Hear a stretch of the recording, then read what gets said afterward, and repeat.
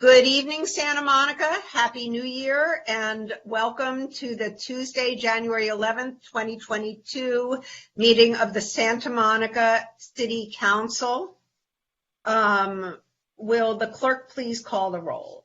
Yes. Councilmember Parra. Here. Councilmember Davis. Here. Councilmember Negrete. Here. Councilmember Brock.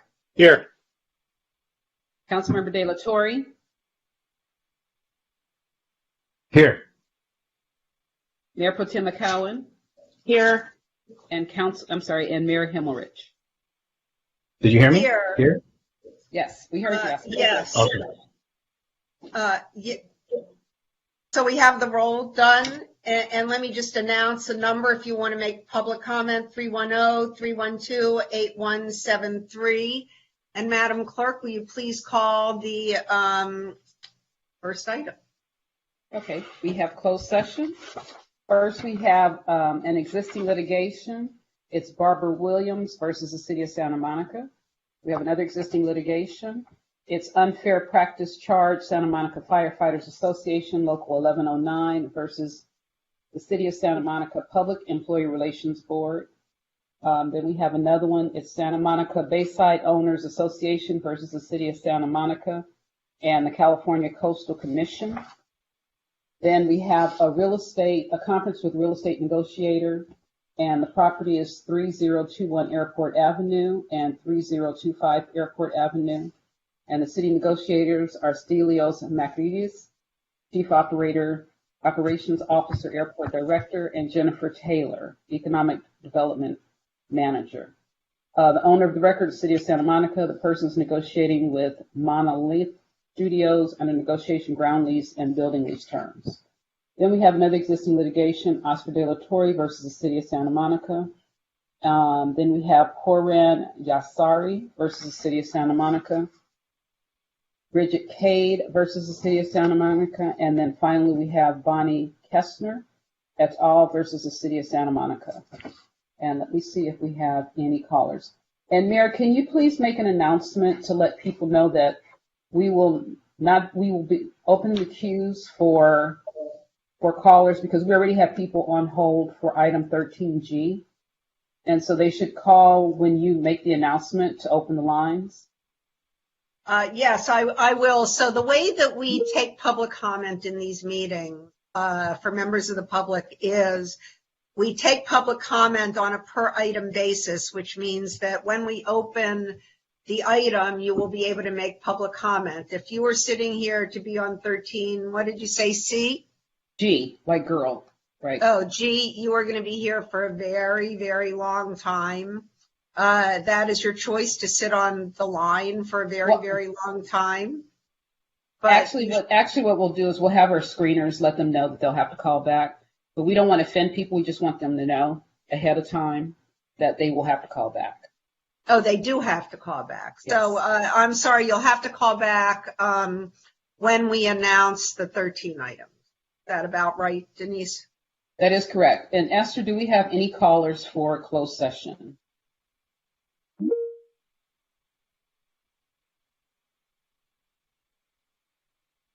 I checked with my screeners and we do not have any callers. So the council will be adjourning to closed session to discuss the closed session items other than Councilmember De La Torre, who will join us in a little bit. And let me turn to our city attorney and ask, Mr. Lawrence, do we have an estimate as to when we'll return from this closed session? Yes, we'll do our best to come back by 6:30, but it could easily take to 7. So sometime between 6:30 and 7. Thank you very much. So we are now going to sign off and reconvene in closed session. Check your email. You have a closed session link in it. For those who have forgotten how we do this. Thank you.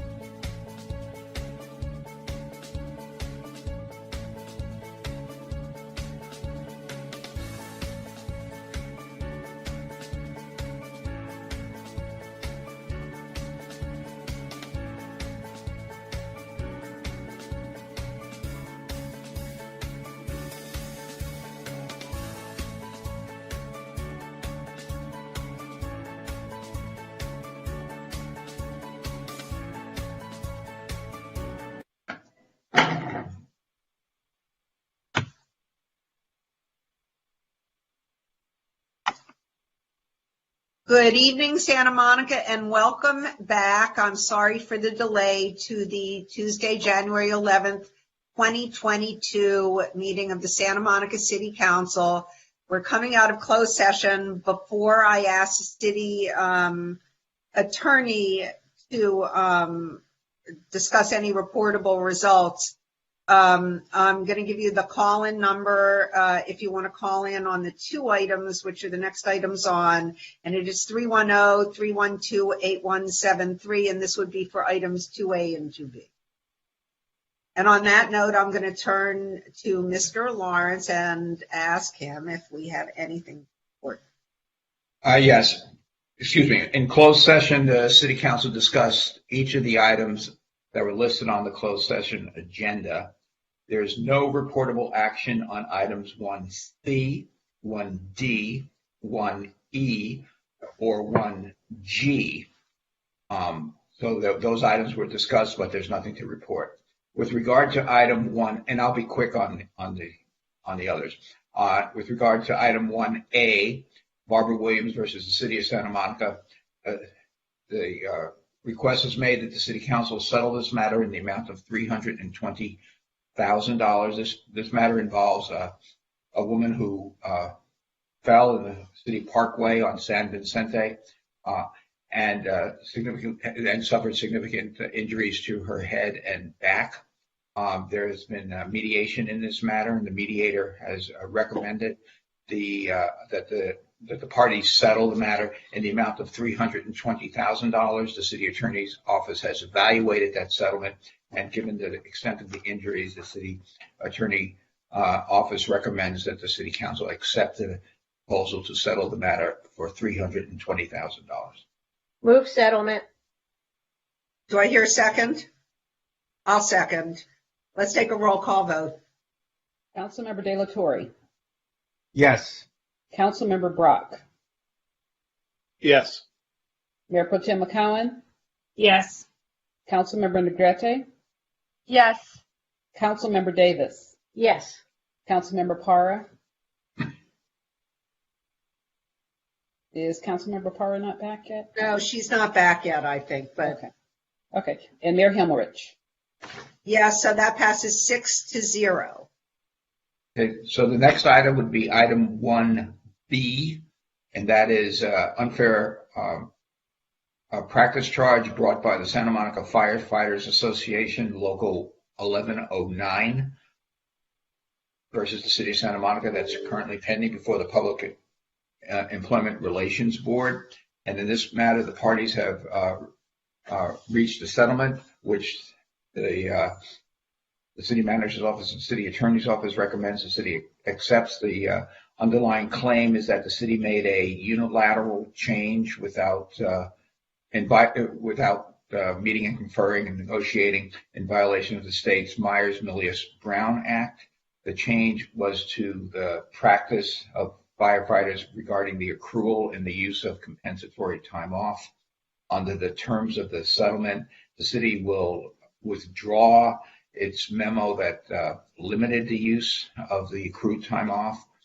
The memorandum of understanding between the city and the firefighters union will be changed to allow for a 1-year change in the accrual, and that the city would agree to pay Local 1109 $10,000 in attorney's fees. So the city attorney and the city manager recommends that the city council accept this settlement. Do I hear a motion? I'll move. Moved by Brock. Second. May I hear, seconded by Davis. May we have a roll call vote, please? Councilmember Davis. Yes. Councilmember Negrete. Yes. Mayor Pro Tem McCowen. Yes. Councilmember Brock. Yes. Councilmember De La Torre. Yes. And Mayor Himmelrich. Yes. So that, did you get Mara's back. Councilmember Parr? She's back. Okay. Thank you. Then item 1F. Well, hold on. Let me just say, so that passes 7-0, I believe. Is that? Yes. Sorry. Thank Okay. you, Mr. Lawrence. The next item is 1F, which is a lawsuit Puran Yaziri versus the city of Santa Monica. This is also a fall. This one was on a sidewalk. Ms. Yazari also suffered significant head and back injuries. And her medical expenses exceeded $300,000. The parties have reached a settlement. Ms. Yaziri will agree to accept $150,000. The city attorney's office recommends that the city council accept this proposal and settle this matter in the amount of $150,000. Now I hear a motion to settle. So moved. I'll move. Move settlement. Moved by De La Torre, seconded by Negrete. Negrete? Yes. Let's have a roll call vote. Councilmember Para, Yes. Councilmember Davis, Yes. Councilmember Negrete, Yes. Mayor Pro Tem McCowen, Yes. Councilmember Brock, Yes. Councilmember De La Torre, Yes. and Mayor Himmelrich. Yes, so that passes 7-0. The last item is item 1H. This is a lawsuit titled Bonnie Kessner versus the city of Santa Monica. This is a class action lawsuit involving some 84 plaintiffs against some 84 governmental entities, including the city of Santa Monica. It claims that the city, both city of Santa Monica and all the other governmental entities, violated Proposition 218 concerning how water charges were calculated and imposed.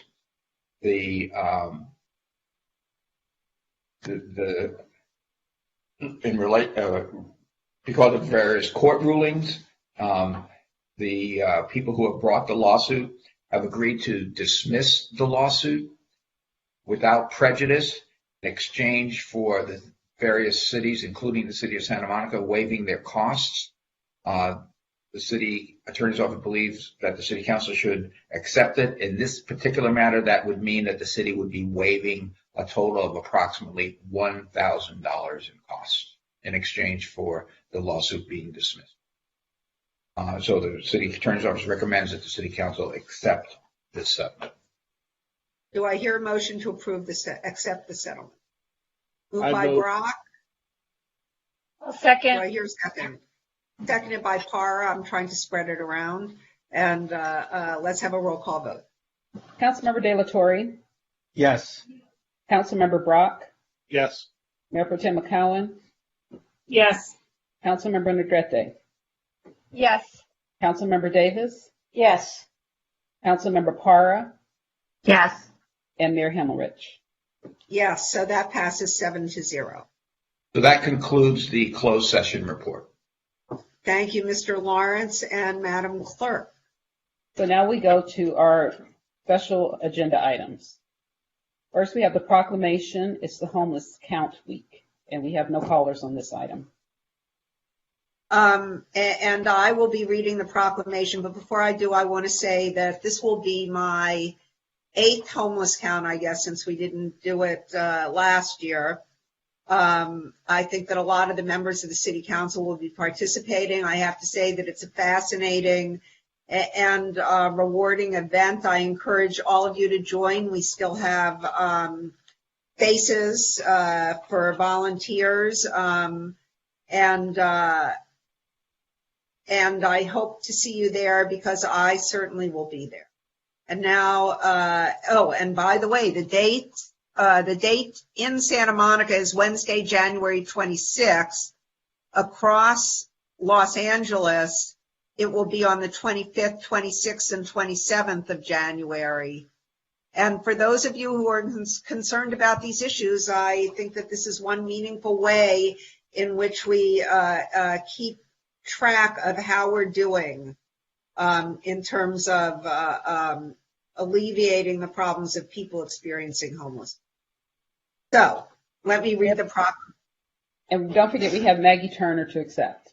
Okay, go ahead. I do, and I won't forget, I promise. But I think she will do it after I read the proclamation, I hope.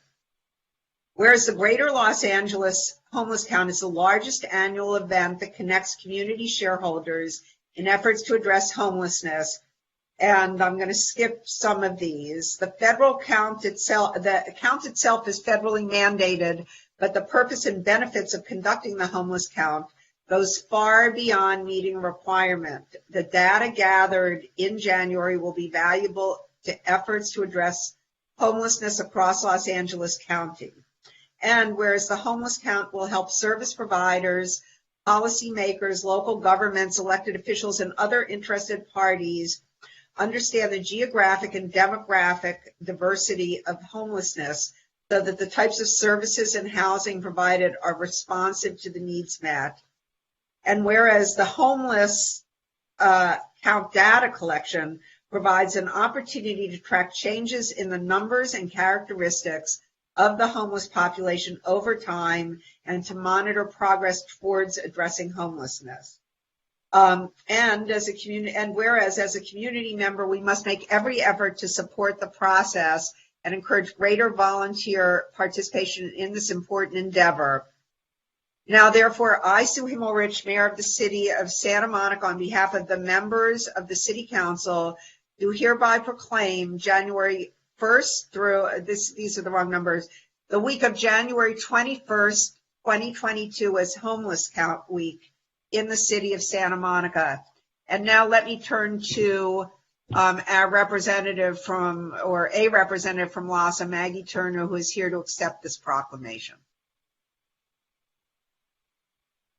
Hi, my name is Maggie Turner. I'm a Community Relations Coordinator with the Los Angeles Homeless Services Authority, and I'm also part of the team organizing this year's Homeless Count. On behalf of LAHSA, thank you so much, Council, for recognizing the importance of the Homeless Count. We can't get an accurate countywide count without communities like Santa Monica who step up to do this every year.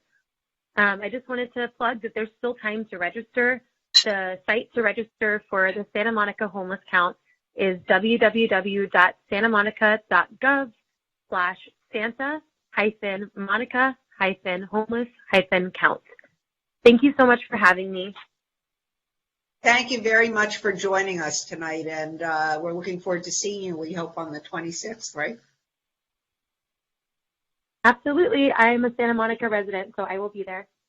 Oh, yay. Okay. See you there. Thank you, and that closes. Does anyone have any questions about this? I see that there's a spot for questions of staff. Do we have any questions of staff? I see none, so moving on, Denise, I'm sorry, Madam Clerk, will you call the next item, please? Yes, so it's the city manager report, and we do have one caller for this item.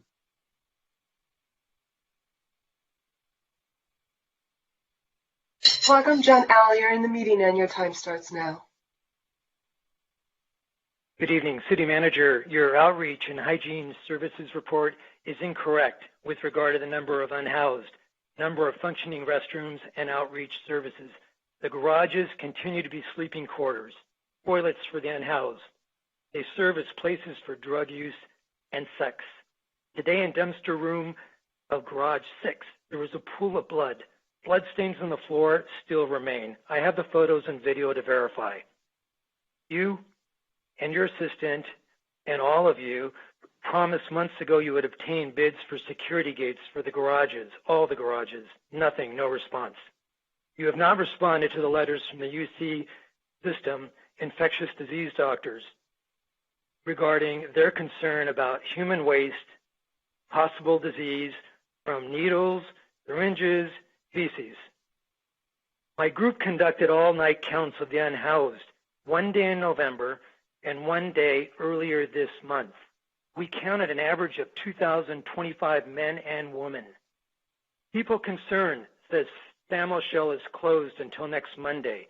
It has 72 beds, but last night when I tried to get 3 people in, I was unable to. They would not accept any more. There were 67 people in tents without blankets outside. Some inside complained they had been preyed on and felt safer on the street. Conditions under the tent were horrid. Not much has improved since 2019, when council last funded people concerned. On the promenade, we maintain our average of 3 smashed storefronts per month. Car tires continue to get slashed. Things are worse. Another month has passed. Council members Parra, Negrete, and Brock requested information from staff about outreach services. It's cold and rainy. People are dying on our streets. Until we increase the number of cops back up to the number it was, and we establish an interim homeless center, our residents will stay away and so will tourists. Our downtown and parks, not safe. Your time is up. Clean. Thank you. Thank you, Mr. Alley. Ready for me? Okay.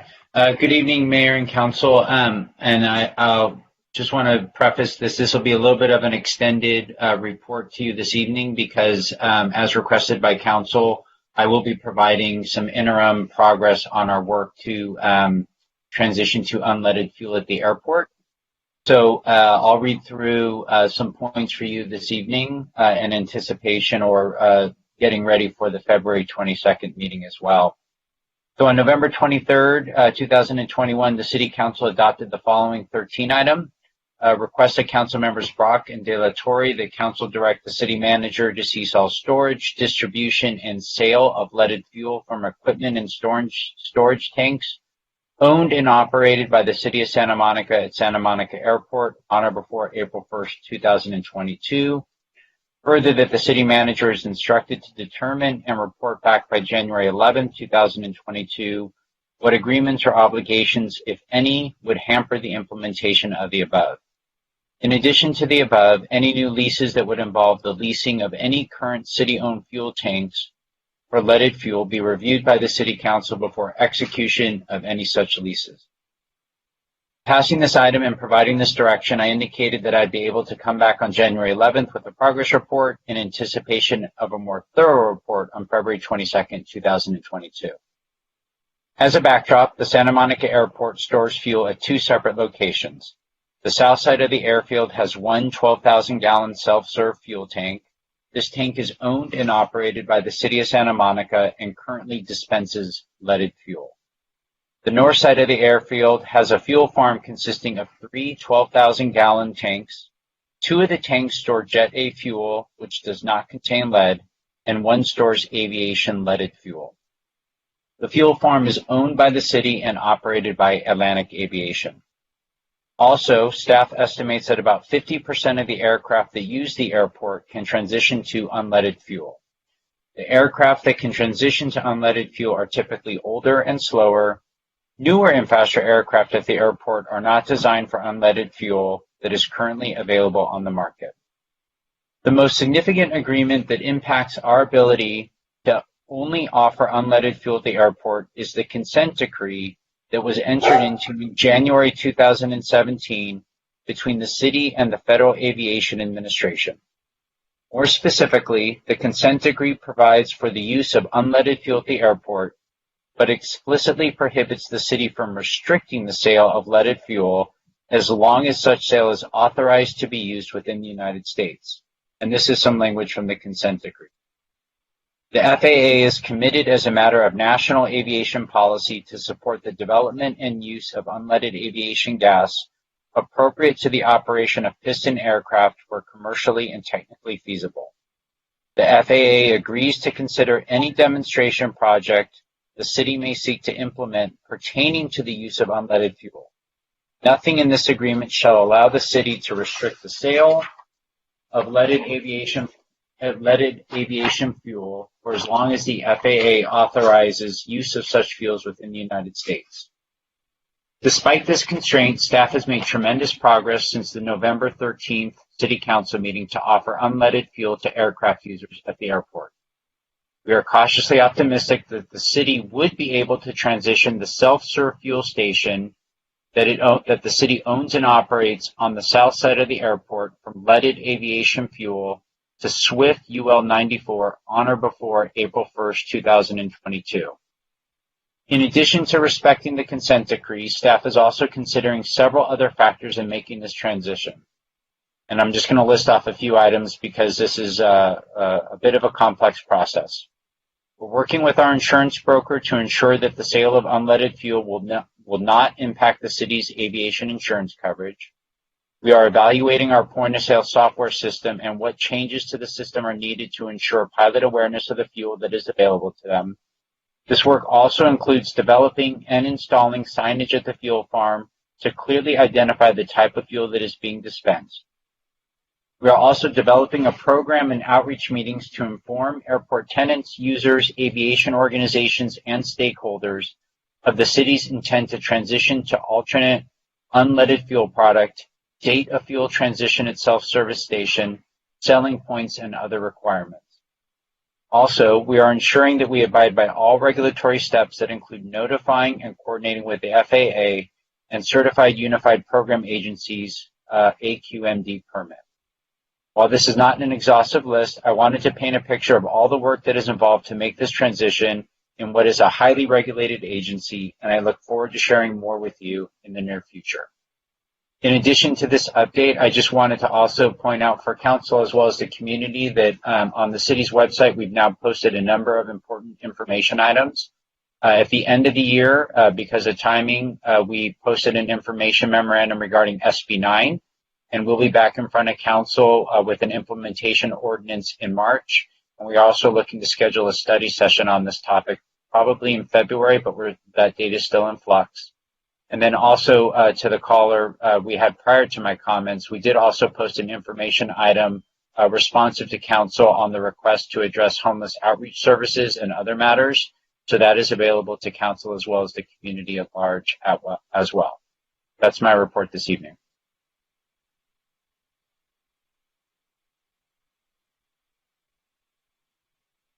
Sorry, Mayor, thank your you, mic is City not on. Manager. I do appreciate that. I know the people are there. The dog keeps barking, so I keep muting, but hopefully I'll be able to keep it on for a while. Thank you very much for that report. Do we have any questions from the council about this? Seeing none, Madam Clerk. Okay, let's move on. Okay, so I have a question. If anyone has anything to report on travel since the last council meeting? Seeing none? Okay, we'll move on to the consent calendar.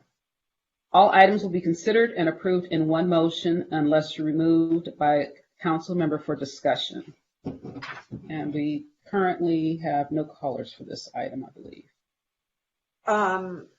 But we didn't, I have not announced a number for the threes, just saying. No, the line has remained open, Mayor. Okay, oh, the line has remained open. Yes. So do any council members have any items to pull? And Mayor, I need to announce that item 3A is being pulled Yes. by the staff to be brought back at a future meeting. Thank you. Councilmember De La Torre. I wanted to, I had a quick question, but I'm going to have to pull the item regarding boards and commissions. What was that? That was the item, what item is that? 3H. 3H. What can The I find it? regional, amending the policies. Is that what you're talking about? No, I thought it Yes, B. yeah, adoption of a resolution amending the policies for board and committee. Yeah, so H. Oh. That is 3H. Does anyone else have anything else to pull? Then does somebody want to move? Well, there's one more is item 3D, adoption of resolution to apply for grant funds from the California State Department of Water for whatever. And does anyone, will anyone move the consent calendar? How about you, Oscar, with the exception of Yeah. items 3E and 3H? Yes. Mayor, we do have a caller before you move forward with this. Okay, good. Let's hear from our caller. And I have to go let the dog in. Thank you. Welcome, Kathy Knight. You're in the meeting and your time starts now. Yes. 3D. Old.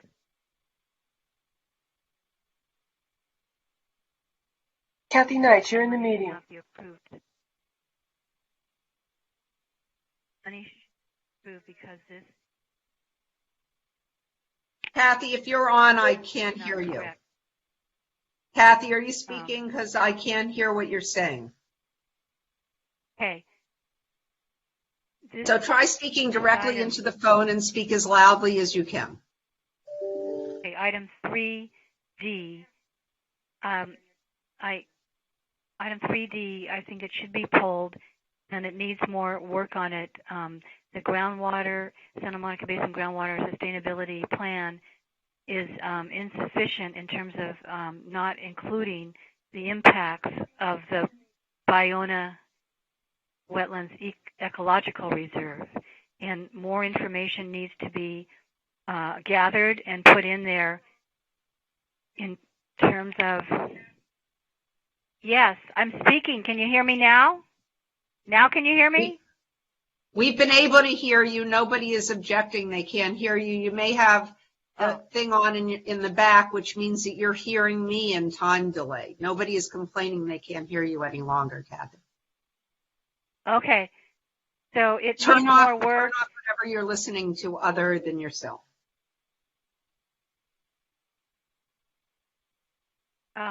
I don't think it should be approved at this time, and it should be pulled from the agenda. More work needs to be done making the plan complete. Thank you. Thank you very much, Kathy. We have another caller. We have another caller? Is that what you said? Welcome. Yes. Welcome, Patricia McPherson. You're in the meeting and your time starts now. Kathy Knight is speaking. No, you need to turn off. You need to turn off the sound on your computer or whatever you're listening to, because there is a time delay. So you will always hear the person who was before you unless you turn it off. Okay? Yes. So turn it off and start talking, please. Okay?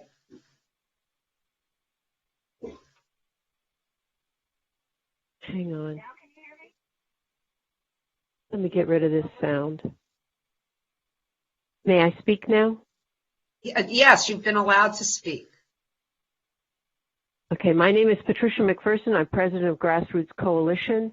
I am asking that the item 3D be pulled from the consent calendar because it is appears to be asking for grant monies for things that have to do with the Sustainable Groundwater Management Act. And there will be a vote on the 13th regarding the Sustainable Groundwater Management Plan, which we are asking for your support for that to be not approved because it does not include the groundwater dependent ecosystem studies that are necessary under SGMA. This request for grant money, while we support any funding that would look to the Charnock wells, we would also ask for funding to also be provided for a groundwater dependent ecosystem study on Ballona wetlands. This is an extremely rare and important wetland area that has been left out of the SGMA review. The city of Santa Monica is the lead agency in this.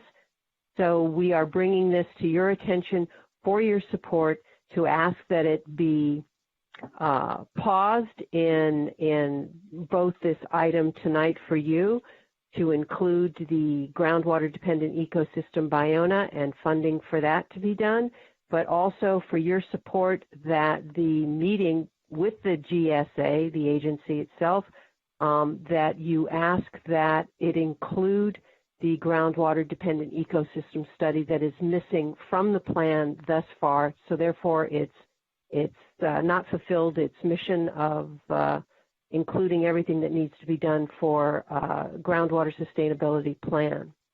And we've sent letters to that effect to all of you. And if you could review those, we'd appreciate that as well. We have multiple entities that are asking. Thank you, Ms. McPherson. And so now, Councilmember De La Torre, how would you like to proceed? Do you want a staff report on 3D? American. Yeah, the both callers are articulating very well my concerns that we haven't been so inclusive in terms of the Bayona Wetlands Reserve. And I wanted to know from staff if there's a grant deadline that we need to meet. Can we postpone this, or is there a way to include the Bayona Wetlands Reserve as we move forward with implementing the funding conditions? If we do. Councilmember De La Torre, let me interrupt you all for a moment here, because that is an item that has been pulled, and you guys have not voted on the consent calendar as a whole with the 3 items to be pulled. Can we do that first, please? Wait, 3A was pulled by staff. And then we have 3D and 3H, but we still have the remainder of the consent calendar. You're right, and Oscar, yes. So first make your motion, and then we can address the items. Councilmember Brock. Hold on, Councilmember Brock. You need to unmute, because you aren't talking. And that's very rare for me. I'd like to pull another item, if we still can. The seismic structure review 3F. Okay, so we have 3A, 3D, 3F, and 3H. I'd like to move that we approve the consent calendar, excluding 3A, 3D, 3H, and 3F. And 3F. Do I hear a second? I second. Moved by De La Torre, seconded by Brock. Let's have a roll call vote. Councilmember De La Torre? Yes. Councilmember Brock? Yes. Mayor Pro Tem McCowan? Yes. Councilmember Negrete? Yes. Councilmember Davis? Yes. Councilmember Parra? Yes. And Mayor Helmerich? Yes, so that passes 7-0. And now let's move. Now we can move back to the items. Is that correct, Madam Clerk? Yes. So item 3D is the adoption of the resolution to apply for grant funds from the California State Department of Water Resources Urban and Multi-Benefit Drought Relief Grant Program for the Santa Monica Charnock Wells 13 and number 18 replacement project and Santa Monica Basin groundwater replenishment wells project. And Councilmember De La Torre for this item. Yes, and I see Mr. Wang on the phone. Did you hear Councilmember De La Torre's question about this before we had that little break, Mr. Wang? Yes, I heard the question. I'll try my best to answer. I know there was multiple questions, I think, in there. So please feel free to re-ask the question if I miss anything, Councilmember De La Torre. So good evening, Council. I'm Sunny Wang. I'm the city's Water Resources Manager. I'll be providing an overview on item 3D. The grant opportunity itself is actually for drought relief. It is not related to the Sustainable Groundwater Management Act or the Groundwater Sustainability Plan. The key objective of the grant from the state, they have about $300 million available, is to increase local water supply to help alleviate drought conditions across the state, reducing our reliance on the State Water Project as well as the Colorado River. So the grant is to restore local supply. In this case would be replacing 2 of our aging wells. There are existing wells, 13, 18 at Charnock, replacing those aging wells and get them back to full production capacity. The other one is to complement our SWIP project to put in more recharge wells so we could recharge the Olympic well field. Both of the well fields are quite a distance away from the Bayona wetlands. And once again, the grant intent is to restore local supply for drought support.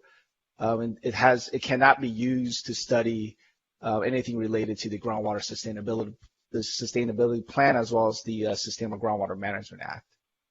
So the item is to apply for grants for our infrastructure for construction-ready projects. That answer your problem, Councilmember De La Torre? Yes, that's a very comprehensive answer. Just in terms of the grant deadline, what is the grant deadline on this grant? So there's 2 phases. The first one already passed. Staff has actually submitted on the first phase, but it was incomplete, missing this resolution. But we took the approach to try to get as much in as possible. And we have worked with DWR in the past. They have a similar resolution from the DSAL grant that we have. Came for that. So tonight, we're hoping to get this resolution to submit that to them for the second phase. The second phase closes this Friday. Okay. Yeah. So we kind of need to. This is a timely issue. Like you need this in order to make the second phase application. Definitely increase our chances.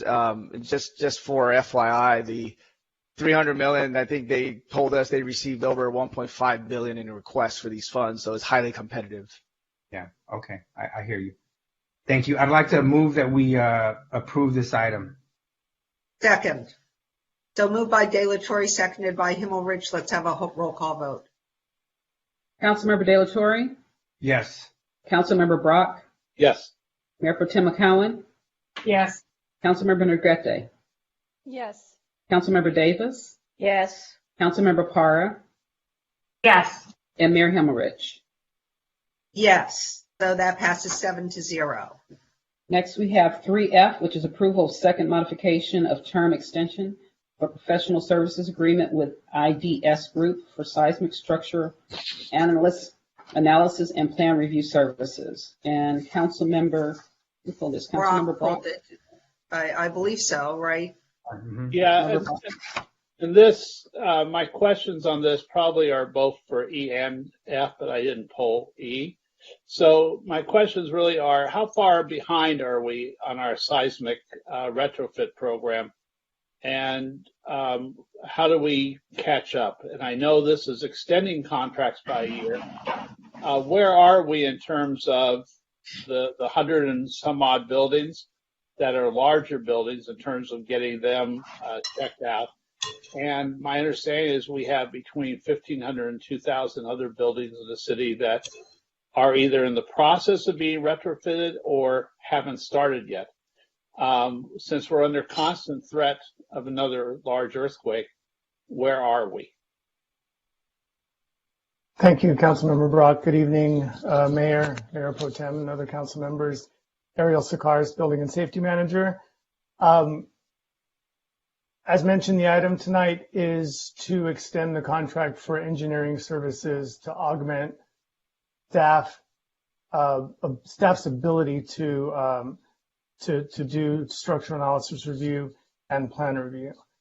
We are also in the midst of putting together an information item for council. We expect it for next month on an update on the seismic program and where things currently stand. We last updated council, I believe it was in early 2019, if I have my date correct. I don't have the precise numbers for you now as to where each different building type sits in terms of compliance. Generally, we have been at about a 35 to 40% rate with soft stories, which make up the bulk of the approximately almost 2,000 buildings that were identified in the seismic program. Some of the other buildings, which are more complex and were given a longer time to comply, which the 2 contracts that are before you tonight are for, the for steel moment frame buildings and non-ductile concrete buildings. Those buildings have until 2027, and I don't remember the second date, but within both of these building types, there's still some time left to where these projects can complete the retrofit. We're approximately, I know there was some confusion in the late 90s, if I recall, and all the information disappeared in terms of retrofitting. We had to start over. Is there anything else we can do to speed up the process? Because I would hate to have someone die because their building wasn't retrofitted in a timely fashion. Well, the seismic program and the associated ordinance adopted by council in 2017 includes deadlines for each of the 5 different building types. So, Right, but if I the recall, deadline- the original deadlines were originally this started in 1996, 97, after the 94 earthquake. that was a We're prior, now 25 years behind. correct. That was a prior seismic ordinance that, to my understanding, is no longer in effect and has been superseded by the ordinance that was adopted by council in 2017. Yeah, if I could just chime in, I think what Ariel is saying is that the only way we could speed it up would be to go back and amend the ordinance and move up the compliance dates, which would that would more or less change the rules in terms of what we adopted in 2017. So I think that's the only way we could technically speed it up. David, are we making sufficient progress? I guess that's my real question. Yeah, I think based on the numbers and if you look around town, I mean, you do see a lot of the soft story retrofits happening. I think we can give you a better idea of the numbers when we bring that information item forward next month. But from what we're seeing, I mean, buildings are being retrofitted, and there is still time based on the ordinance for these buildings to comply. But again, we can give you a full picture when we bring forward the info item. During that info item, it would be helpful if we know if there are ways to speed up the response or make sure. I've heard of some buildings, some soft story buildings that have been sitting sometimes for a year and a half without being completed. If there's some way to at least speed part of that schedule up. So I would appreciate hearing that in the information item. Okay. I'm fine. But thank you very much for answering. Thank you, Ariel. You're welcome. I move passage. Do I hear a second? Second. Moved by Brock, seconded by De La Torre. Let's have a roll call vote, please. Councilmember De La Torre, Yes. Councilmember Brock, Yes. Mayor Pro Tem McCowen, Yes. Councilmember Negrete, Yes. Councilmember Davis, Yes. Councilmember Para, Yes. and Mayor Himmelrich. Yes, that passes 7-0. Next, we have 3H, which is adoption of a resolution amending the policies for boards and commissions, and this was pulled by Councilmember De La Torre.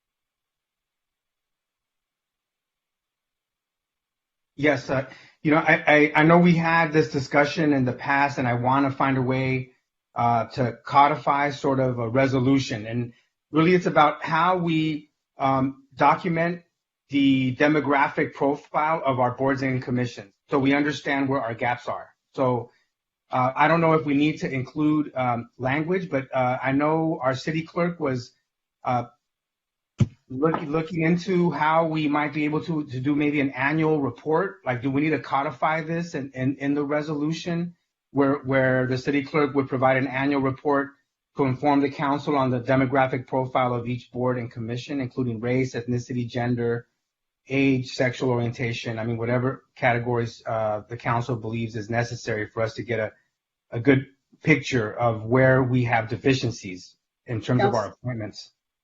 Councilmember De La Torre, I don't know if it needs to be codified, but we did provide that information on item 13A. There's an attachment, and we said that we would provide it when we do the annual appointments every year.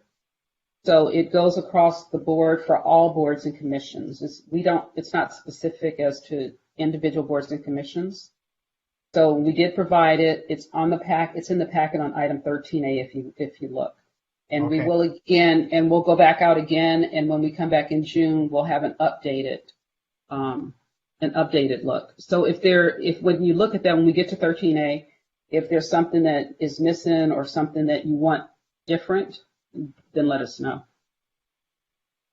Yes, Councilmember Brock. That is, so I'm understanding that is at the city clerk's discretion. So what Councilmember De La Torre is saying is he'd like that in this item so that it becomes an annual requirement rather than depending on who a city clerk is 3 years from now, that might not be required, correct? Yeah, that's the idea, is to codify it. And I'm wondering if I can provide the language for that and just include it as part of the resolution, which would be very simple. It's just the city clerk will provide an annual report to inform the council on the demographic profile of each board and commission, including race, ethnicity, gender, age, and sexual orientation.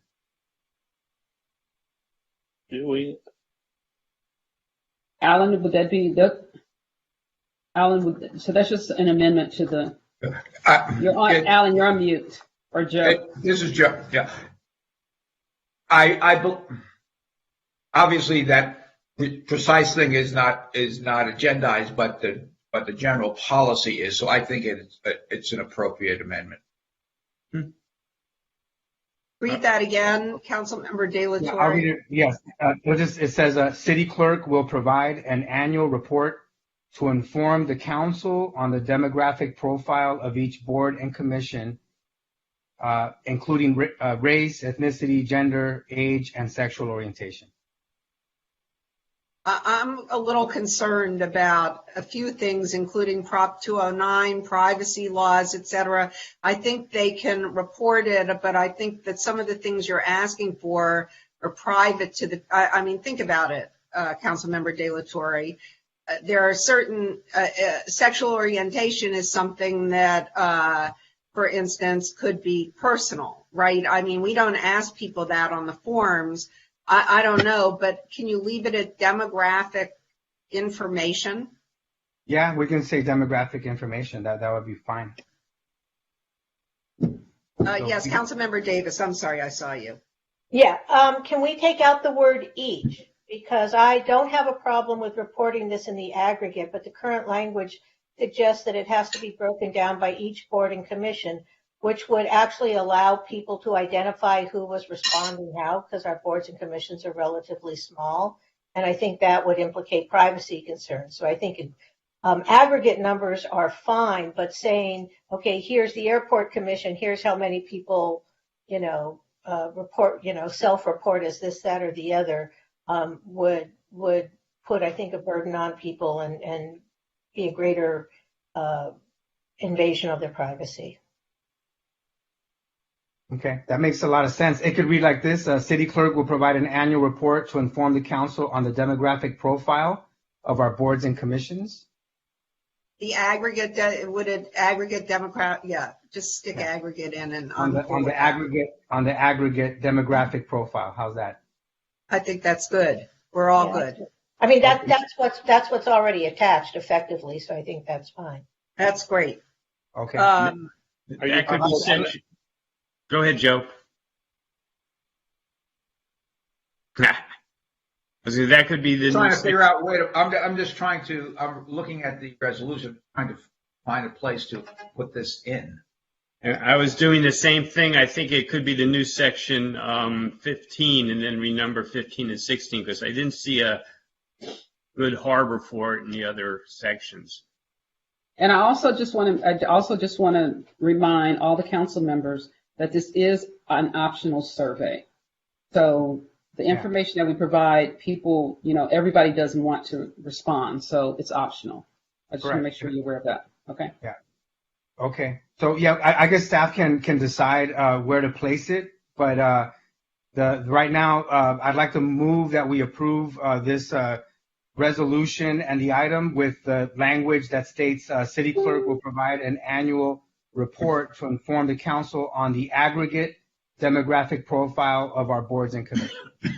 And this would be a new section 15. Current section 15 would become section 16, and section 16 would become section 17. That's fine. I'll second. Let's have a roll call vote, please. Councilmember De La Torre. Yes. Councilmember Brock. Yes. Mayor Pro Tem McCowan. Yes. Councilmember Negrete. Yes. Councilmember Davis. Yes. Councilmember Carr. Yes. and Mayor Himmelrich. Yes, that passes 7-0. Okay, and so now we are moving on to our ordinances. We have 7A, it's the second reading and adoption of an ordinance of the City Council of the City of Santa Monica, amending Santa Monica Municipal Code, Chapter 2.50, that established a Public Safety Reform and Oversight Commission. And this is a second reading. I move adoption. Second. Moved by Himmelrich, seconded by Davis. Roll call vote, please. Councilmember Parra? Yes. Councilmember Davis? Yes. Councilmember Negrete? Yes. Mayor Pro Tem McCowen? Yes. Councilmember Brock? Yes. Councilmember De La Torre? Yes. And Mayor Himmelrich. Yes, that passes 7-0. Okay. Next, we have item 7B, which is the second reading and adoption of an ordinance amending the zoning ordinance to remove the minor use permit requirement for tattoo and body modification parlors and downtown and mixed use and commercial districts. And this is a second reading also. Do I hear a motion? I motion. Second. Moved by Negrete, seconded by De La Torre. Let's have a roll call. Councilmember De La Torre? Yes. Councilmember Brock? Yes. Mayor Pro Tem McCowen? Yes. Councilmember Negrete? Yes. Councilmember Davis? Yes. Councilmember Parra? Yes. And Mayor Himmelrich. Yes, that passes 7-0. Okay. Next, we're moving on to adoption of CEQA findings and authorization to enter into agreement with EAH, Inc. for the 1318 4th Street Affordable Housing Development. And Mayor, we will not open the lines for this until a little later in the hearing. Okay, but if you are calling in to 8A a little later, right, as the hearing goes on, and this may be long, the number is 310-312-8173. Do we have a staff report?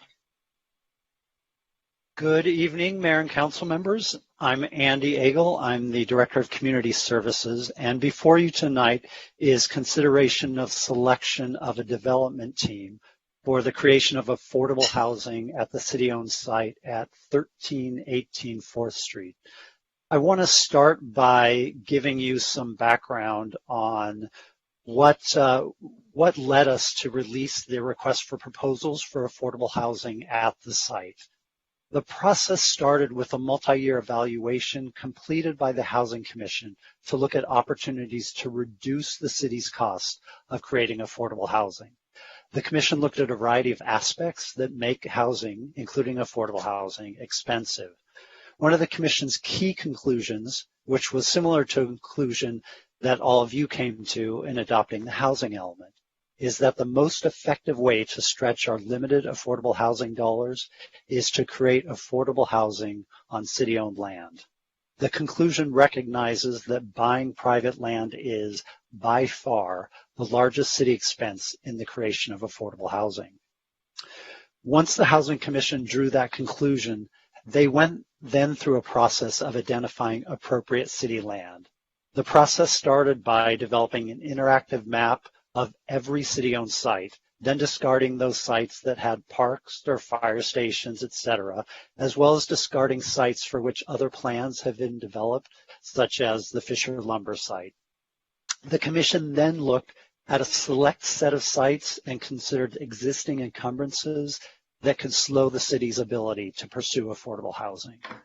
1318 4th Street rose to the top of the list because the existing parking structure on the site was already planned for demolition and because the downtown zoning meant that a relatively small site could produce a significant amount of affordable housing. In considering affordable housing at the site, the Housing Commission also recommended that a significant portion of the housing be designated for permanent supportive housing. And in making that recommendation, the Housing Commission drew on several key points. First, as was the case then and is the case now, addressing homelessness is a top city priority, and providing permanent supportive housing is essential to our strategies. In particular, the Housing Commission focused on the longer-term goal of creating enough permanent supportive housing to address the needs of people on the city's service registry that are unhoused. And a quick reminder, the service registry is the city's by name list of highly vulnerable individuals who meet one or more of the following criteria. The first criteria is people who became homeless in Santa Monica. So this could be someone that you grew up with here in Santa Monica who's fallen on hard times. The second criteria is someone who works in Santa Monica, and so this could be someone you've seen working in a local business who's similarly falling on hard times. The third criteria is someone who's been homeless in Santa Monica for 5 years or longer, and this could be someone you've seen pushing a shopping cart up and down a particular boulevard for many years. Or the fourth criteria is someone who is a high user of first responder services. And this could be someone that our colleagues in the police and fire departments are very familiar with. The registry itself expands and contracts as new people are identified as eligible and as others leave Santa Monica. There are currently 508 individuals on the registry, 230 of whom are in permanent housing, 46 of whom are currently in interim housing, and 232 who are currently unsheltered. So the last two groups, those in interim housing and those who are unsheltered, currently at 278 individuals, are the ones that the Housing Commission was focused on for longer term planning, understanding that these are our neighbors experiencing homelessness who are in need of permanent housing. And because the service registry is the list the city uses to identify households that qualify for permanent supportive housing or service-enhanced housing vouchers, we know that permanent supportive housing in Santa Monica will be of direct benefit to these neighbors. Second, the Housing Commission recognized that empirical evidence shows that providing permanent housing not only helps people get off the streets, but it's the most effective way to help people experiencing homelessness to stabilize toward leading healthier lives.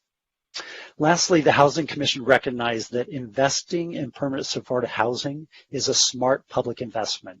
For example, a 2017 RAND analysis studied 890 individuals placed in permanent supportive housing during a 2.5-year period in Los Angeles County. The evaluation found that the individual's use of emergency services, such as police, fire, jails, and hospital visits, all declined substantially after being placed in housing. The cost of public services to the individuals declined by nearly 60% after a year in housing, going from an average of over $38,000 per client to just over $15,000 per client, representing a savings of nearly $23,000 per year per participant.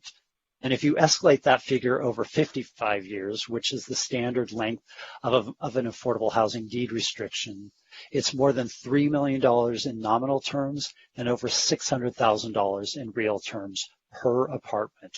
That compares to an average recent city investment of approximately $265,000 per apartment for new affordable housing on privately owned land.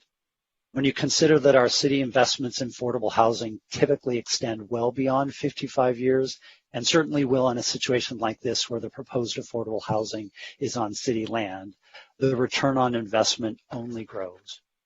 In addition, when you consider that the RAND study looked at emergency services only and didn't include things such as how much more the city spends on, for example, park maintenance related to people experiencing homelessness, the return on investment grows even further. For these reasons, the Housing Commission completed their process by recommending that Council authorize a request for proposals for affordable housing, including permanent supportive housing, at 1318 4th Street. And on April 9, 2019, the City Council authorized the issuance of the RFP. With that, I'd like to introduce Natalie Verlinich, who is the Senior Development Analyst in the Housing and Human Services Division, and she will walk you through the request for proposals process and the evaluation process. Natalie?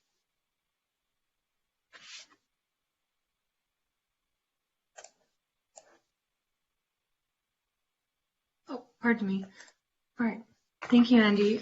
So following these strategies, as Andy mentioned, City Council authorized City staff to release an RFP, which was released in August 2019, select a development team to develop the city-owned Natalie, site. can I just jump in for a sec? I don't think your PowerPoint show is showing.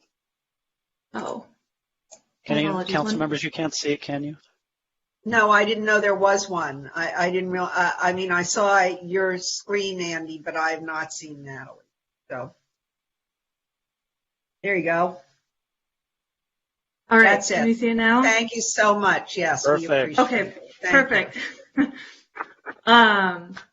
So the RFP requested a development concept in order to demonstrate the development team's capacity and expertise. However, the RFP's purpose is to select a development team rather than an actual development. The RFP stated specific goals and objectives, which were first, all of the residences in the proposed development must be subject to a long-term income eligibility and affordability covenants, and all of the residents of the affordable housing must be referred from the city-maintained wait list of prospective tenants. Secondly, the affordable housing must include a significant commitment to permanent supportive housing for people experiencing homelessness, of which what requested was a minimum of 50 apartments. Third, the affordable housing could target other populations, such as senior housing, artists, live-work housing, and housing for working families and individuals. Fourth, the development should maximize affordable housing and the cost effectiveness of producing affordable housing, while at the same time minimizing the city housing trust fund investments. And finally, for the ground floor, the RFP asked the development to include uses on the ground floor that would help activate the site and the neighborhood by offering unique experiences and resources for the downtown and the greater community. Opportunities for local nonprofits, service organizations to lease affordable space not fronting the street could also be considered by the development team. The RFP required the development team consist of at least a lead developer, a social services provider, and an architect. 9 proposals were received from 7 development teams. 2 development teams decided to submit 2 proposals, which was allowed under the RFP process. We would like to recognize those 7 teams, development teams that we received. We were very happy with the response on our proposal from very reputable affordable housing development teams from across Southern California and the states. That includes Abode Communities, Clifford Beers, CCSM and Metropolitan Pacific, EAH, Innovative Housing Opportunities, Step Up with Jamboree Housing, and Venice Community Housing. Once the RFPs were submitted, the evaluation committee was made up of diverse and professional staff from across the city, as well as also the city's real estate consultants from Kaiser Marson, who is present tonight to answer any questions during our question and answer period. Staff consisted of staff from the city attorney's office, community development, community services, public works. And the evaluation consisted of 2 phases, which we'll review now. The first phase of the evaluation was a review of the proposal. The evaluation team independently and individually reviewed all of the proposals, and the scores were individually scored on a basis of 0 to 100.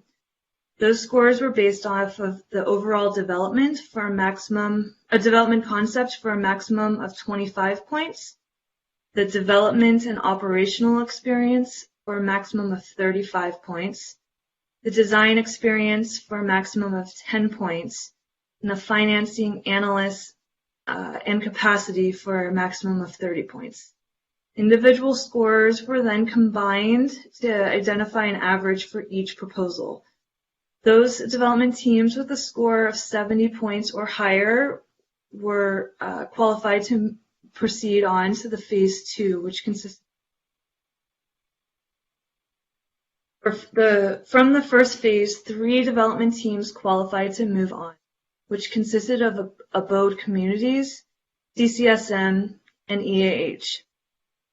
Interviews were conducted and were asked specific questions about the compatibility of the ground floor and residential uses, the overview of the community involvement plan, the description of the team's design approach, the possibility of capacity of additional units or apartments, and the description of supportive and social services integration, as well as an updated financing strategy.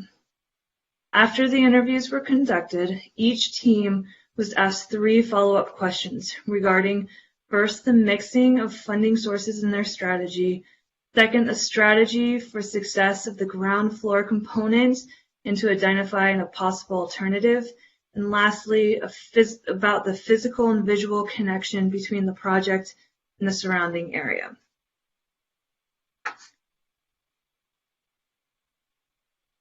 So tonight we've invited the 3 finalists to provide a short 10-minute presentation that will be presented in alphabetical order. Staff is recommending that we hold question and answers until after the public comment period tonight. And first we'll hear from Robin.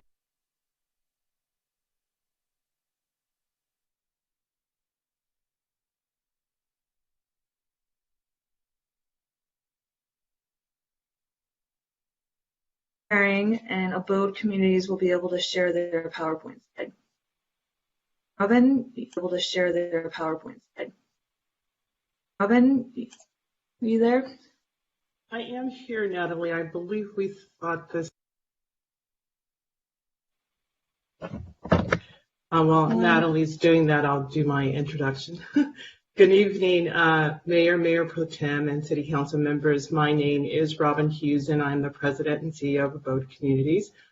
We truly appreciate this opportunity to present to you our proposal for the terrace at 4th in Santa Monica. Abode Communities was very pleased to have this opportunity to come up with our development program and development concept and include it in this proposal. So, Natalie, are you there?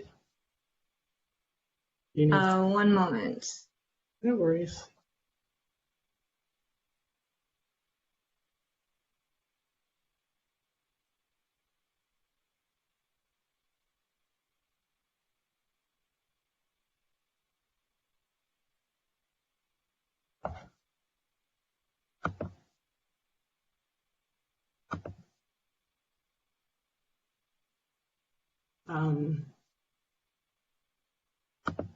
Sorry, I'm having some technical difficulties. If you direct me to screen share, I can, I have it up on, you have it? Okay, perfect. Thank you. It's actually not loading, Robin. Can you do it on your side? Sure. Sorry, Council. Don't rush and don't stress over it. We're used to these technical difficulties. We're sorry that we aren't in person again. So we just appreciate that you're here with us. So thank you. Okay. It is not giving you the option to share. Do I have the capacity? I've located where I can share. But it's not allowing me to click on share. I think I can do it now. Okay. All right, let me.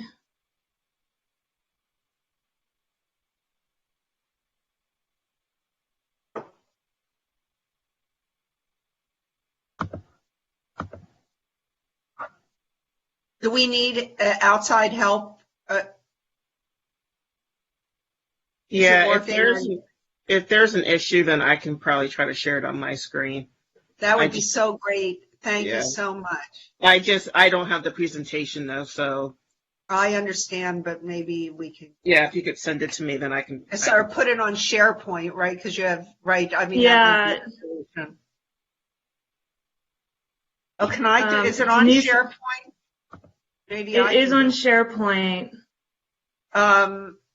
You want to send me a link and maybe I can do it? I mean, it's a. Okay. I can multitask. Oh, it's working for me now.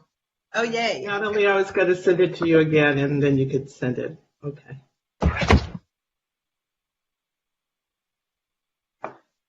All right. Can everyone see it? Not quite, but I think it's starting. It's a black. It's taking a long time, but it's loading. This is very clunky, but and it looks there. Is that what we're supposed to see? No. No. All right, Natalie, you want to send it to me, and I can try to share it from. Well, it looks. Oh. You have a lot of windows open. That might be slowing it down. Yeah. Is it? Am Natalie, I sharing it with you, Denise? Denise stepped away from her computer. If you, It's Nikki.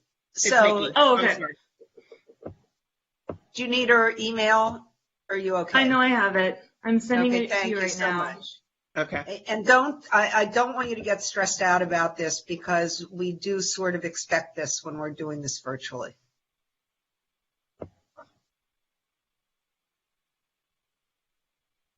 Exactly. Natalie, this is Andy. If you send me the link, I'll be a backup as well. Okay. Hopefully one of us can figure it out. I'm with Robin. Everybody.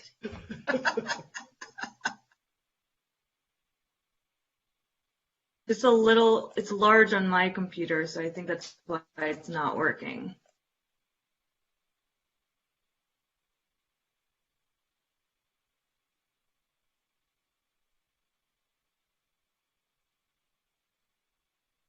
I don't know if someone could give me permission to share it too. I could try it again.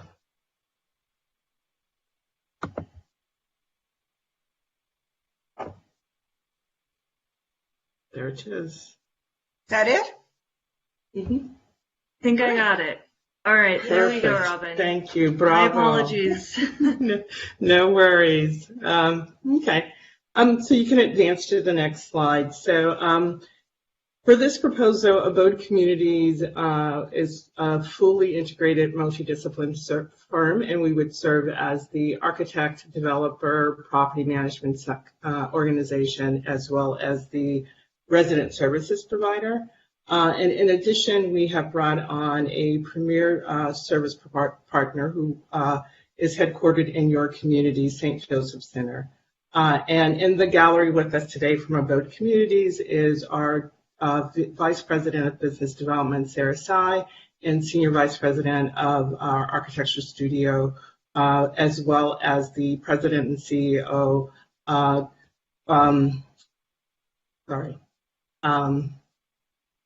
I did get a little flustered, so I'll calm down. Dr. Valicia Adams of St. Joseph's, and they will be available for Q&A at the end of the presentation. So at Abode Communities, we work to bring housing and social equity through the production and preservation of affordable and supportive housing in mixed-use communities. We have been around since the late 1960s, and our work is really rooted in people, places, and progress. As a nonprofit mission-based organization, we are a long-term owner and a community stakeholder in the neighborhoods where we build, own, and operate our affordable housing development. As I mentioned earlier, we are a multidisciplinary organization with expertise in development, design, property management, and social services, and we have invested over $700 million in the local economy through the production of affordable housing. Our design work is community-driven, and we engage in a very comprehensive community process in doing our work. And Abode Communities has a strong commitment to sustainability. We are the lead provider of LEED Platinum units here in Southern California. Abode Communities has brought on St. Joseph as our social service partner for this particular development. And as many of you know, St. Joseph is located there in Santa Monica with the mission of providing working families as well as people experiencing homelessness with the resources and tools they need to become productive, stable, and self-supportive members of our communities. The services they provide include outreach and engagement, mental health services, housing stability and retention, and educational and vocational services. Abode Communities selected St. Joseph's as our partner because of our shared values, benefits, beliefs, cultures, and norms, as our organization aligned to work and provide supportive services in mixed population buildings. St. Joseph also has a robust and collaborative relationship with the developers and property management partners that they engage with. They also have very deep experience in delivering services within supportive housing that integrate and align with our traditional resident services program. And we just simply share a critical goal that's the success of the entire communities that we work in and operate. They remain successful when everyone is housed. In terms of our relevant experience, and you can go on to the next slide, Abode Communities has developed over 50 developments here in Los Angeles County, all of which have been affordable housing serving low-income residents.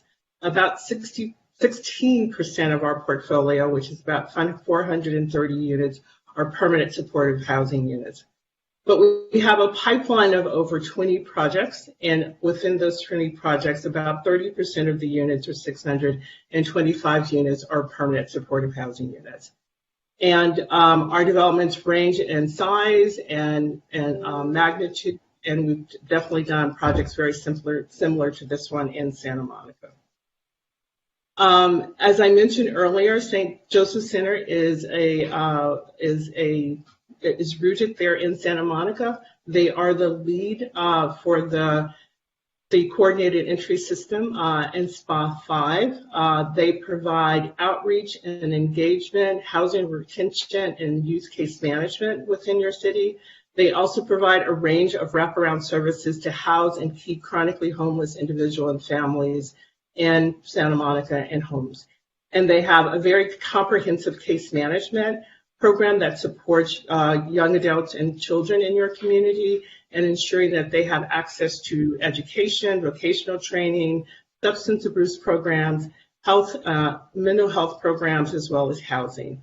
And then lastly, St. Joseph really works with all of the homeless services organization within your community to bring collaboration and support for people experiencing homelessness. Next slide, please. As we've approached the terrace on 4th, some of our priorities have been to really create this sense of placemaking so that our work is really connecting to the community in downtown Santa Monica. Our goal is, of course, to increase the overall affordable housing and supportive housing stock within the community. We have a very strong commitment to ensuring that our developments are designed and managed and operate so that they enhance the quality of life of our residents.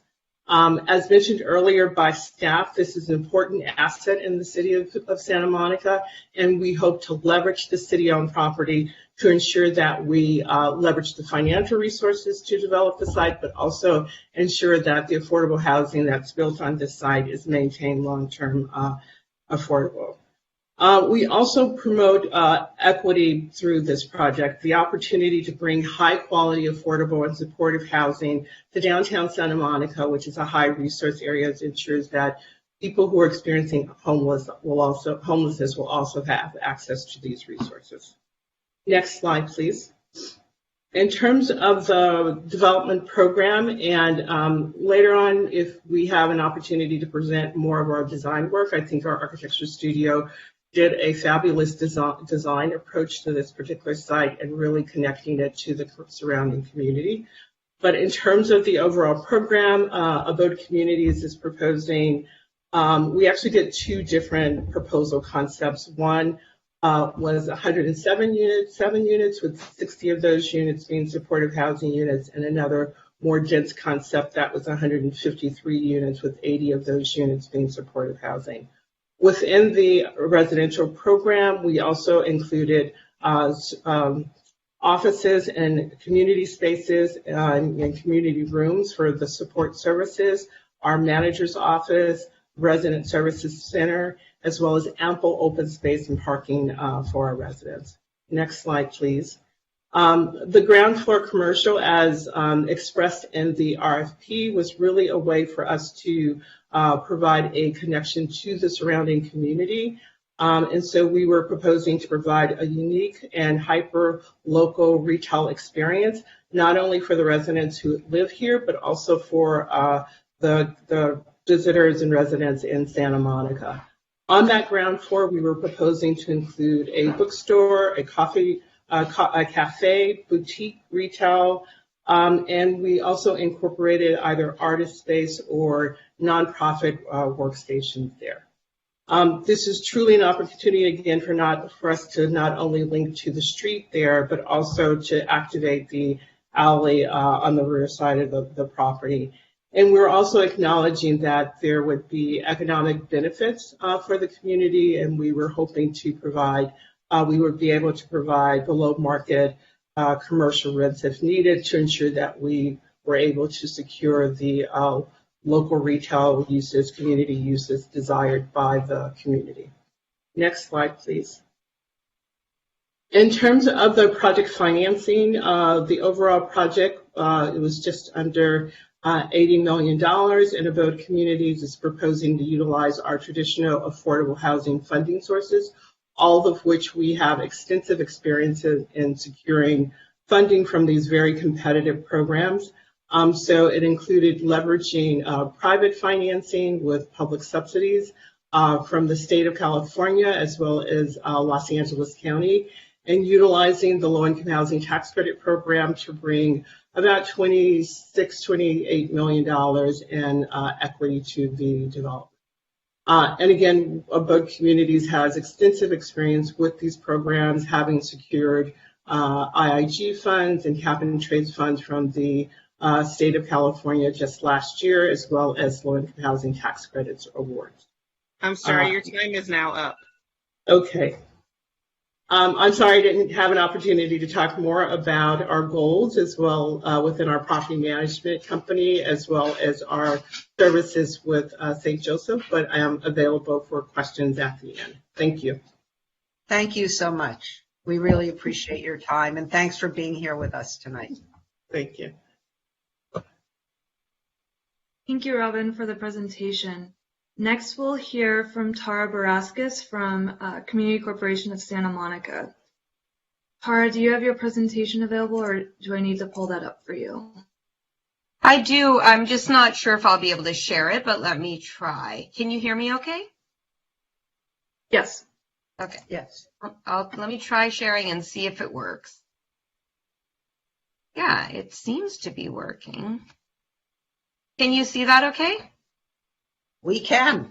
Okay, great. Thank you, Mayor and Council members. My name is Tara Baraskis. I'm the Executive Director of Community Corp of Santa Monica, and we very much appreciate the opportunity to present our proposed concept for 1318 14th Street, also known as Parking Structure 3. Our development team is comprised of Metropolitan Pacific, Community Corp of Santa Monica, Michael Falonis Architects, and People Concern. Our proposed project consists of 120 units of affordable housing, comprised of 50 one-bedroom units of permanent supportive housing and 70 units of large family affordable housing consisting of 1, 2, and 3-bedroom units. Our unit mix has 214 bedrooms, which we believe is more than any of the other proposals and allows us to house the most people at this property. We'll also be featuring community space, administrative space, and services space, and recreation space at the property as well. We're very excited to be partnering with Brooklyn Bowl, which will be providing a state-of-the-art 36,000 square foot entertainment venue that will be located at this property, and will be featuring live music, bowling, and social gathering space along with a restaurant and other retail uses. We'll also be having some office space for nonprofits or art organizations. We really took some time and worked with Michael Falonis Architects to make sure that the property as designed would have a high quality of living for the residents living there, as well as reflect the high aesthetic value of downtown Santa Monica. So some of the features we tried to think through were not having any double loaded corridors so that we would get lots of natural air and light into the building. And we also felt that it was important not to have any single units, but only to include one bedrooms, particularly for permanent supportive housing. And that's a reflection of what some of our residents have shared, is that they really prefer those one bedrooms. We also wanted to make sure, because this is a mixed-use building, that we would have all of our services space on the second floor to provide privacy for our residents and to have windows and lots of natural air and light to provide uplifting environments. We also have a variety of outdoor community spaces, since there will be a variety of different people living here at the property. We tried to think through as much as we could at this early stage the location of transformers, trash, recycling, and loading, since we will be in the downtown location here. We are also providing 45 parking spaces for the residents that will not be shared with the retail. Community Corp is a long-standing partner of the City of Santa Monica. We're very proud of our long partnership to provide quality, affordable housing here in Santa Monica. This year is actually our 40th anniversary. We have provided close to 1,900 units across 90 properties. We've been a partner with the city in terms of meeting some of the environmental sustainability goals of the city. So we have multiple LEED gold and platinum buildings, and now even net zero energy buildings. We currently serve 275 voucher holders throughout our portfolio. We have been our own property management organization since our inception, and we work, like I said, throughout the city to provide both family housing, allow people to age in place, and also help those with special needs. One of the benefits of our team is that we are located here in Santa Monica. Our headquarters is here in the downtown, so we'll be able to have direct, regular oversight of the project during pre-development, construction, and most importantly, the long-term operation. And we do believe that our deep community expertise will be helpful to work with a variety of stakeholder groups, given the complexity of this project. We're very pleased to be partnering with Metropolitan Pacific, who's also based in Santa Monica, and they've been developing mixed-use developments since the 1990s. Here's a list for you of all of the properties that they've developed in downtown Santa Monica. You've probably walked by many of them before, so they have a lot of deep experience in this area. We're also very pleased to be partnering with the People Concern, which is one of the leading supportive service providers here in Southern California, with their office here in Santa Monica. They have a very effective program that has a 92% success rate of placing people in permanent supportive housing and keeping them successfully housed, which is obviously the benchmark we're all trying to work towards. We've been working with People Concern as well as St. Joseph's and Step Up for many years, housing their clientele in our buildings. People Concern houses nearly 2,000 formerly homeless residents in the housing setting, and they get a variety of funding sources from the city and the county to provide services. So for the financial strategies, these are sort of preliminary since we're very early in the process, but we were anticipating not asking for any additional funding from the City of Santa Monica and leveraging funding sources from the State of California, tax credit equity, the County of Los Angeles, and commercial lending. And in terms of the commercial financial strategy, it would be a combination of lending and equity. And this is the breakdown. Community Corp, as I mentioned, has been providing property management for our portfolio of 1,900 units since the 1980s. And we're proud to have partnered with the city on all of these developments. And we work very closely with Housing Development team, Housing Division, with these Human Services team, and making sure that we meet all of the regulations and also the regulations of our state lending partners. We anticipate having 2 full-time property managers living on site here. We also have our own maintenance division, so we will be providing our own maintenance of this building as well as all of our other ones.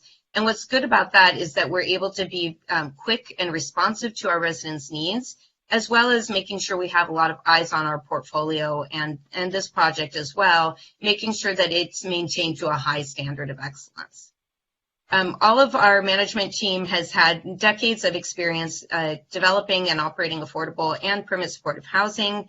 Like I said, we have many people with special needs, people who have been formerly homeless in our buildings, as well. And we really focus on providing long-term, permanent, high-quality housing for families, individuals, and people with special needs.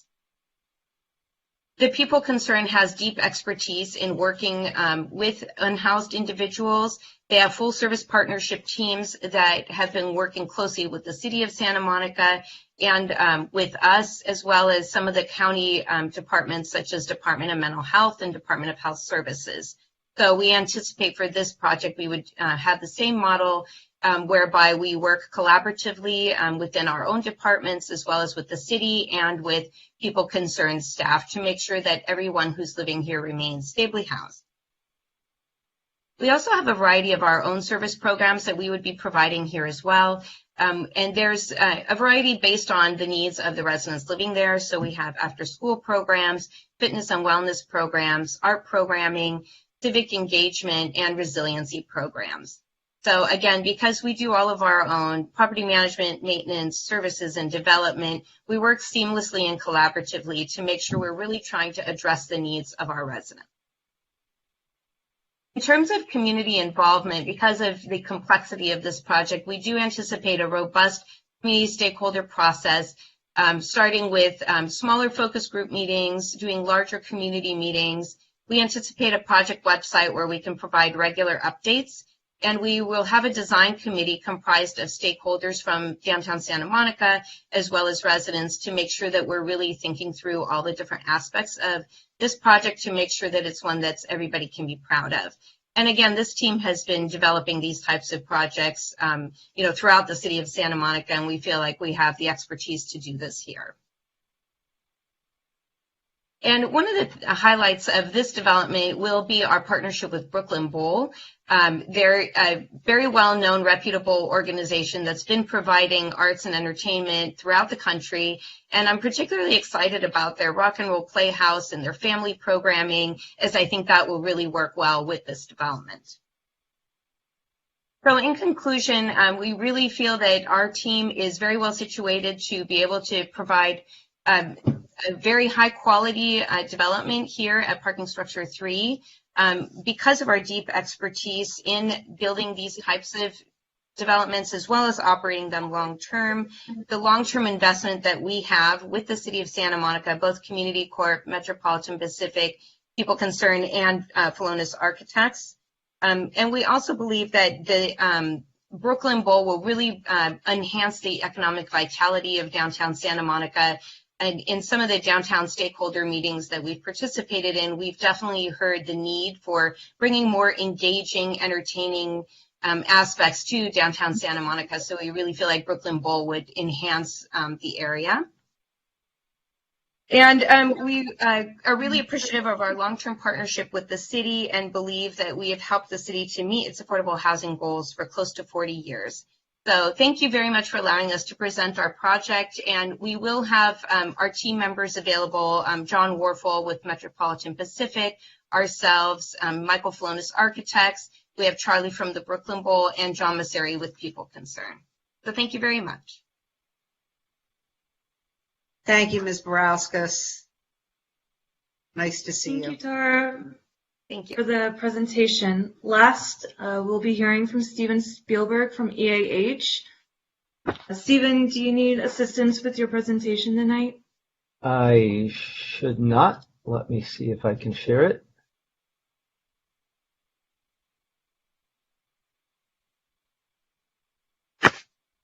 All right. Do you see my screen? Yes, we can. I'm sorry. Yes, I see it. Great. Well, thank you, council members, for this opportunity. My name is Steven Spielberg, and I am the Director of Real Estate Development for EAH Housing. I've got deep roots in this community. I was a renter in Santa Monica for 11 years, and I've been working with city staff to develop supportive and affordable housing in Santa Monica for the past 12 years. Previously with Step Up, and now leading EAH's efforts in Southern California.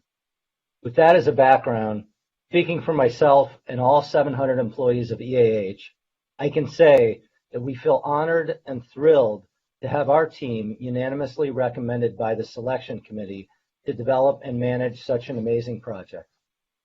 In a minute, I'll tell you more about EAH and our proposal, but I'd first like to mention some of our other amazing team members, which are also here and available for questions this evening. Alan Lynch of the Lynch Group has been an owner, development partner, or project consultant on over 8 million square feet of retail, a hands-on commercial property owner in Santa Monica since 2003, and he's officed in Santa Monica for 27 years. Van Tilburg, Banvard, and Soderberg is a renowned architecture firm headquartered in Santa Monica with expertise in affordable housing and mixed use. And as Tara discussed, we're also partnering with People Concern, and they have a proven track record in supporting formerly homeless residents to stay housed in their permanent housing. And they come highly recommended by the same folks at the county who'll be providing Measure H services dollars. We're also partnering with them for our project in Santa Monica, just a mile and a half away. Epstein Associates is a premier real estate leasing brokerage firm that is intimately familiar with the retail landscape in downtown Santa Monica. Until recently, they were headquartered in Santa Monica, and they leased 2 major retail spaces on the street, the West Elm flagship just a block away on 4th Street, and the Capital One just a block farther on 4th. So EAH is a 53-year-old nonprofit affordable housing developer and property manager. We manage all of our own properties, and we haven't sold a building in our 53-year history. So from the initial planning stages and community outreach through construction and long-term management, we strive to fit seamlessly into the community. As one of the oldest and largest affordable developers in the Western U.S., we bring a local focus with deep experience. We've developed and currently manage housing for low-income families, seniors, veterans, formerly homeless, and other special needs populations. We've also developed an expertise in integrating permanent supportive housing for homeless individuals within larger communities of working families. One example of this is the Point on Vermont in South LA. Completed just last year, the project integrates 25 formerly homeless individuals with 24 low-income families and a resident manager.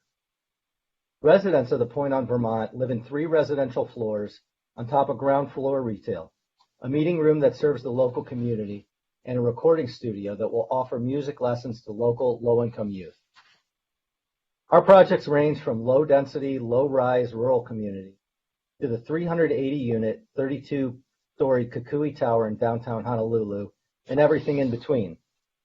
In fact, about a quarter of our portfolio are communities with over 100 units, and a significant number are over 5 stories and include retail. With 53 years of experience, we have been awarded nearly every financing source available for affordable housing, and we have the financial strength to guarantee loans and complete pre-development when no financing is available. Additionally, our local development staff now numbers 7 professionals, with another 17 in Northern California and Hawaii that we can draw from when additional support is needed. We opened our first Southern California office 6 years ago at 233 Wilshire at the top of the promenade, and we're now working on or have completed 4 projects in the city of LA, 2 in West Hollywood, 1 in unincorporated LA County, and 2 right here in Santa Monica. Magnolia Villas at 10th and Broadway was completed in December, and residents just started moving in last week. The Laurel at 14th and Michigan recently received an allocation of competitive 9% tax credits and will begin construction by June to provide permanent homes for 57 individuals currently experiencing homelessness in Santa Monica. In addition to managing all of our own properties, we also manage for other owners, which includes over 3,000 affordable units in the LA area. Of those, 650 are permanent supportive housing for formerly homeless, including Step Up on 5th, just a few blocks from this site. Our supportive housing clients trust us with their properties and their residents because of our similar philosophies.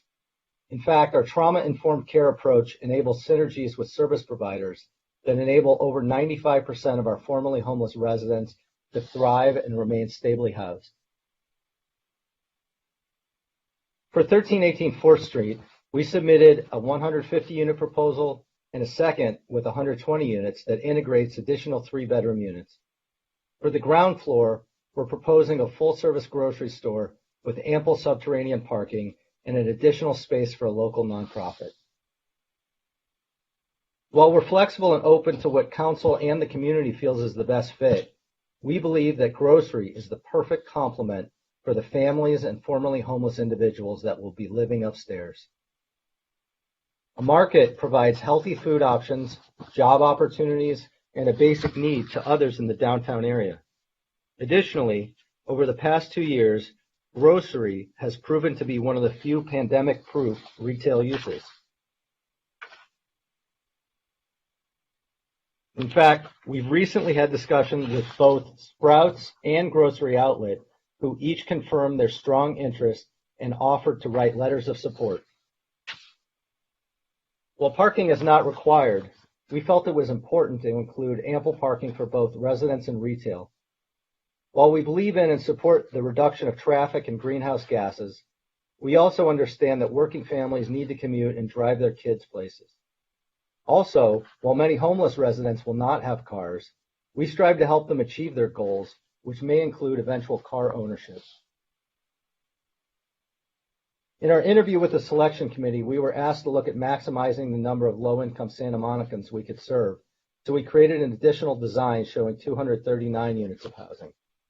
This sentiment was echoed by the Housing Commission, which requested the selected developer maximize the number of low-income individuals this project would serve. But we know that flexibility is key, so we are committed to working with you, city staff, the community, to determine all aspects of the project, from the number of units, to the building height, to the unit mix, to the affordability levels.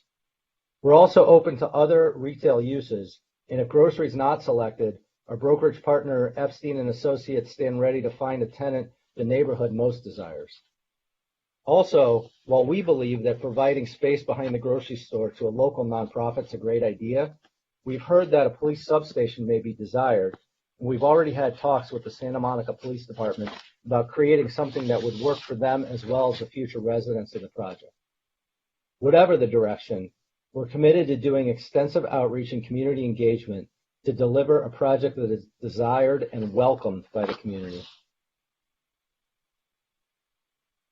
We believe our expertise and proven track record developing and managing larger buildings like this that integrate homeless residents with families on top of retail makes us the perfect fit for what I believe will be a truly amazing landmark in downtown Santa Monica.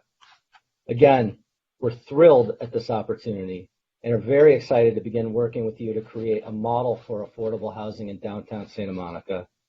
Please feel free to ask me any questions. And also in the audience tonight is our retail consultant, Alan Lynch, John Masseri from the People Concern, our CEO, Laura Hall, our Chief Real Estate Development Officer, Welton Jordan, our Director of Supportive Services, Kristen Taylor, our Director of Property Management, Joe Carpenter, and our architect, Jan Van Tilburg. Thank you again for this opportunity. We look forward to your questions and the discussion. Mayor, before we go back to the staff, I would ask. I just want to thank Mr. Spielberg. Sorry. Thank you. Okay. Thank you. Yes. So can you go ahead and announce the phone number so people can go ahead and call in? Yep, I can. You would think I knew it by heart now, but guess what? I still don't know it by heart. And the phone number, if you want to call in for public comment, is 310-312-8173. We're opening up the lines for public comment. So thank you all. Thank you, Stephen, for the... Yes, you're up. Thank you, Stephen, for the presentation. Let me share the PowerPoint again.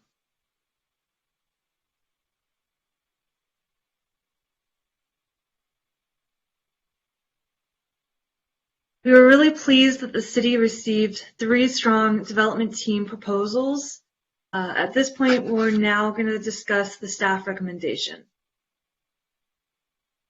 Staff recommendation is based off of the results of the evaluation committee, and EAH was strongly recommended due to its depth and breadth of the development team's experience, including its experience with larger scale developments and permanent supportive housing developments, its partnership with a social services provider with a track record with outstanding outcomes.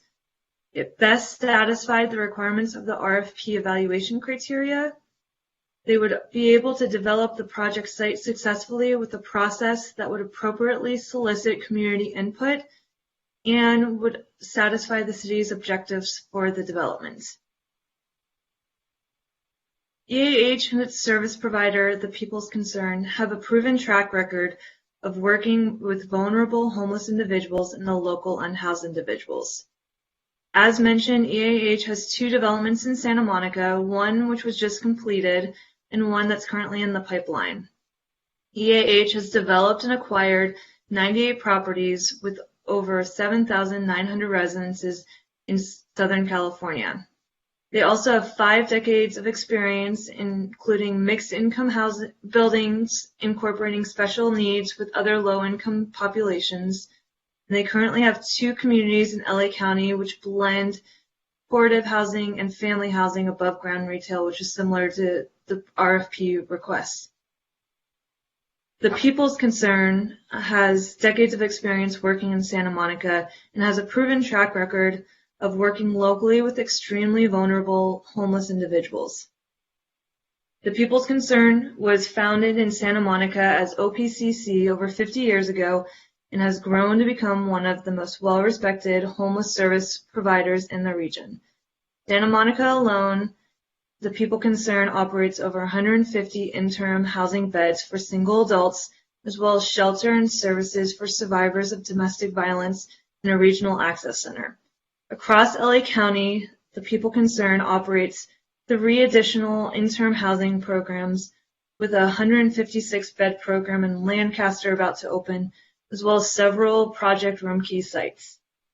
The People Concern also provides support services to thousands of formerly homeless individuals in permanent supportive housing locations both in and out of Santa Monica, with a 93% of residents not returning to homelessness.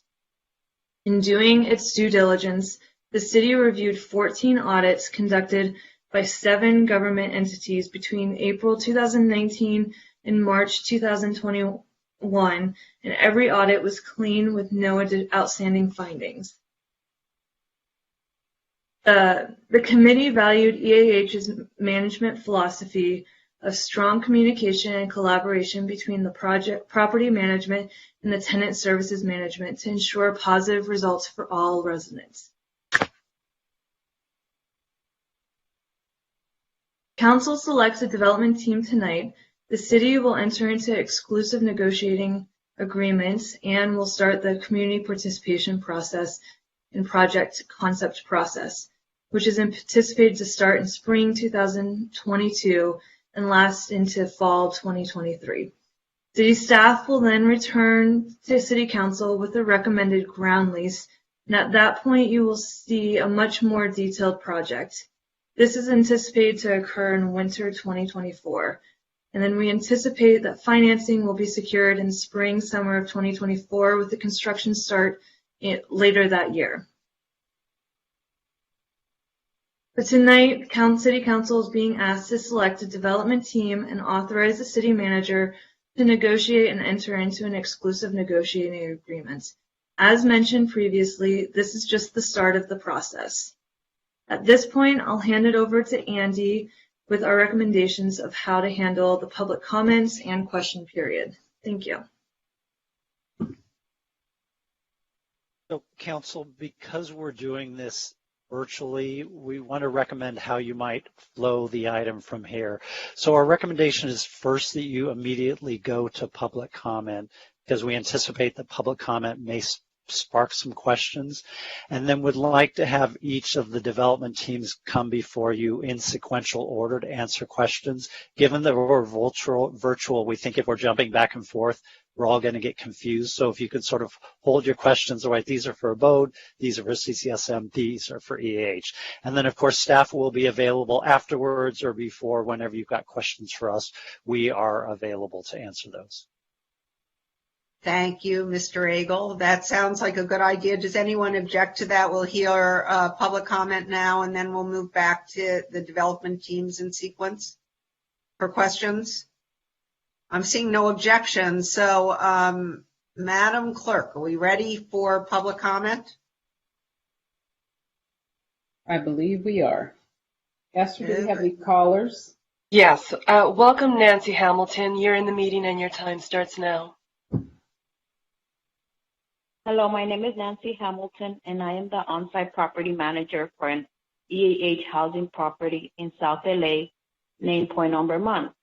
I was born and raised here in South LA, where I went to Santee Education Complex High School and graduated from Cal State LA in 2014. Before living on site at Point Vermont, I was a property manager for a Hackla property in the Eagle Rock area. In December of 2020, I made the decision to move from Eagle Rock to South LA. I moved into my apartment at Point Vermont on April 3rd, 2021. You might wonder why I moved to South LA from Eagle Rock. Well, believe it or not, my initial thoughts were of excitement because I was coming back home to an area dear to my heart and that I am very familiar with. I was very grateful to be given the opportunity to serve the permanent supportive housing community. As a resident, I feel like I belong. South LA is home and will always be. My neighbors are my motivation to do what I do every day. I love serving them. Whether it's a resident meeting, food pantry, Thanksgiving luncheon, Christmas tree giveaway, or simply opening the door for them, I think any job that requires helping people is very rewarding. Working as a team with San Joseph Center has been a great opportunity for me to grow and make a change in someone's life every day. Thank you, Santa Monica City Council, for your time, and I promise you that EAH is about helping the need, and that is why I ask you to consider EAH Housing as a developer for this project. Thank you so much for calling and sharing your experience with us. Welcome, Richard Hilton. You're in the meeting and your time starts now. I was a City of Santa Monica employee in the downtown in 1965 and have worked for numerous businesses in the downtown. I have County Department of Mental Health staff experience and have been a member of the Housing Commission for 10 years. I'm speaking for myself. First is the business concerns about the loss of 337 parking spaces. The independent Walker Consultant study consisted of a multi-year analysis of downtown parking and included a space-by-space count in every downtown parking structure. The study found that even on weekends and holidays, there will be a surplus of parking in other downtown structures. Regarding the public process, our Housing Commission sponsored at least 4 public meetings on city-owned land, which included Parking Structure 3. In the previous 3.5 years, about 7 to 12 housing commissioners and 5 to 7 staff participated. In addition, there was sufficient opportunity for the public input. As for the affordable housing, the response to the RFPs was remarkable. There were 9 proposals from 7 development teams and an eminently qualified evaluation committee analyzed and scored EAH Incorporated, working with the people concerned as the development with the most experience for this type of housing. The housing includes a significant opportunity for persons experiencing homelessness.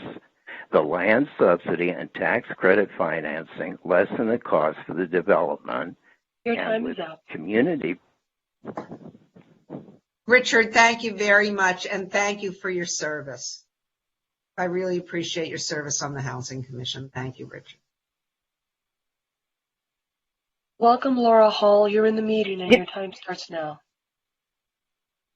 Thank you. Good evening. Thank you, Mayor, Mayor Pro Tem, and City Council members for this opportunity to speak tonight. My name is Laura Hall, and I'm the President and CEO of EAH housing. Being at the forefront of solving the housing crisis, we at EAH Housing have the privilege of working with over 87 municipalities across 2 states. And since we first came to Santa Monica 6 years ago, we've been so impressed with the city's approach and commitment to affordable housing. You're truly a model for how affordable housing can and should be built. We share your vision and commitment to providing housing to the low-income families, seniors, and individuals experiencing homelessness in Santa Monica. What sets EAH Housing apart from other developers is our approach and long-term commitment to the communities in which we work and the people we serve. We're in this together for decades to come. At EAH, we believe that consistent communication and collaboration between our partners ensures alignment and high-quality, sustainable, and resilient housing. This means with our neighbors, vendors, local retailers, schools, law enforcement, local churches, service providers, and local government. All our developments start with extensive research and community input, and then we develop and manage properties that genuinely integrate into the community. EAH Housing residents are supported by our services team, who work closely with the service provider and our management team on site. We have decades of experience developing, managing, and providing services to Northern and Southern California. Our vision is to serve those with the greatest need, and Southern California is one of our most important areas for growth as we work with our partners to alleviate the homelessness crisis. And we don't just provide and manage housing for individuals moving from the street. Thank you. Thank you so much for calling in. Welcome, Denise Barton. You're in the meeting and your time starts now. Good evening. I have to ask, is this just so you can show you have affordable housing units pending? And couldn't this be seen as a bad faith action, considering isn't there still litigation going on regarding parking structure 3? Or will this end up like Hines and Bergamot Station? Didn't you have to pay out the contract in some way, even though the project was never done due to the referendum? And when you enter into a contract, isn't there a monetary amount associated with it? In addition, didn't Hines make contributions to the city council members' campaigns? So did EAH make campaign contributions to any of you, considering they're one of the top campaign contributors in the state? Because now that would look very dirty, very close to the way the people concerned treats the homeless. Thank you. Thank you, Ms. Barton.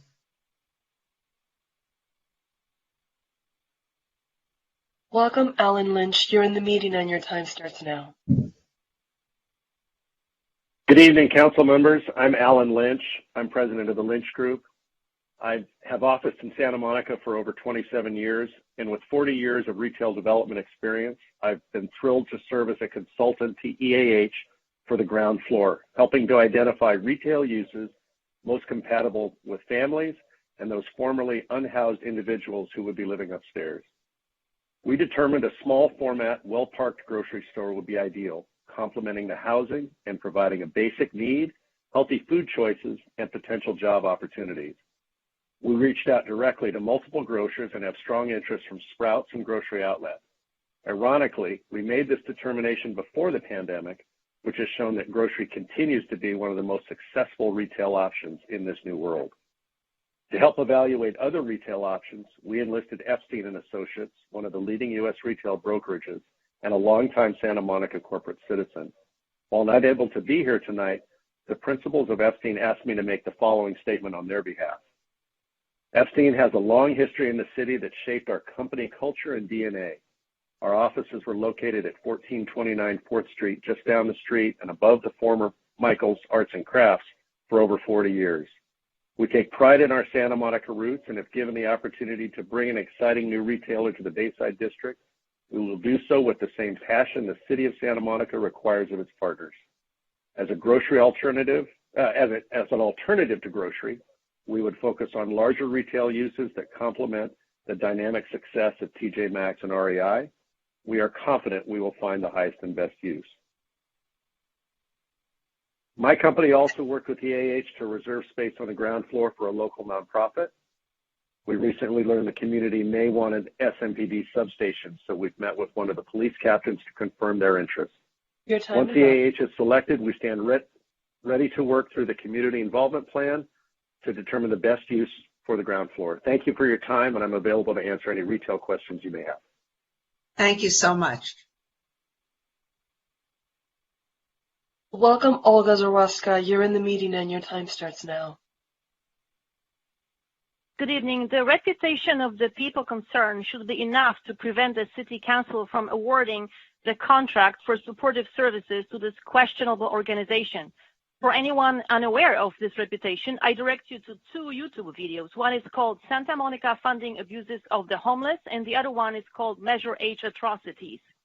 Both the videos contain testimony by the clients, or perhaps we should say survivors of the people concerned. If you're still not convinced, I suggest you count the lawsuits filed against the people concerned during the past 4 years. I believe there are in excess of 12 now. They range from claims of wrongful death to civil rights violations, including retaliation, as well as unsafe conditions for both the employees and clients of the organization.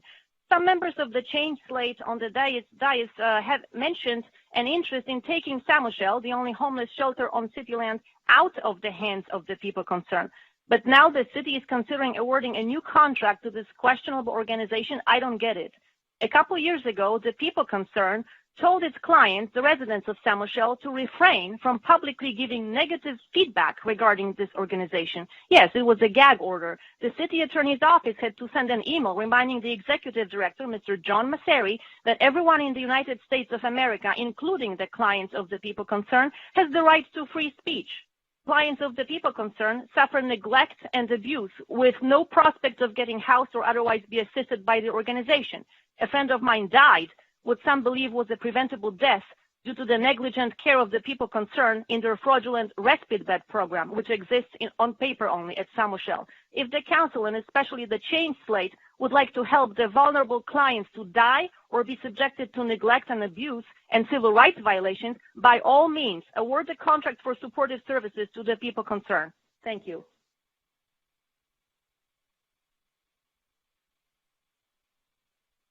Welcome, Bernard Deasy. You're in the meeting and your time starts now. Thank you and good evening, council members. My name is Barney Deasy and I'm a member of the board of directors of EAH Housing. And as the former president of Merit Community Capital Corporation, a California-based nonprofit tax credit equity investor, I've been involved in over 100 projects, many with EAH, and very successful projects they were. I'm very proud to sit on the board of EAH Housing as an organization that's been in existence for over 53 years with tremendous development and management experience throughout California and Hawaii. And EAH has expanded into Southern California over the past 6 years. And we're very proud to be working in Santa Monica, a city which has developed fine reputation for their concern for affordable housing, supportive housing, and successful property management. If selected, I can personally say on behalf of the board of directors of EAH that we will deliver to you an exceptional project that will maintain it for years to come. Once again, thank you for the opportunity to speak, and I appreciate working with the city of Santa Monica. Thank you so much. Welcome, David Morris. You're in the meeting and your time starts now. Hi, I would like to thank the citizen John Alley for his reality check to the City Council about some of the concerns in the downtown area and the parking structures, and the fact that the people's concern does have lacking in their job here in Santa Monica. They've actually moved out of Santa Monica. Their headquarters is no longer here. They have little care for Santa Monica anymore. They're expanding due to the people like myself who were cash cows for them being housed in the Santa Monica San Michelle shelter for multiple years without any hope of housing. I was never housed by the people concerned. It was housed only through advocates and myself finding a nice apartment here in Santa Monica, and I am a citizen of Santa Monica, and I speak blatantly against the people concerned. I speak against this parking structure project. I don't think that you should be trading one asset to build something else to solve a problem, that you should be investing money. You have money in the coffers, and you should be buying real estate that is acceptable to this kind of rehabilitation program and situation for low-income housing, homeless services housing, and I think you should definitely find another organization which is much better than People Concerned, and that would be TAP. Their success rate, their facilities are clean, sanitary, excellent employees, and they have success. I condemn this whole situation about this parking structure being used for housing with bowling alleys and the House of Rock or whatever you want to have inside there to draw more money in. This is not something that we should be looking at as a profit and gain for real estate and social service agencies. We should be doing the profits for the city and the homeless, which will develop over many years. Mr. Mars, your time is up. You need to stop speaking. May we have the next speaker? Yeah, it hasn't even started, believe me. Welcome, Jordan Ross. You're in the meeting and your time starts now.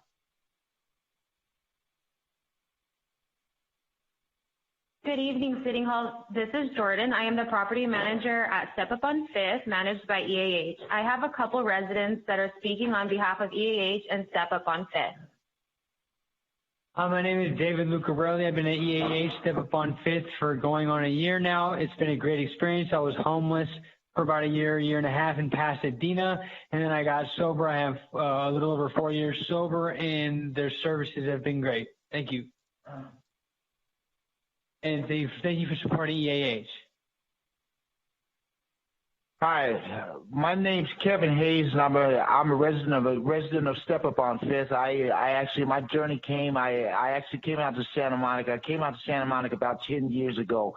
I was trying to make it out to the beach. I kind of got detoured with a liquor store, and that's a pretty old story. What changed about that story is I've been able to connect with some of the services here at Step Up on 5th, and I've met a great staff here, and I've embraced AA, and I've gotten sober. I see the need for the services that I've got, and I'm really, really grateful because I see everything that's happening around me during the pandemic, and I know from experience what it is to be lost inside, to be lost mentally, spiritually.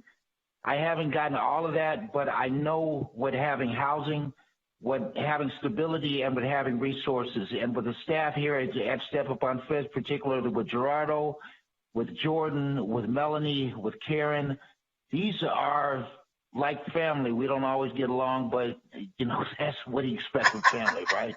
But this is a real blessing. And Step Up is perfect. That's not just a metaphor. That's a way of life for me. And maybe with the resources that I have, I can lend a hand and bring some people up, just like people have helped me. Sorry I took so long, but thanks for your testimony. We appreciate it. This is a lifetime story, and I'm an.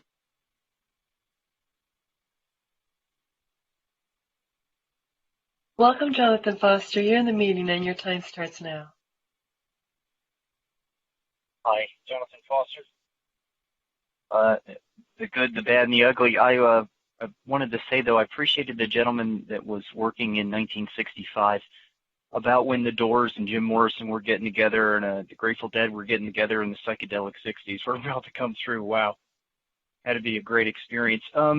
So the police station in there, I would just like to hear what the problems are with that situation is one of the things I called about.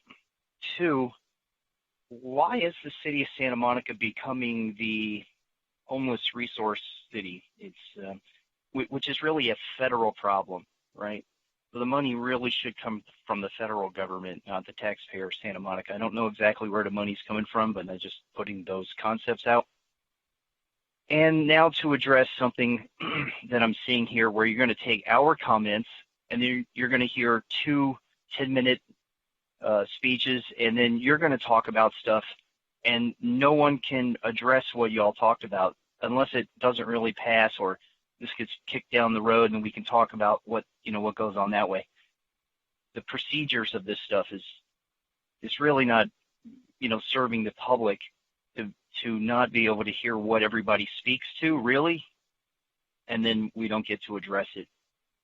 think it's bad government, and it's going on nationwide. The push out of real comment to what elected people say, or if you've been appointed. So, but anyways, that's my 2 cents, and we'll talk again. Thanks. Thank you, Mr. Foster. Welcome, Phyllis Dudick. You're in the meeting and your time starts now. Hello, are you hearing me? Yes. Yes, we can hear you. Okay, thank you. If you have your computer on, you need to turn it off because there's a delay and you'll become confused. Wait, am I speaking now? Yeah, you can't be listening. Hello? You can't, yes, you need to speak, but turn off listening. Okay, I'm getting confused with these sounds. Okay, I am calling in. Excuse me, that's feedback. That it's a delayed time. It's a delayed hearing. If you turn that off and just speak to us, we'll be able to hear your comments. Thank you. Okay, on my phone, right? Yeah. Yes, just speak to us and don't listen to anything else. Okay, thank you. Okay, I'm Phyllis Dudick, and I am calling in not as an expert, but as a resident who has been impacted by homeless issues and lack of parking in downtown Santa Monica.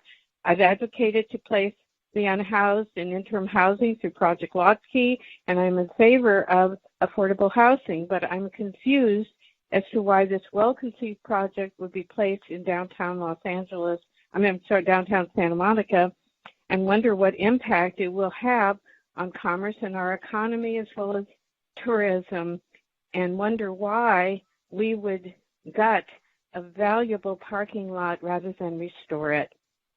Thank you. Thank you very much, Ms. Duda. Welcome, Michael Soloff. You're in the meeting and your time starts now.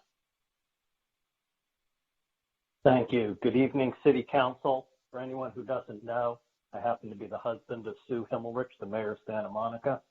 I'm also on the LA County Democratic Party Central Committee, but I'm breaking from that meeting right now to speak to you tonight on behalf of Santa Monicans for Renters' Rights. We voted unanimously on Saturday to urge you to look at what you may perceive as a dilemma: 2 great projects with great development teams and great partners as an opportunity. Every one of you has talked about being serious about creating the affordable housing that we need on public land. We have public land literally across the street from this garage. We have 2 well-conceived projects already developed. You should approve one of them tonight for the 4th Street garage, and you should put on your agenda to get the other one going on that other public land. Time to step up and show that we're serious about meeting our commitments. We've been waiting now 2.5 years for this project. We can't do one project every 2.5 years if we're serious about doing the affordable housing we need. So I urge you to do that. And in closing, I'd like to thank my fellow former colleagues on the Housing Commission, most of whom are no longer there, but for their hard work on this project. You're seeing the fruits of that tonight. And I also want to thank Renee Buchanan, our formerly homeless member of the commission, who's the one who challenged us 3 years ago that we need to get serious about addressing homeless Santa Monicans and housing them here. And so thank you, Renee. Good night. Thanks, Michael. Welcome, Anna Thanawala. You're in the meeting and your time starts now. Hi, good evening. I hope you all are doing well and Happy New Year to you.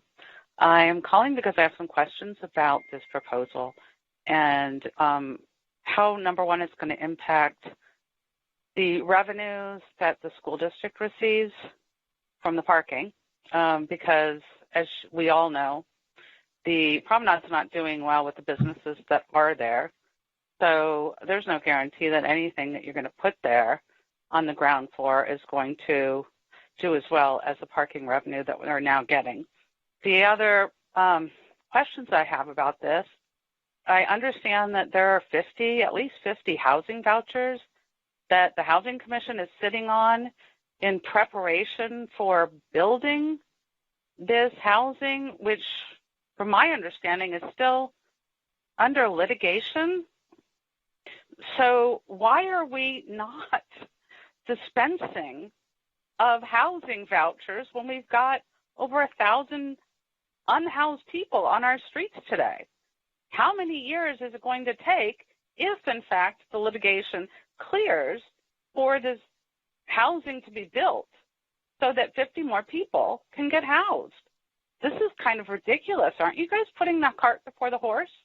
Finally, I am completely opposed to the People's Concern getting any kind of a contract with the city.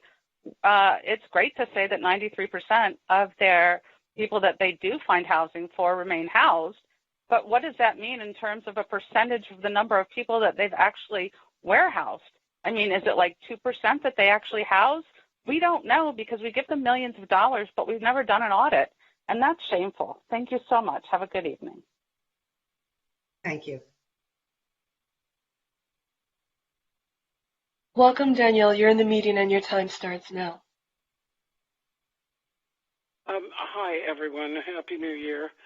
I just want to say that I think it's reflective of so many things that residents are bothered by, that there are so many lawsuits and people testifying about what has gone on at the People Concerned, and yet no investigation, no audit, nothing. It just, everybody looks the other way. And that's what happens when residents complain about inequities and unfair treatment. And in the case of this one, it's pretty severe. In the case of other areas of the city, it can get pretty hard too. And literally, there's just no one to go to. And there hasn't been in the past. I mean, now with the slate, there's hope. But it's tough. And I think the least that you can do for dispensing resident money is when residents come forward like this to at least look into it with an independent firm and at least do that.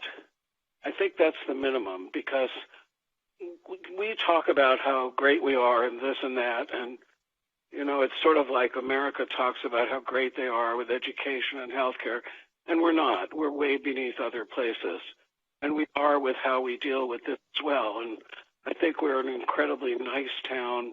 I think we mean well. I think we do good things, but I think we could do better. And I think we at least need to respect how hard it is for people who've been so badly treated and been so badly affected by it to come forward at all when their voices have been told no one's interested in them. So I would hope that you could at least do that. Please do an investigation.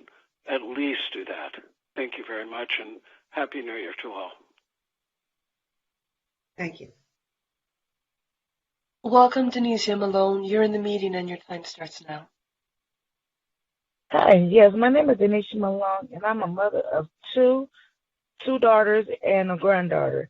And I'm currently working at the airport. I have lived in the South Los Angeles about a year now. But before finding an apartment at the Point of Vermont, I was living in Gardena with my family. But I was one of the applicants selected from over 2,800 applicants that applied in the Point of Vermont. I was so happy to get the phone call back that I had received the apartment. I moved to LA from Gardena to have my own apartment and my own space. I was introduced to the LA by the EHA by the city of Gardena, city of LA. I moved in about March of 2021, and I was so excited about having my own apartment, my own independency, and looking forward to new beginnings. I really love living in this building because the staff there is very hands-on. They take care of all the residents with requests that we ask for. The maintenance stays up to par. The staff and the security are awesome. They are doing a phenomenal job and for representing the EH program. And we thank the city of Santa Monica for this conversation. and we look forward to for EH Housing for the development of this project. Thank you. Have a nice New Year. Thanks for calling us with your testimony. That was our last caller. So, now, Andy. So I'm going to recommend that same alphabetical order that you did the presentation. So if you can lead the council members to start with questions for Abode.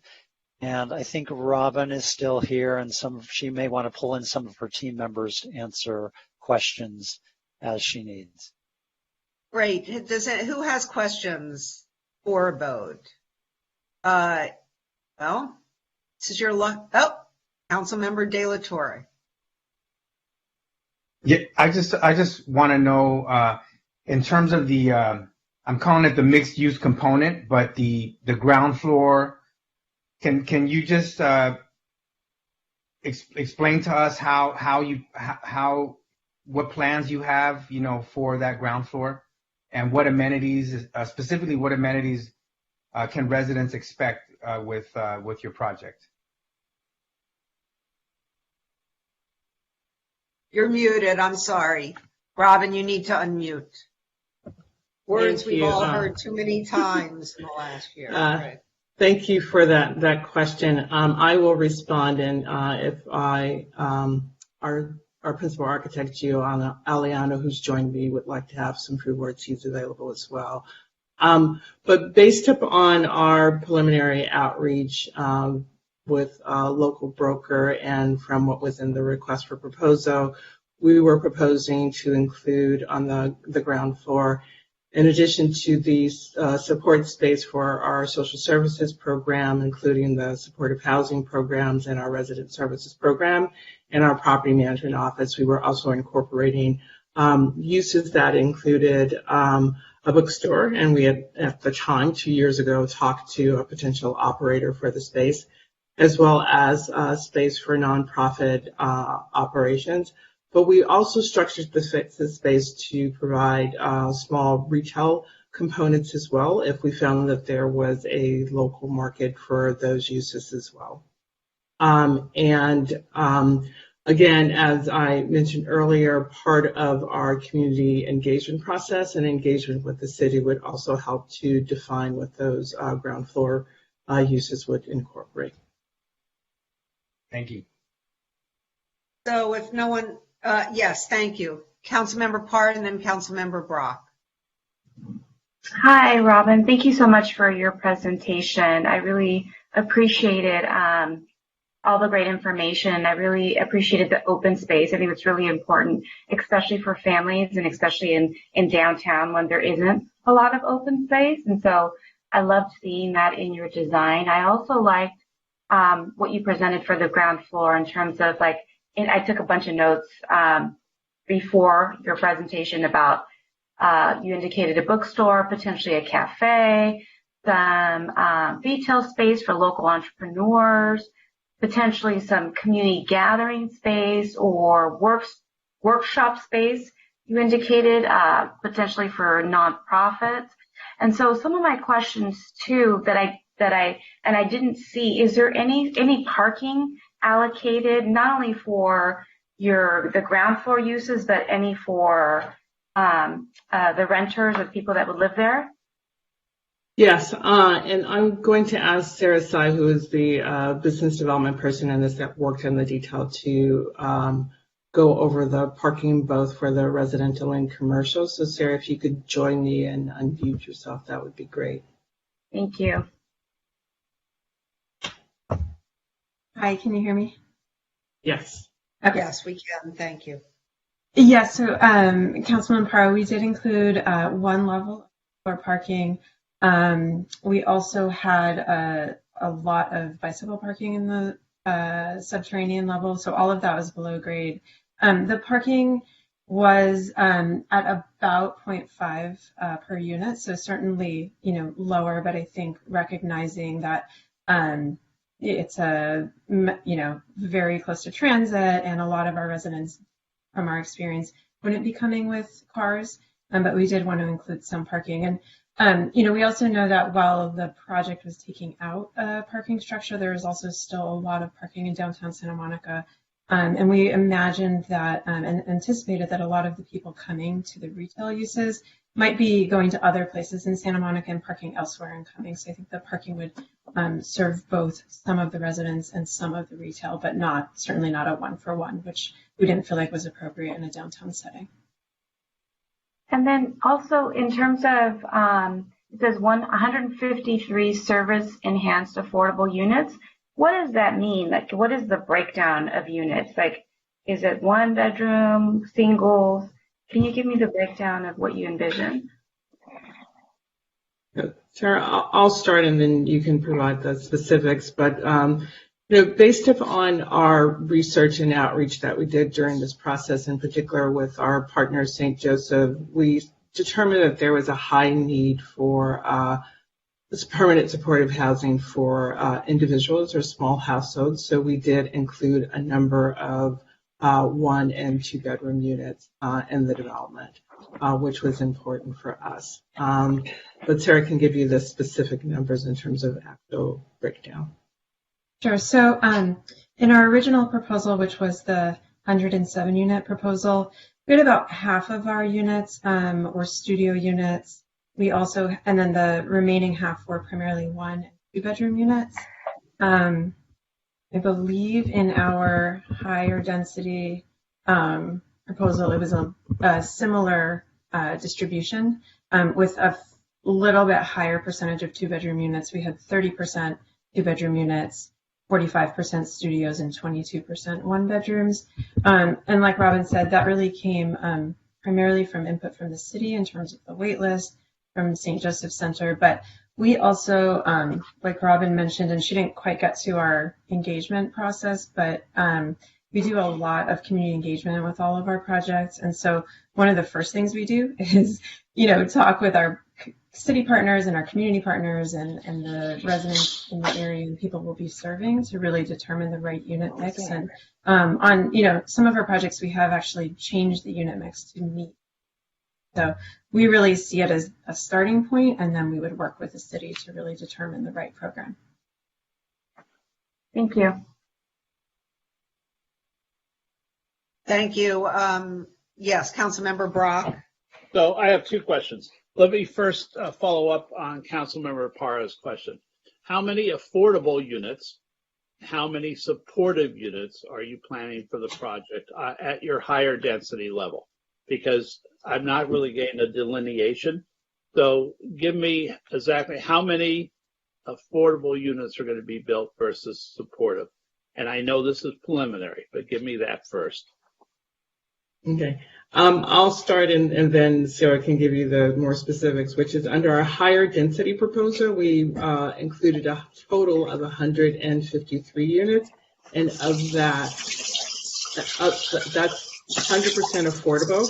And of that, 80 of the units would be permanent supportive housing.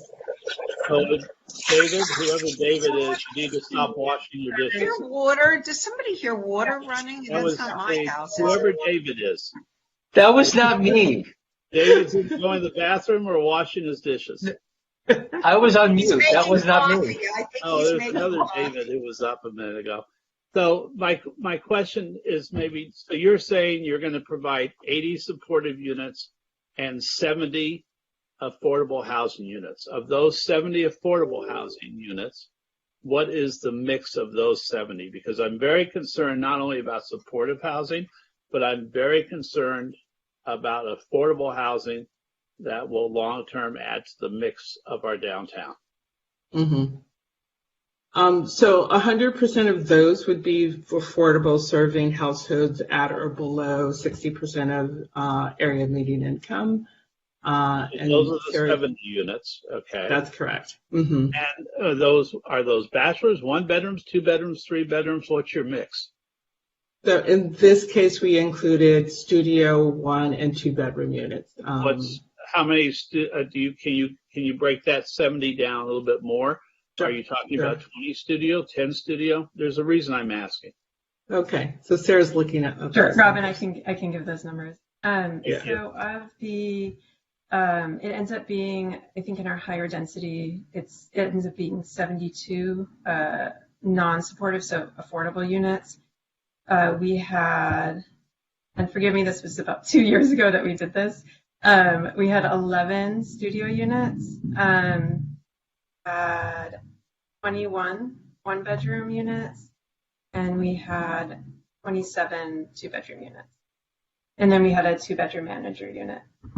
Okay, and then my secondary question, I apologize for the length of the first question, but the second question is, why is Abode and St. Joseph Center passionate about this center? Because I know a lot of the work you did, as you just said, was 2 years ago, 3 years ago. So tell me where your passion is 4 years from now for this project. Well, that's a really, really great question. And I will start with, I think for Abode Communities, we've had a long-term desire to work in the city of Santa Monica. I am a native of Los Angeles, so work here in LA County in terms of addressing housing affordability and homelessness is critically important. As an organization, we believe that we are well suited to help cities like the city of Santa Monica address your homeless and housing affordable needs, and putting our expertise, knowledge, commitment to community to work with a city like Santa Monica is critical. And I think your city as being a world-renowned city and positioned very well to address the issues of homelessness. And what would be passionate for me about this project is what is passionate for me about all the work that we do, which is really meeting the housing needs of the most vulnerable populations in our communities, which is really important for us. And as an organization, we have a long-term commitment to every single community that we build. We also self-manage and deliver our resident services program. And, Valicia is here on the phone in the Zoom room as well, and I would like to ask her to speak from St. Joseph's position. But in selecting St. Joseph's as our partner, as I mentioned earlier, it is really because of the organization's work in Santa Monica and commitment to the residents who live in your city and your community. I see Valicia's video is on. Yes. Should I speak now? Yeah. Great. Yes. Yes, well, please. I think it's a great question, and thank you so much for asking, Member Brock. St. Joseph Center has been serving low-income and homeless individuals for 45 years, and we've been the lead service provider in the Venice and Santa Monica area for many of those years, and really respect what John Masseri and people concerned do, and we all work very closely. My enthusiasm comes from the great work we started with the city of Santa Monica over 10 years ago of really focusing on the most vulnerable at risk of dying on the streets and addressing chronicity and vulnerability with the city partners. We were some of the first to begin to create the lists of those who are living in Santa Monica and most vulnerable, and have been working as a multidisciplinary team to ensure that once vulnerable unhoused folks were housed, that they would remain housed at a 95% success rate in many cases. So my enthusiasm is deep. We must build affordable housing. We must build supportive housing. And Abode is an amazing partner. EAH is also, we are the service providers at the Point on Vermont. And we really believe that this is the only way that we can do this. The city partnerships that we have are deep and very important. It's an honor to do this work. Last question. Do you have any projects in Santa Monica now? About housing communities? I'm sorry. No. No, St. Joseph Center. Mm-hmm. You said housing projects? Do you have any projects in Santa Monica now? Because either multidisciplinary or housing projects.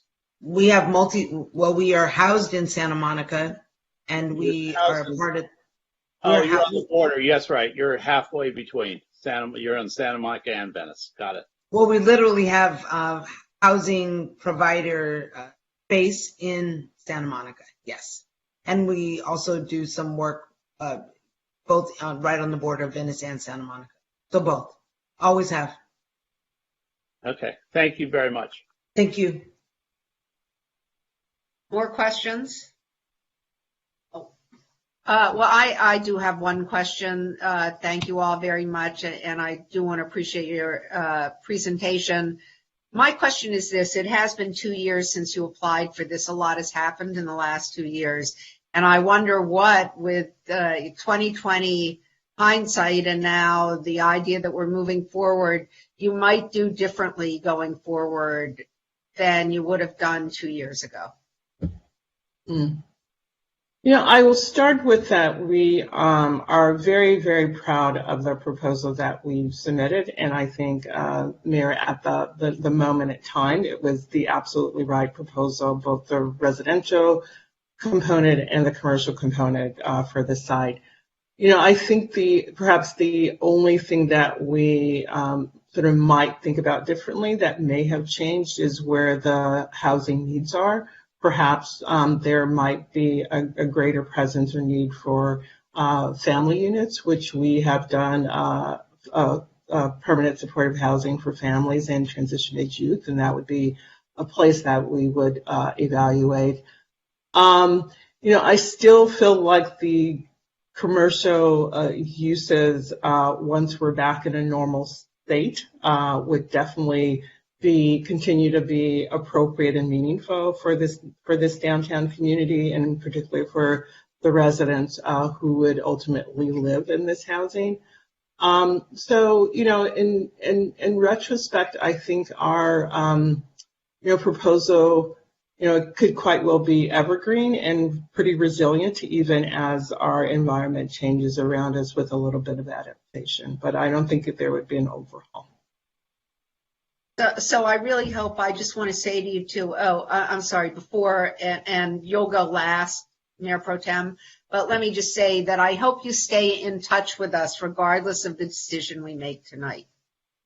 Thank you. We have not done work with you, but we have a lot of work to do, and we have committed a lot of land to these projects, and this is a program that we are serious about. And this will not be the last project that we have in the city. Okay, so yeah. I'm not blowing you off. I simply am saying that I want to keep talking to you. So thank you very much. Yeah. Well, thank you. Yeah, Mayor Pro Tem McCowan. So thank you, Robin. Thank you to everyone that presented tonight. So, my understanding of what we're here to do tonight is to choose a development partner and to choose a services partner. And I think the fact that it's taken this long because of the pandemic to get to the point where we're like receiving these proposals officially with staff's recommendation 2 years after you all submitted, and then added some updates which we're grateful for. But my question is coming, Mayor Himmel.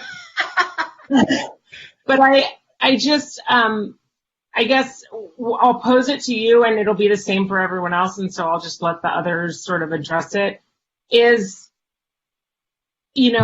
seems based on your packets that everyone has experience with the larger quantity, rooms and the 3 bedrooms versus the singles versus the 1 bedroom, 2 bedrooms, and I think the most important thing we need to hear tonight is just, are you able to adjust your proposal based on, your past experience to meet the needs of sort of highest and best use in our community, right? To house as many people as possible with the minimum. I think council had advised that our minimum for the permanent supportive was 50 units.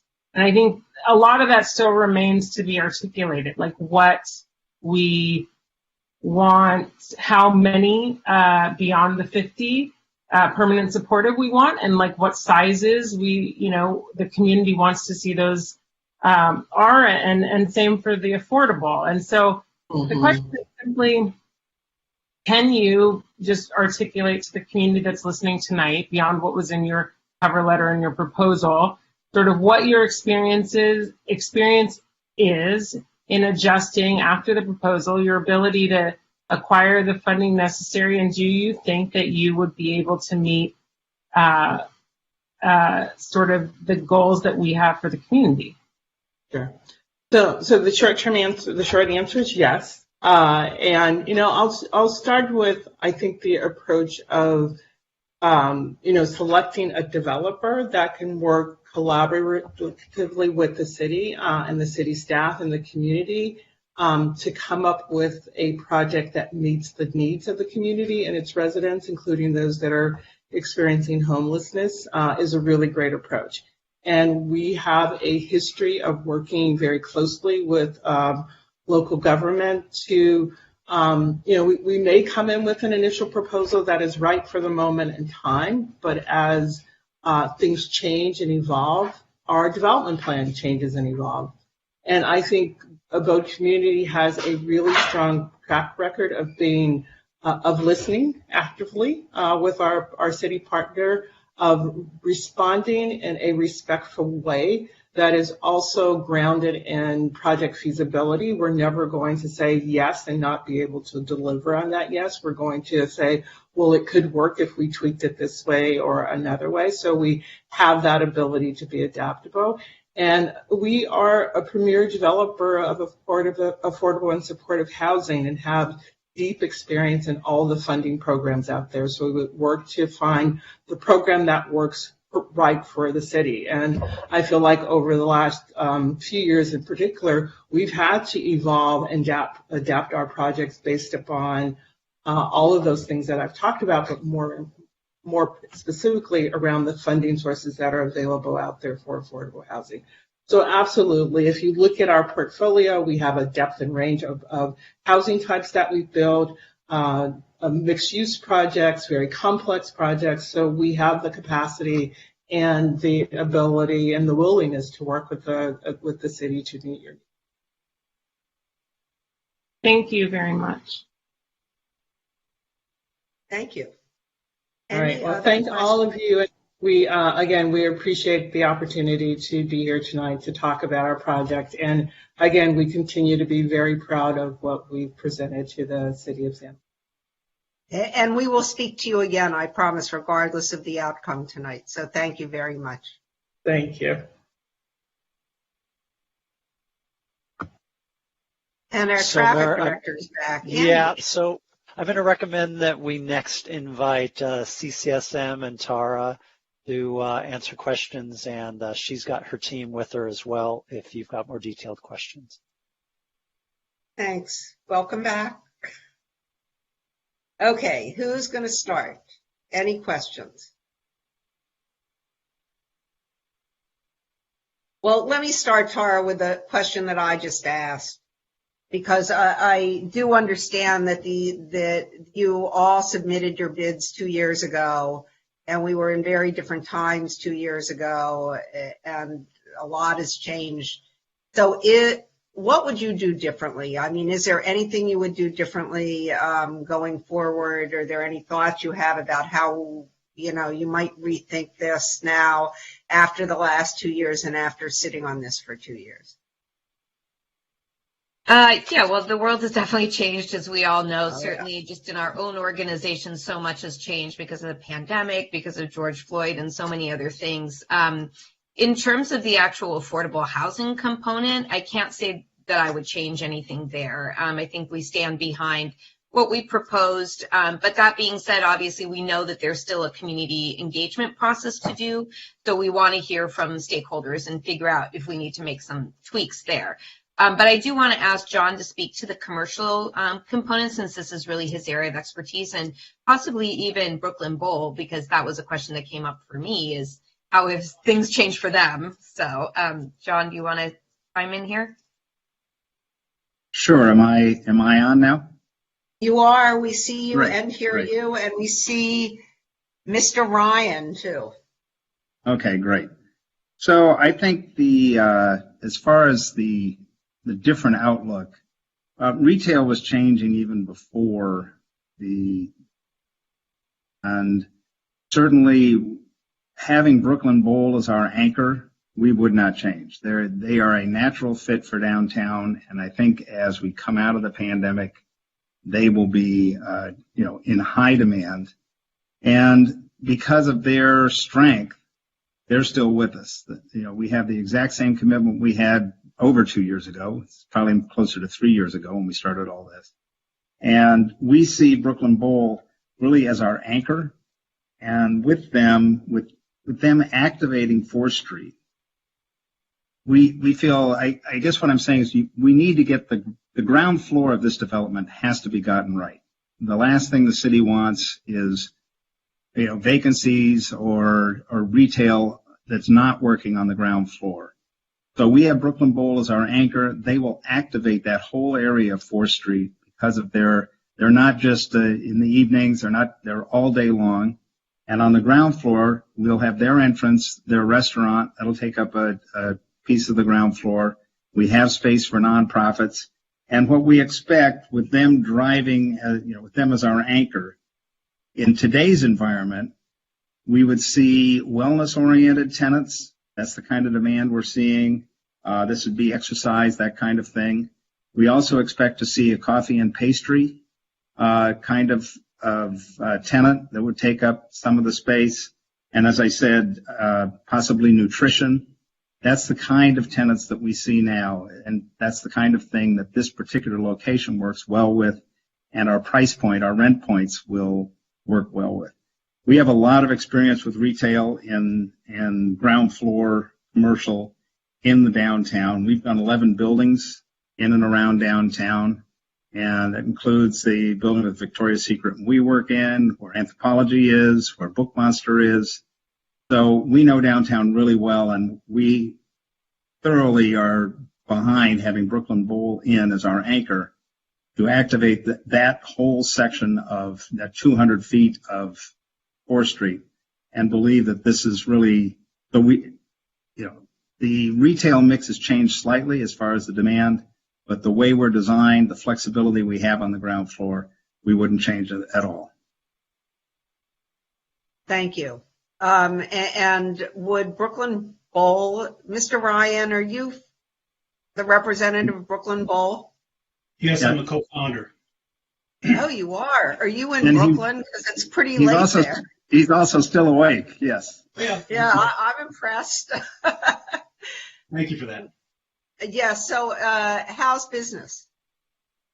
Well, it's good. I mean, it depends on where you go. We opened up in Nashville. We're kind of a shiny new toy down there. But every place we've had to close down. We've had to do this in fits and starts because of, real pandemic realities. So, that's been tough, but there is a huge buildup demand for people to get out and get entertained. And, I will say this, when we first got involved here, I came and visited John and looked around. I'd been to Santa Monica many times. I always loved it. I'm not an urban planner, but sometimes what I do in choosing my locations kind of verge on that. But my business is Brooklyn Bowl. When I looked around, I thought, there's really a need for something like us. There's a lot of just typical retail, and there are plenty of food and beverage operations, but what we're doing is really something different.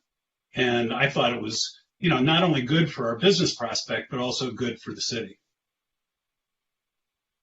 Thank you. Do any other council members have questions for this team? I'm not seeing any. Thank you all. Councilmember Parr and Councilmember Brock. Let's go. I just wanted to understand. So the bowling alley, would that be subterranean? Is that how okay? So it is subterranean with the ground floor retail, and then is it under the subterranean? Is that where you envision some parking for the bowling ground floor? Yes, John. Thank you. Yeah. So the way it works is there's the restaurant and entrance for Brooklyn Bowl on the ground floor. But once you're in, you immediately go down, you're actually 2 levels down. There's a level of parking, a half level of parking, and then you're down, and on that basement level is the bowling alleys and the live music venue. And this really separates things, in the development from that kind of use to the housing that's actually 3 levels up. The reason this works, we're able to use the way the building code works, or the planning code. Subterranean space does not count towards our FAR. So we can build this space without losing any space for the housing and the retail on the ground floor. And that space, because of what the uses are, is perfectly suited to subterranean use. I'm assuming you've never been in the bowling alley with windows, and there's a reason for that. And the same is true with the live music venue. Windows are anathema to either of those uses. There's certain uses that work well in subterranean spaces. And this is one of the reasons we got together with Brooklyn Bowl. We said, this is something we can do. We can bring something into downtown that hasn't existed. If you look at the downtown community plan, the third goal in that plan is for entertainment, artistic, and cultural uses brought into downtown. And in fact, entertainment's mentioned 62 times in the downtown specific plan. It comes up in the Promenade 3.0. It's one of the major goals of the just completed revitalization plan for the Promenade and the surrounding area. So this is why we responded to that. In the council's direction for the RFP, having a use that benefits downtown on the ground floor is, again, one of the goals. Housing obviously first, but after that you have a goal to activate 4th Street. So this is why we brought in Brooklyn Bowl. As I said, they've been great. The design, we spent a lot of time with them finalizing the design, and so just to reiterate and answer your question, we have the ground floor, we have a level of parking, and we have below that the bowling alleys and the concert venue. And you realize how big this site is when you think about it, that we can do. Charlie, aren't we at 16 lanes? If I remember right. I believe we got to 20, but I tried to get that from my architect today. But I believe we're at 20. That's right. So we have 20 lanes. As you probably know, the bowling alley on Pico is closed. So the closest bowling right now on the west side is in Mar Vista, and that's Bowlerama, which is a similar kind of idea where it's updated bowling, sort of, hipper bowling than the funny shoes in the past. And then we have the concert venue, which again has been something downtown's been searching for at least a decade.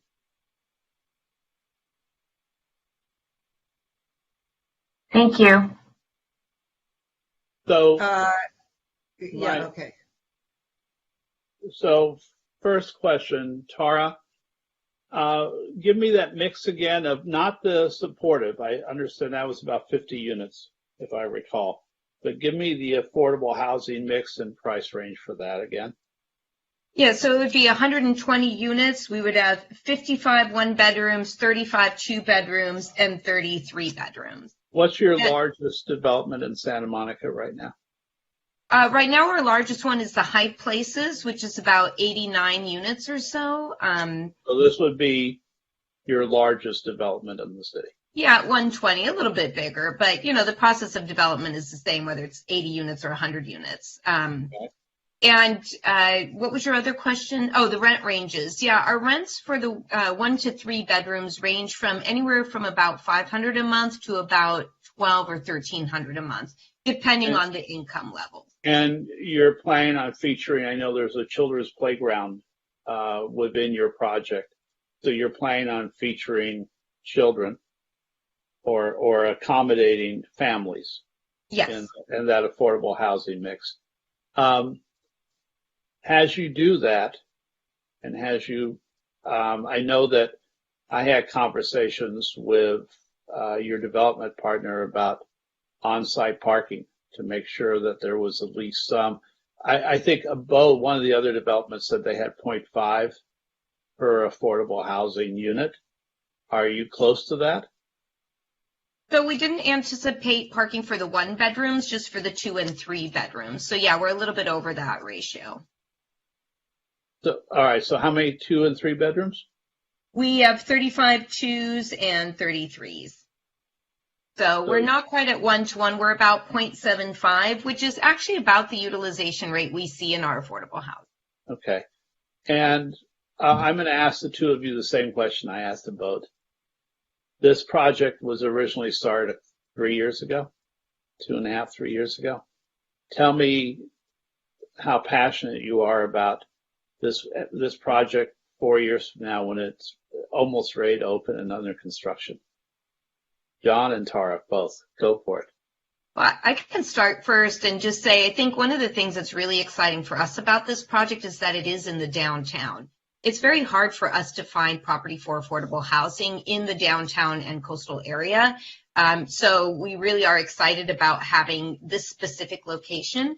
We also really like the idea of having more families in downtown to make it a more enlivened district, to have more families walking around and visiting all of the different places at the promenade. So, and, you know, of course, just fulfilling our mission is always exciting. I mean, it's the work we do every day, like Robin said. I mean, we're all lifelong affordable housing advocates and developers. So, you know, I get excited about every project, but this one in particular, like I said, because of the downtown location. I also think the mixed-use components are wonderful. So I'll let John go. So a couple of things to answer. It's interesting for our company. We have wanted to do affordable housing for a long time. We can't do it on our own because we're just not set up. You need to be an affordable housing expert. And we were able to partner with CCSM. And really, we actually went to CCSM and said, are you interested in partnering with us on this RFP? And I'm assuming other developers also went to them, but they picked us. And it's been a very good relationship. And so there's that piece. But really, our true, who we are is mixed use, retail component, and particularly the Brooklyn Bowl component is something that we really want to do. We like doing unique projects. We really like the architecture and what Michael Falonis Architects has done here. It's a very the building that fits in well. So it's a combination of things of good architecture, being associated with CCSM, and in particularly being able to bring something truly unique. I mean, there's going to be nothing like this really in Los Angeles. Certainly on the west side, there's some other clubs. There's bowling here and there that's done some done better than others, but nobody's done something like this. And this is something that we can really say this, it's new, it's unique, it's purpose built for Brooklyn Bowl, which has tremendous advantages for them and for any of this kind of use, as opposed to trying to retrofit an existing building. You never have the ceiling heights. You never have the separations that you need. And here we have it. We can build in. You have the exiting, all of those things we can build in. So this is something that's, it's going to be dramatic. And we're really thrilled to be able to bring this to downtown. Okay. Thank you.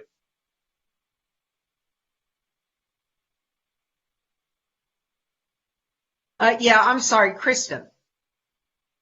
Is that, I'm sorry. Corey maybe had a, Councilmember De La Torre, and then Mayor Pro Tem McCowan. Thanks. Okay, I'm sorry. I just lost focus for a minute.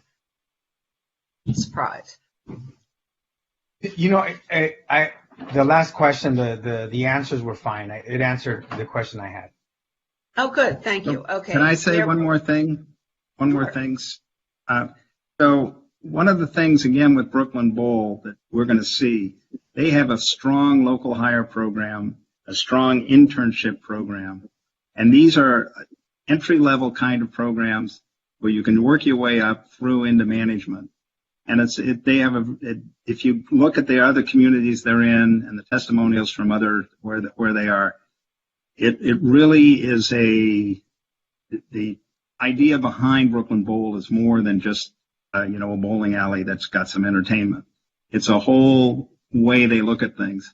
And the amount of jobs the Brooklyn Bowl can provide is going to be, it's going to make, again, a big difference downtown. And I just wanted to put that out there, as that's part of the reason we like being partners with. No, I really appreciate that. And you reminded me about the question that I had. How much does it cost to bowl? Like with Brooklyn Bowl, like what is it in terms of comparisons for what we had at the bowling alley on Pico Boulevard, for example? Is it affordable to low-income families? I guess that's for me. And I think so. We just haven't looked at the whole deal that we'll get and how affordable we can make it, really, because that's what we try to do.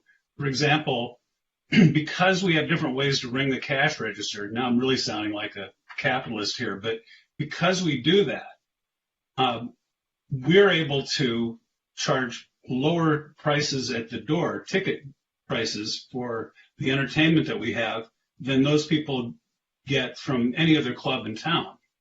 And that's, it's just our way of saying, well, we can pass it along in this way. So I don't know exactly what the prices at Pico were or what our prices will be. I can't answer that, but we try to be affordable. And I think our success speaks to the fact that we're at least affordable enough.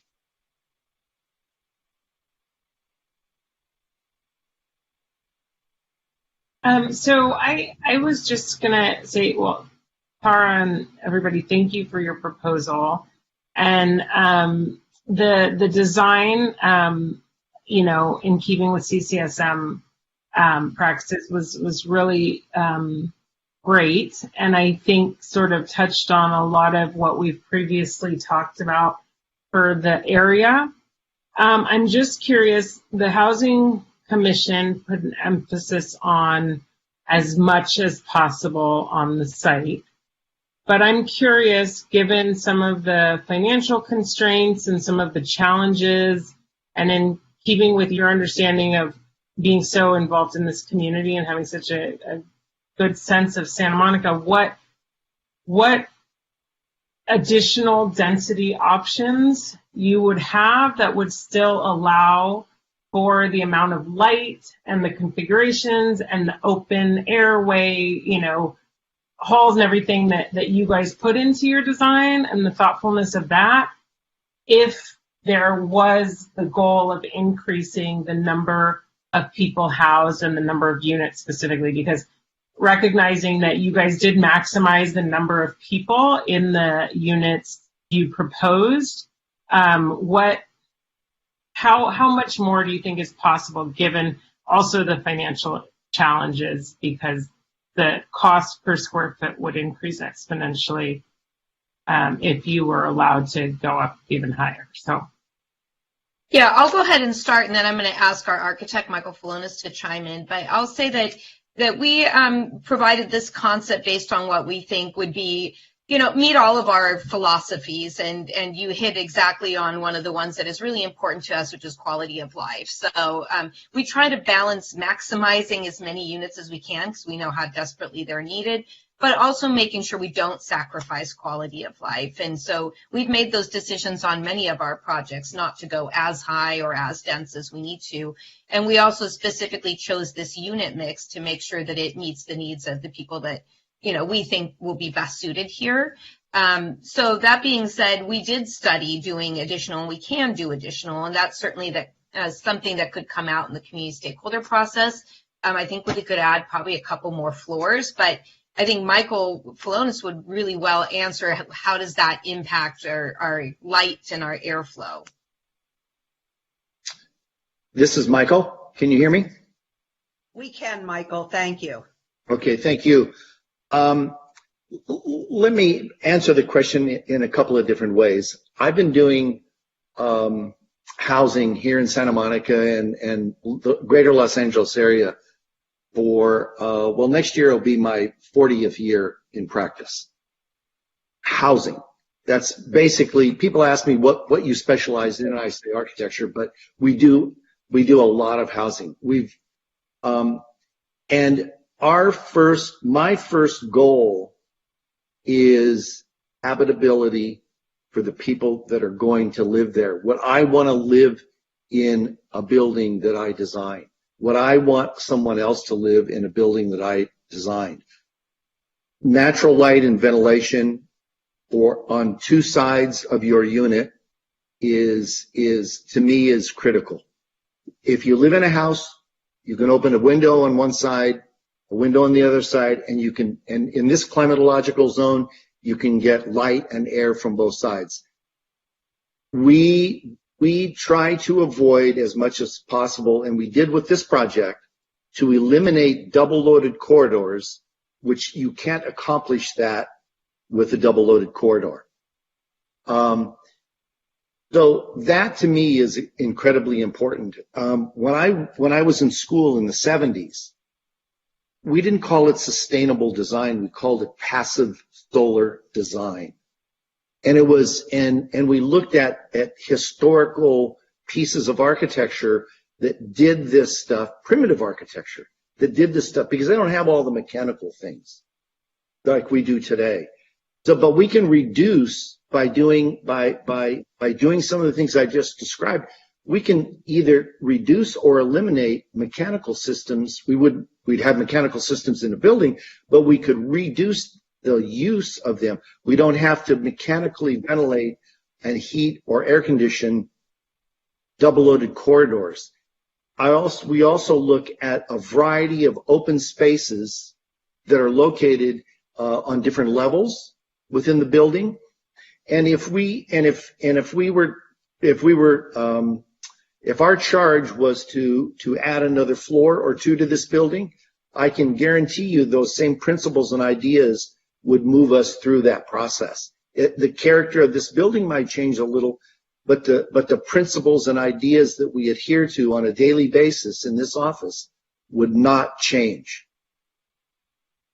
Yeah, and I'll just say one more thing to Kristen's question is that we also tried to design this project based on funding sources and not asking the city for any money. So that's kind of how we also backed into this number. But certainly if there was interest, we could try to study adding some additional units as long as we didn't sacrifice our design principles. But, then the city might need to chip in a little bit of funding because we pretty much maximized most of the other funding sources. And I would just like to add that my passion for this project is immense. I think it's a social responsibility for all architects to want to do and to do affordable housing. And I can't think of a better organization than CCSM to do this with. And they've been, for me, both John and Tara have been absolutely fantastic clients. So I also, and Michael, correct me if I'm wrong, if we were to add floors, right now the building is the size that zoning allows, the total size of the building. And so our unit mix actually, because we don't have any singles, houses more people than the other unit mixes that have been proposed. That being because the singles only house one person, but a one bedroom can house one or two. So we figure generally 1.5 persons per unit. And you got to. The other thing I wanted to say was, if we add floors, it changes the building type. We are at the maximum height that we can have for a wood frame construction building, which is significantly cheaper than a building. If we go higher, we're in it becomes a concrete and steel building, and the whole building becomes concrete and steel, not just the ground floor.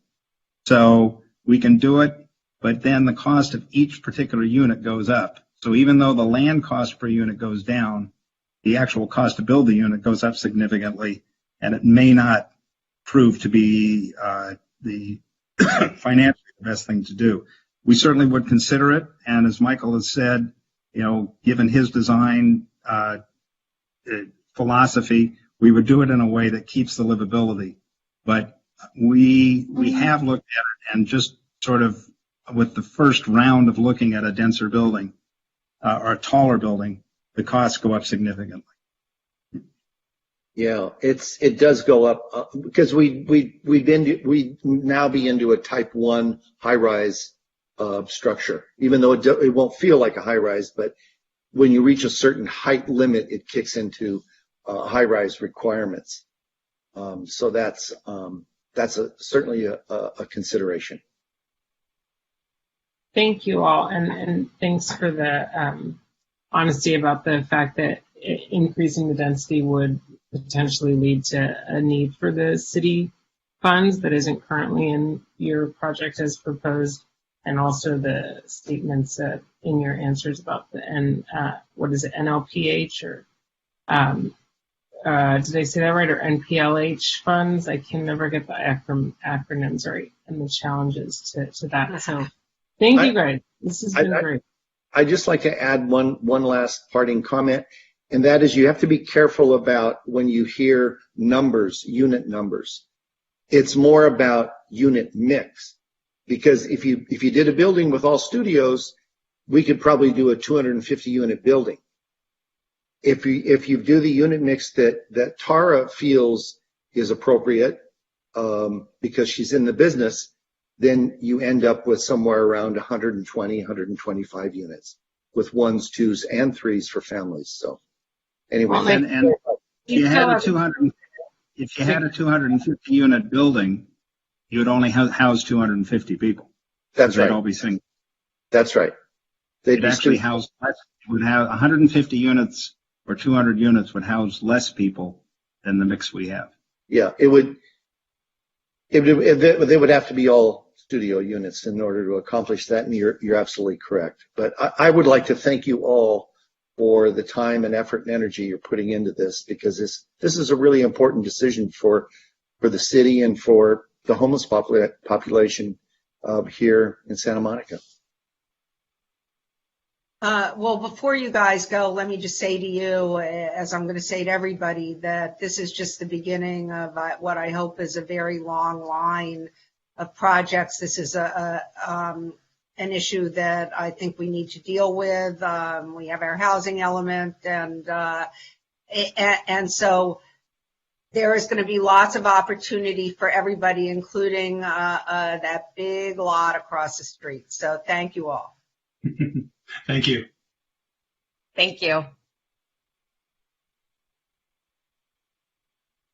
All right, so if we could invite Stephen and the EAH team to hop on the screen for questions. Great, thanks, Stephen.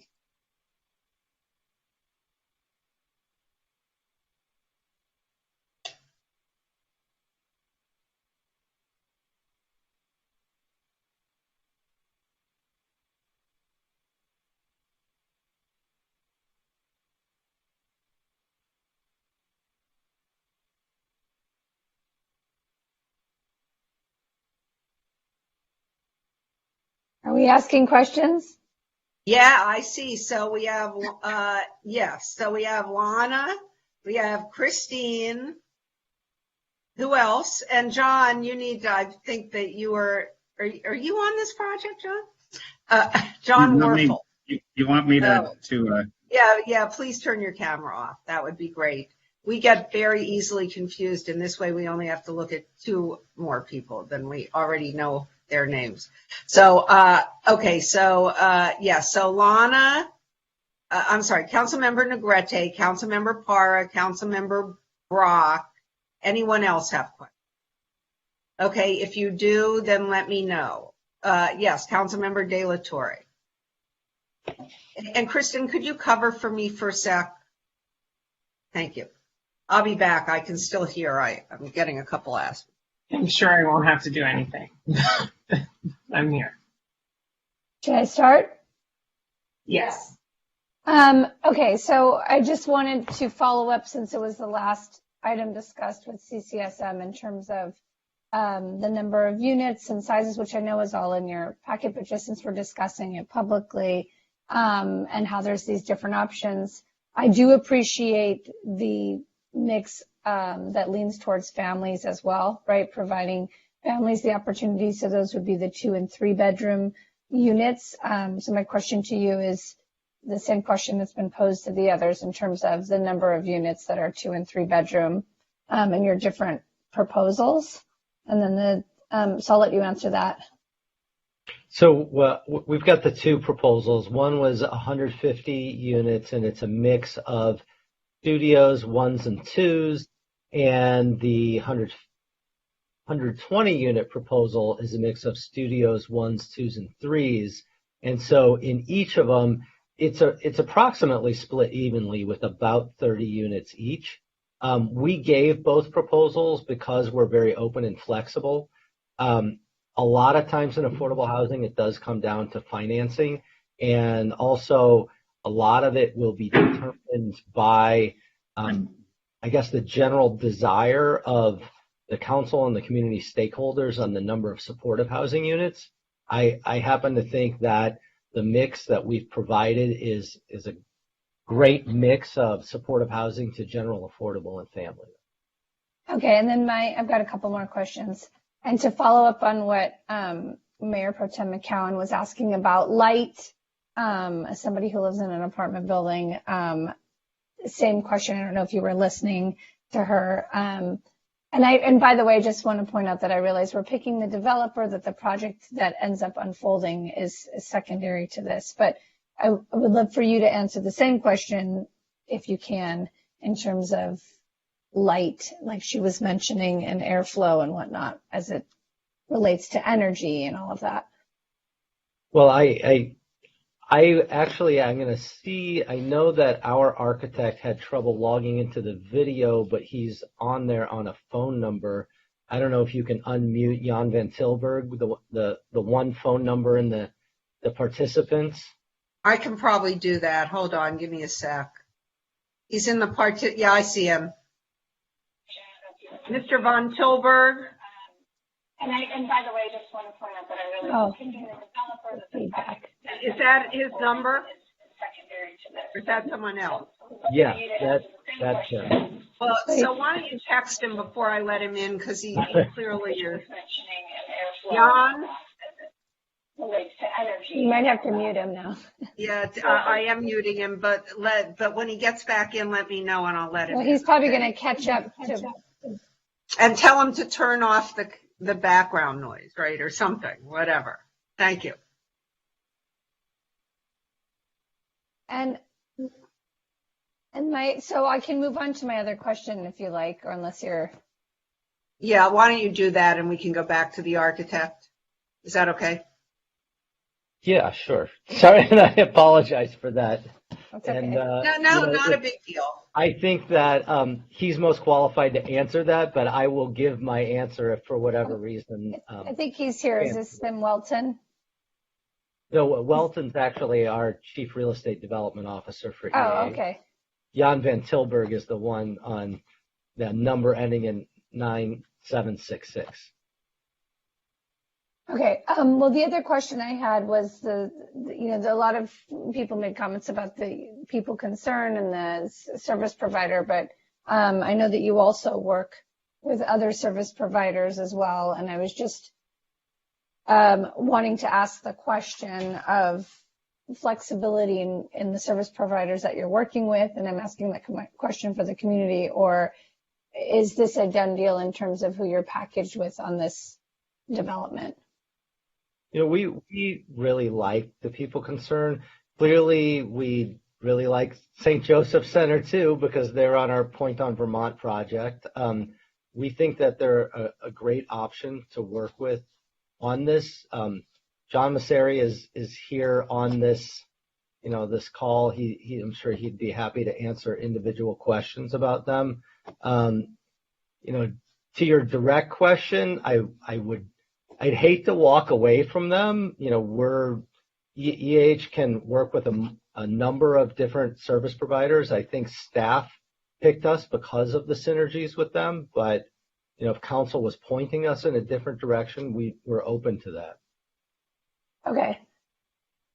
If he's not back on, my last question was just in regards to Sprouts. I had not heard of the other grocery store chain before, and the parking for the Sprouts. what additional parking is specifically laid out for the grocery store, for people visiting the grocery store.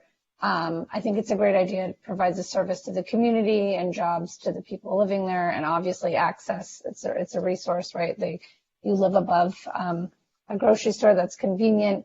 But in terms of parking and access for people who are just going there to shop, can you just lay out the difference of parking for the units versus the parking for the grocery store? Sure. We have 2 levels of subterranean parking in our plan. So one level was going to be exclusively for the market customers.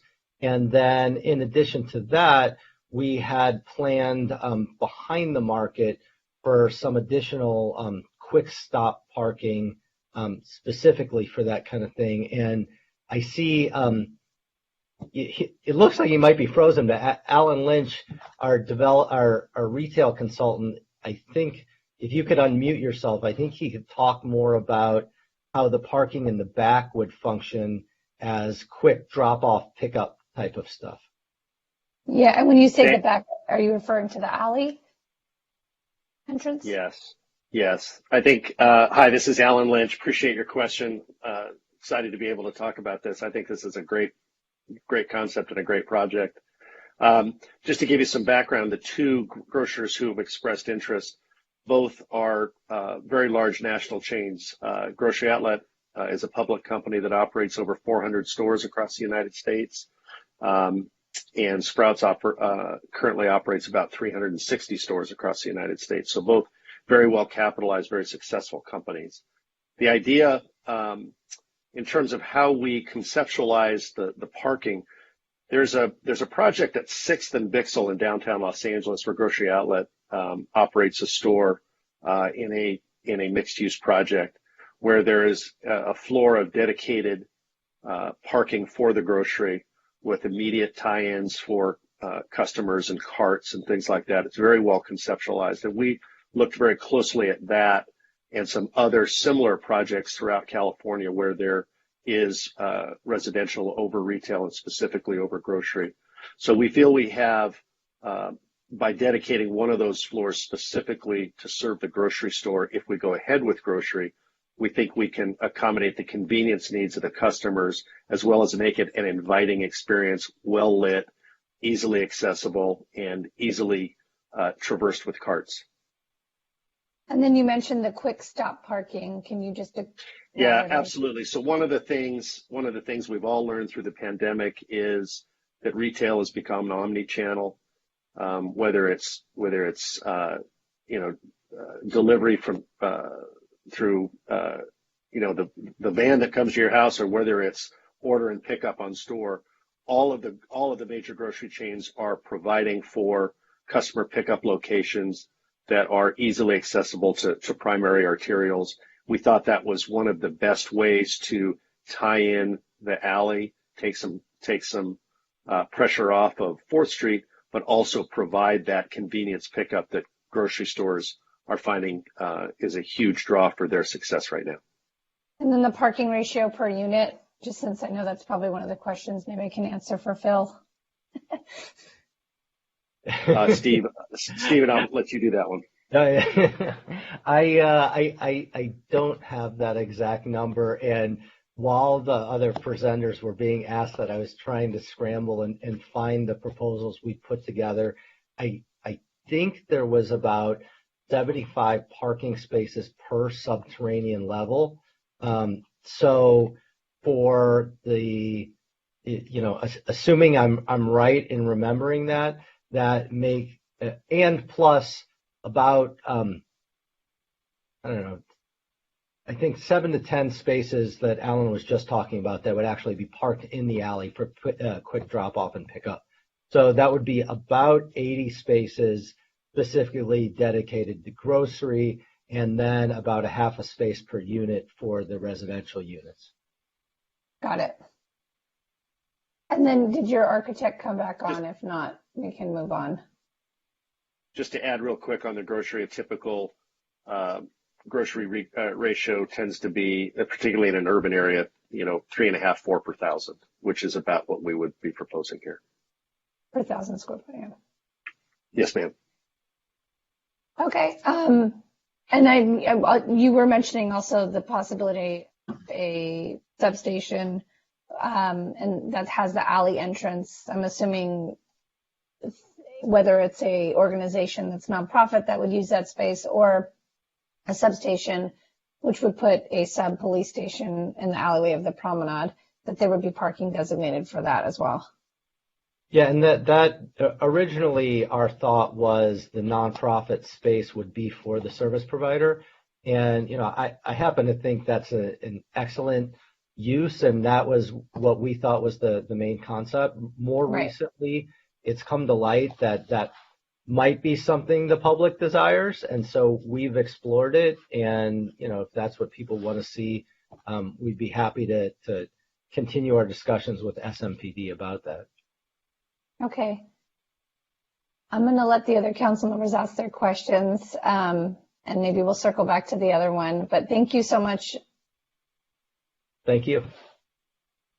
So Councilmember Parr, I think you were next, and now I see Councilmember Davis on the list. So you guys will be here for a little while longer. So yes, Councilmember Parr. Now, Councilmember Negate asked all my questions, so well, that's good. That great minds think alike. Councilmember De La Torre, or maybe Councilmember Brock, whichever one of you. And yes, Councilmember Davis, you were after Bill, Chu, and hi, Stephen. Hi, Alan. Hi, Kristen. So my questions. Damn it. Councilmember Negretti took away my parking question. Let's talk about grocery outlet is a lower price chain, as they say outlet. But I think value grocer is the term, but yes. Okay. All right. Because it's reflective. It's reflective of a change you're seeing in the grocery business, where you're seeing a lot of introduction of a lot of new grocers such as Aldi and Grocery Outlet and others, Smart and Final, that are trying to provide a more affordable alternative, a lot of times using high quality private label. All right. So I'm not the retailer in this, but my gut feeling would be what we would need for both the affordable housing components in that building and other buildings downtown, and for our residents in general as a draw, would be Grocery Outlet rather than Sprouts, because the people who live in the affordable housing wouldn't be able to afford Sprouts. Sprouts is affordable. Sorry, Phil. It's an affordable grocery. Well, it is. Okay. Anyways, sorry. So that's their model. Thank you, Council Member. Okay, so I'm going to ask you a couple of the same questions. First, let's talk about open space. One of the criticisms I heard about your development was that there wasn't enough open space in your building, that it was too jammed together. Talk to me about open space and the importance of that. Talk to me again about 1, 2, and 3 bedroom affordable housing mix. And lastly, the same question I asked the other two developers. Tell me why EAH is passionate about this project and will be passionate 4 years from now when it finally gets going. So let me ask if Jan Van Tilburg is able to unmute, and if not, I'll answer all the architecture question myself. I'm going to ask you a couple of the same questions. First, let's talk about open space. One of the criticisms I heard about your development. Well, he's unmuted, but I know. Yeah, so Jan, can you hear me? Mr. Von Tilburg. Talk to me again about 1, 2, and 3 bedroom affordable housing. EAA, you got to text him and tell him to turn his volume off and just listen to his phone. Passionate about this project. Stephen, somebody? Kristen, will you take care of that, please? I did text him, so I think with the delay. Yeah. Okay, well let's answer, Steve. Let's answer the question a different way, without Mr. Van Tilburg. Well, how about I start with the last question, and I'll work my way back in the event he's able to mute himself and actually speak. So I think that, I think that my passion and EAH's passion might be a obvious tonight. I guess I got a little overzealous and we had maybe 10 people calling in, so I apologize for all the call-ins, but, we're just thrilled at the opportunity. And, having been a renter in Santa Monica for 11 years and loving living in the community, it's really, this is just something that I love the opportunity to be able to do this. I love the opportunity of what we get to do for work every day. Oh, Van Tilburg is calling me on my cell phone. Don't worry about it. Just keep going. Well, Okay. we can always go down and yell at his offices on 3rd Street. It's not a big deal. Really, I think it's amazing to have the opportunity to do something that we're passionate about while helping people. And that being said, I think I may have gotten into this business because I really love the opportunity to develop projects exactly like this. And I think helping people for me is just a benefit of the job. And so that's my personal passion. EAH, over the last 6 years has made Santa Monica and Southern California a focus. Our first local office was in Santa Monica. We now have 7 local project managers and staff, and we do all of our own property management. And so we're very excited about working in Santa Monica, and having our first project just completed with the housing department. We're looking at that as the first project completed of a long relationship that we hope to have. Thank you. I rest, Mayor Himmelrich. Oh, okay. So, Councilmember Davis, I think, am I right? Yeah, I thought Councilmember De La Torre was before me. Councilmember De La Torre, do you have any questions? Yes, I had a question regarding the commercial loading for the grocery store and its potential impact on the alleyway there. I guess you're addressing it to some extent, but in terms of the loading and for the grocery store, there's always a lot of activity. How do you mitigate that so that we can keep sort of growing that concept that's growing on and in that alley with the West Side Comedy Theater and other plans for that alley, and that connection between also 4th Street and 3rd Street, which you're addressing it with the paseo, but in terms of the loading issue, how do you plan to mitigate that? Could I ask Alan to field that one too? Yeah, absolutely. That's a great question. I'm sorry. So I don't want to interrupt, and I think it is a great question, but I'm not sure it's a question for this. That's really into the weeds of what the project is going to be like. I don't mean to cut you off, and if you can answer it, go for it. But I think what we're trying to get to here is more conceptual and less how's this going to physically work and how that's going to work. And again, Councilmember De La Torre, I don't mean to cut you off. I just think this may be more in the weeds than we were expecting at this meeting. I can knock it out in 3 sentences if you'd like me to try. Yeah, go for it. One of the benefits of a small format grocer is much more limited delivery trips than you would have in a much larger grocery store.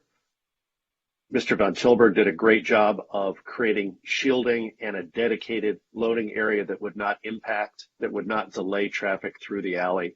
I think it's well conceived, and we can limit deliveries with a small format store.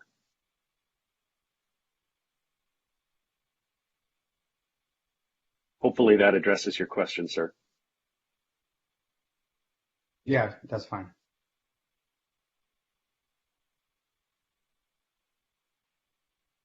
Councilmember Davis, Oscar, was that it? Councilmember Davis.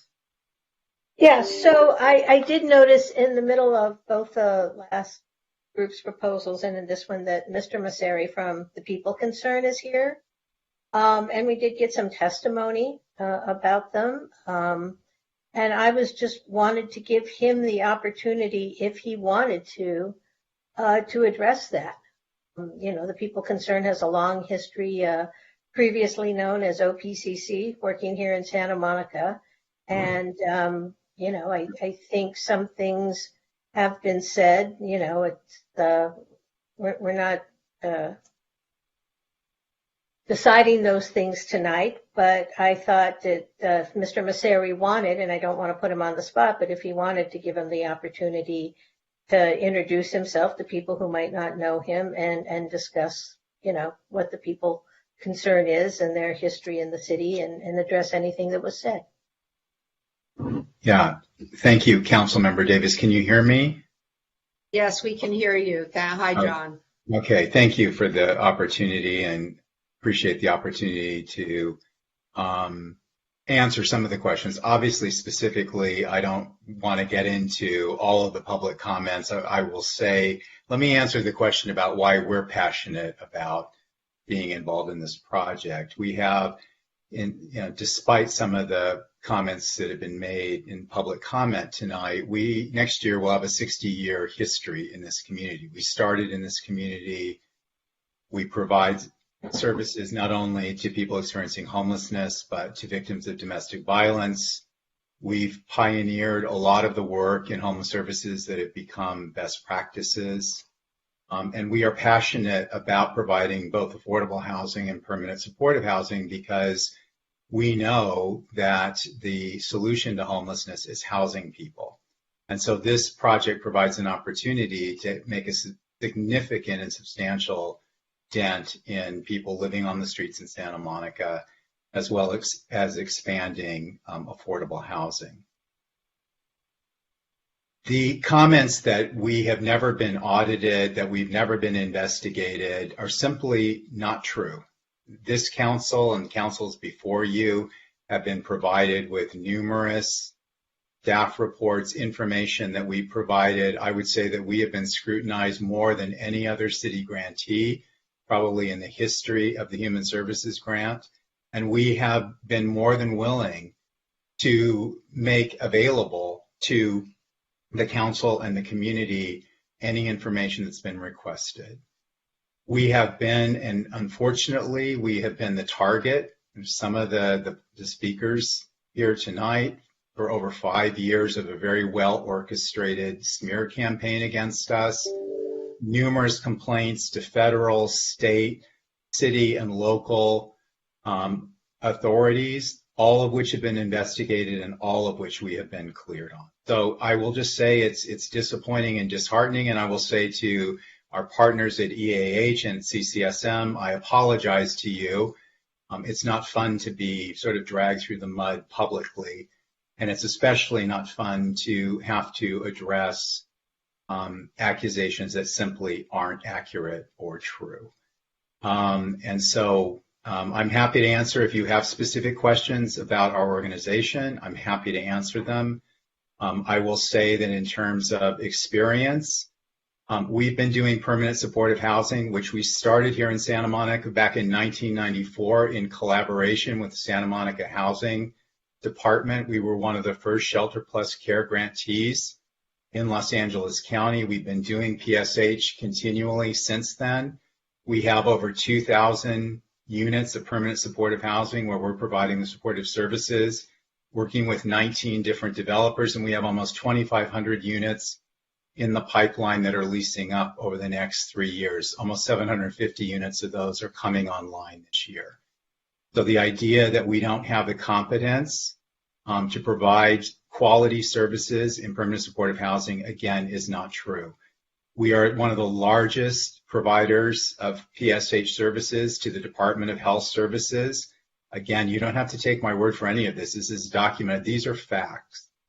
So we're excited to be involved in this project. So with that, I will be happy to answer any specific questions that you have. Thank you. That was my only question. Councilmember Brock, and then Councilmember De La Torre. John, good evening. So I know you've acquired LAMP, you've acquired some great services, and I know it seems the complaints that we heard earlier tonight are about your street services and temporary housing, SAML shell, et cetera. How does your permanent supportive housing, PSH, I think you said, how does that differ in terms of administration and in terms of care from some of the services that people have complained about in Santa Monica? And remember, I'm familiar with Sojourn and some of your other older services as well. So give me more of a perspective on that, because I think the callers are talking more about the temporary street services that you give, where there have been sometimes some complaints, whether accurate or not. But tell me about your permanent supportive housing and what you do at LAMP and what you do at other places.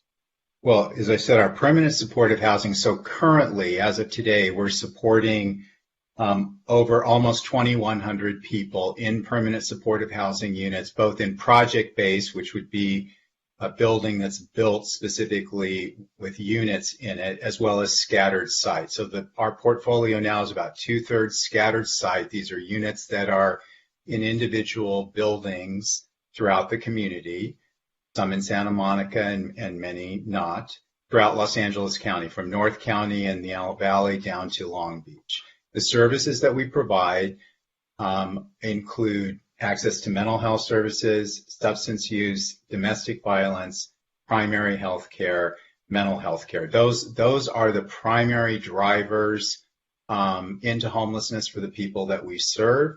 And so for us, it's not just about getting people housed, it's about keeping them housed. We've been tracking our housing retention rates over the last 21 years.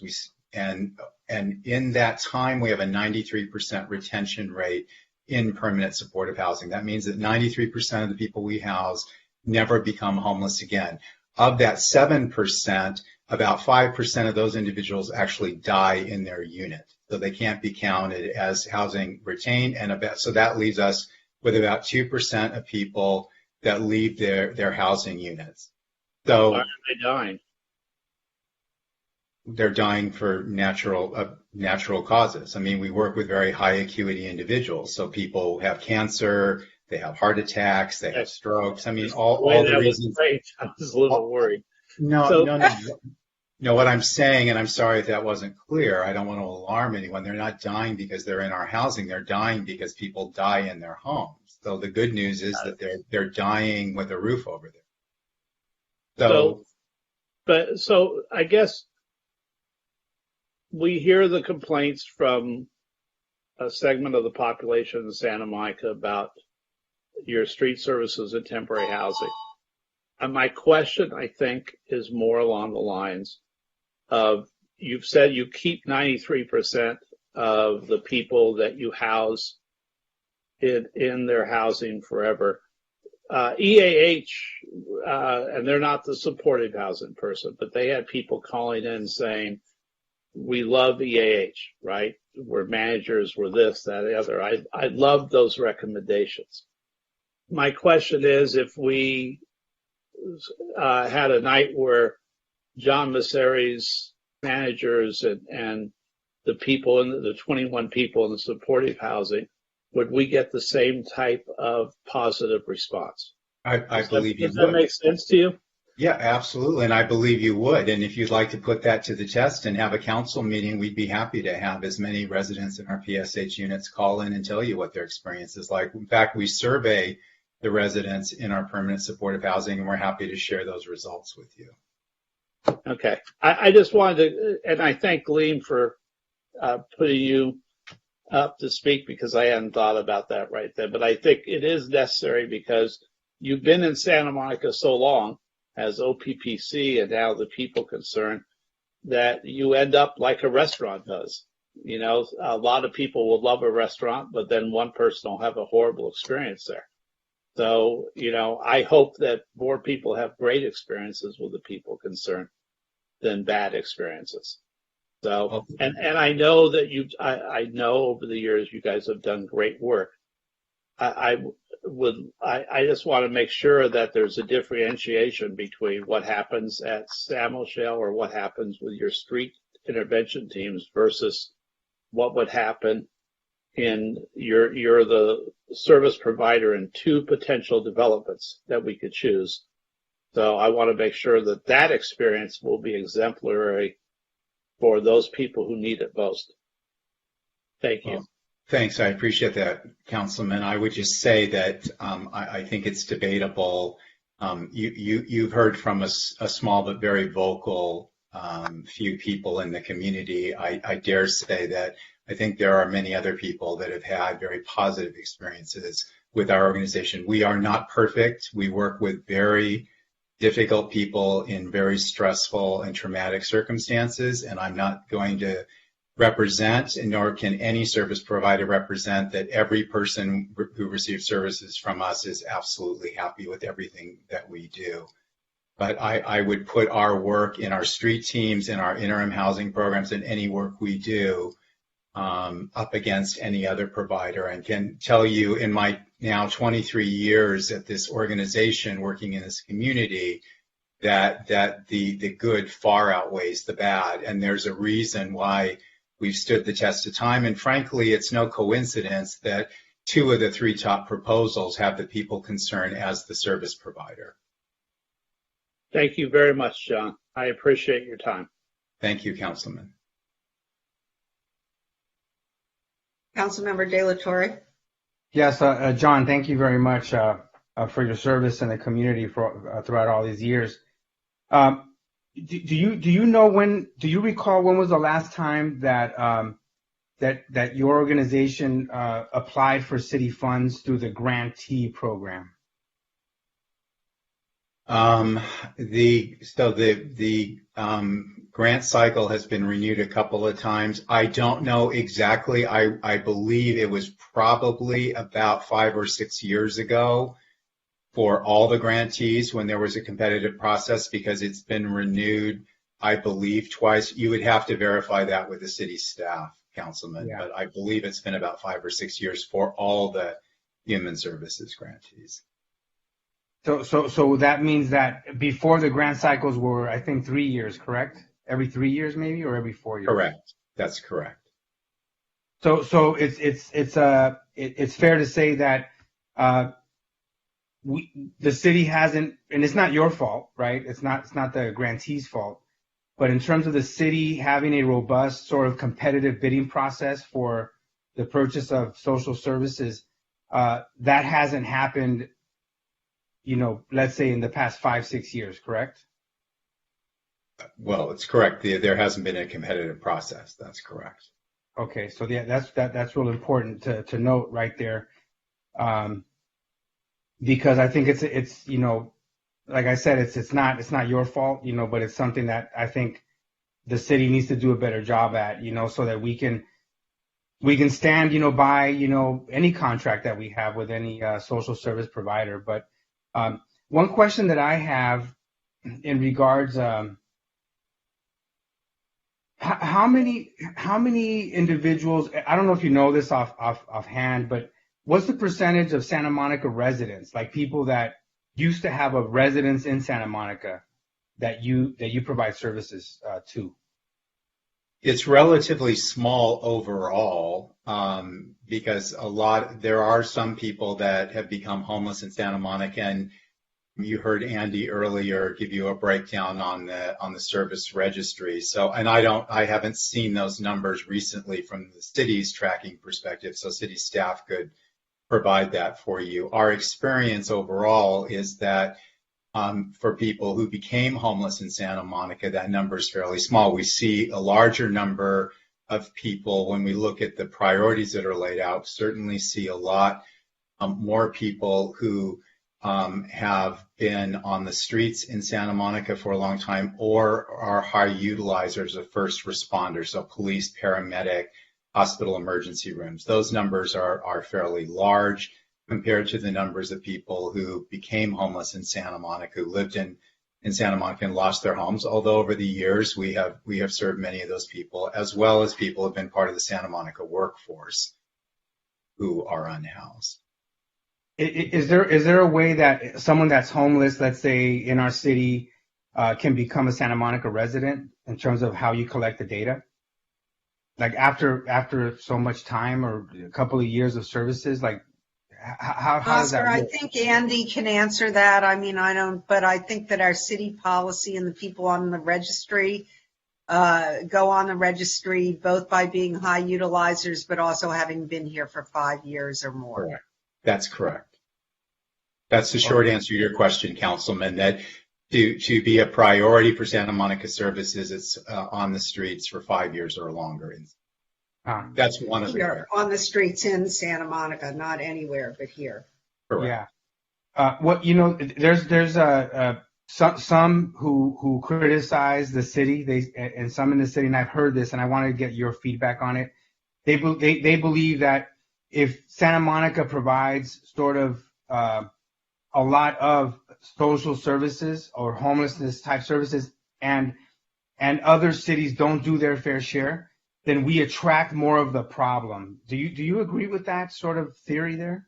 I think that has been all the time that I've been doing this work, that is, been part of the assertion. What I can tell you, again, this is my arc of 23 years of working in Santa Monica.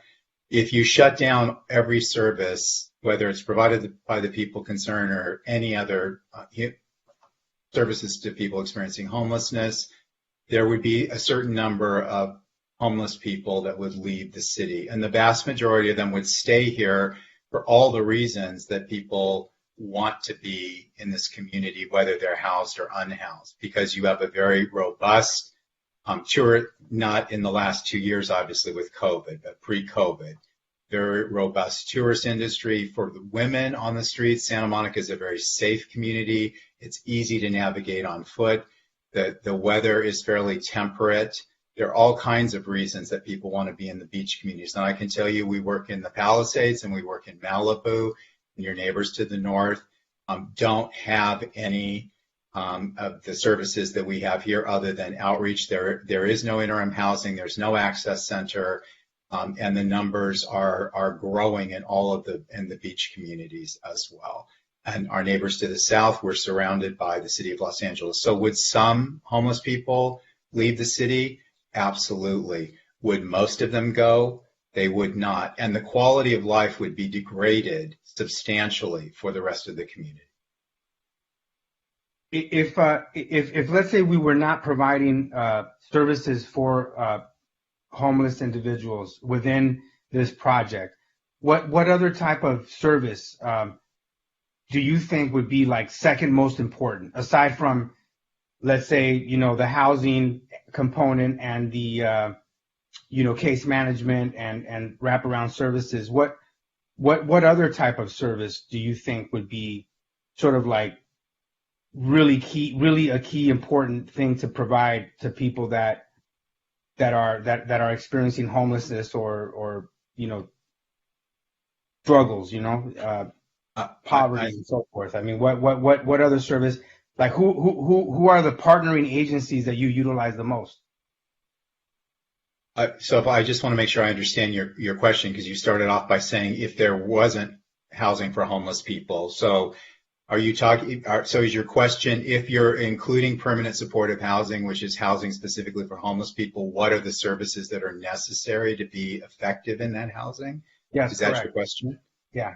So the services that are necessary and the services that we would provide, that any service provider would provide in permanent supportive housing, is you would provide wraparound services that would include mental health, substance use, primary care, domestic violence, employment services. Now, not every resident is going to need all of those services, because not everyone in PSH is struggling with mental illness or struggling with substance addiction. Many people will be employed. Not everyone's a victim or survivor of domestic violence. But those are the core services, the core competencies that you need to be able to wrap around your tenants both for the stability and well-being and the quality of life for those tenants, the other tenants in the building, and the community generally. In terms of family-centered services, do you focus more on the individual, or do you, in terms of your family-centered services, meaning like, I know like the services you provide around domestic violence, for example, I would assume that there would be a lot of children sort of also impacted, in that scenario. But are you mostly focused on individuals or also families as well? We serve both, but as you may know, the homeless service delivery system was retooled several years ago, and there are three areas: single adults, families, and transition age youth. It used to be back in the day that every homeless service provider was a generalist and provided services to all of those populations. But I think one of the wise things that we did as a system was to focus more. And so as a result of that, we, the people concerned, primarily focus on single adults. Now, that doesn't mean that those single adults don't have children. Many of them have children that are either in the care of relatives, sometimes they're in foster care, and often they're adults, and so they're not living with their parents. But our focus primarily is on single adults or couples that are homeless. If the question is what services would be different for families, obviously there's child care issues, there's education. I mean, there are needs that are unique to families, services that would need to be provided. But I will also tell you that our experience is that mental health, substance use, domestic violence, access to primary health care also touch families. Those they are not unique to single adults or couples. I don't know if this was part of your question, but for what we're proposing, the people concerned would be serving the permanent supportive housing units, but there would be services for everyone in the building. So if there were families in the building that weren't formerly homeless, they would receive services as well.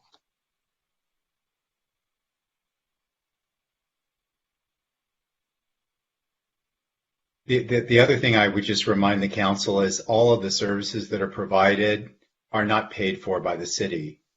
None of the services are paid for by the city.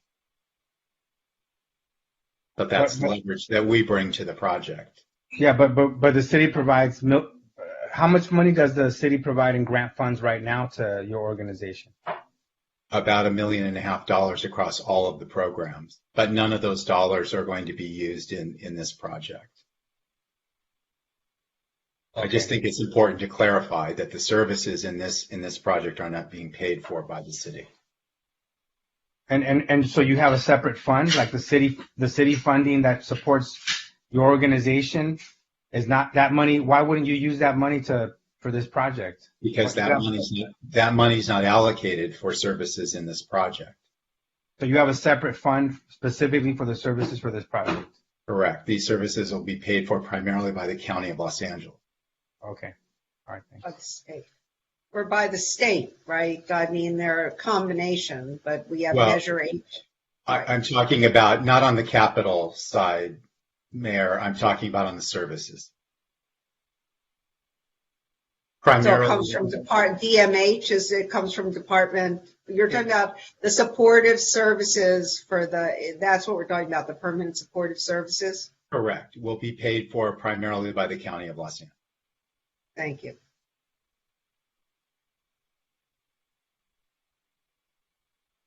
So does Oscar, the fact you muted yourself, does that mean you're done? Oh, yeah, I was done. Yeah. Yes, thank you, John. I appreciate it. Thank you, council members. I appreciate the opportunity. Do we have any more questions for any of the applicants before we move to questions of staff? I guess we're on to, yes, questions of staff.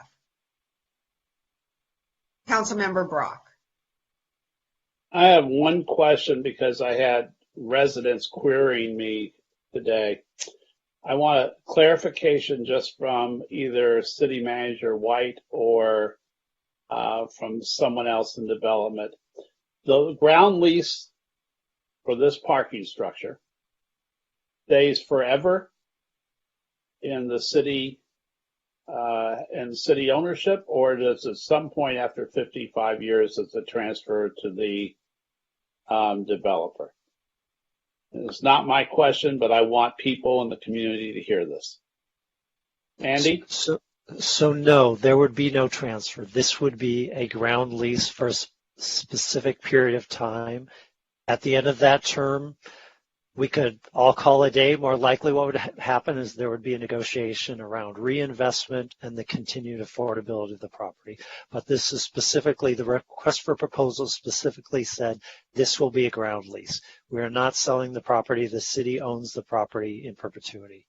And we think it's important that it stay that way.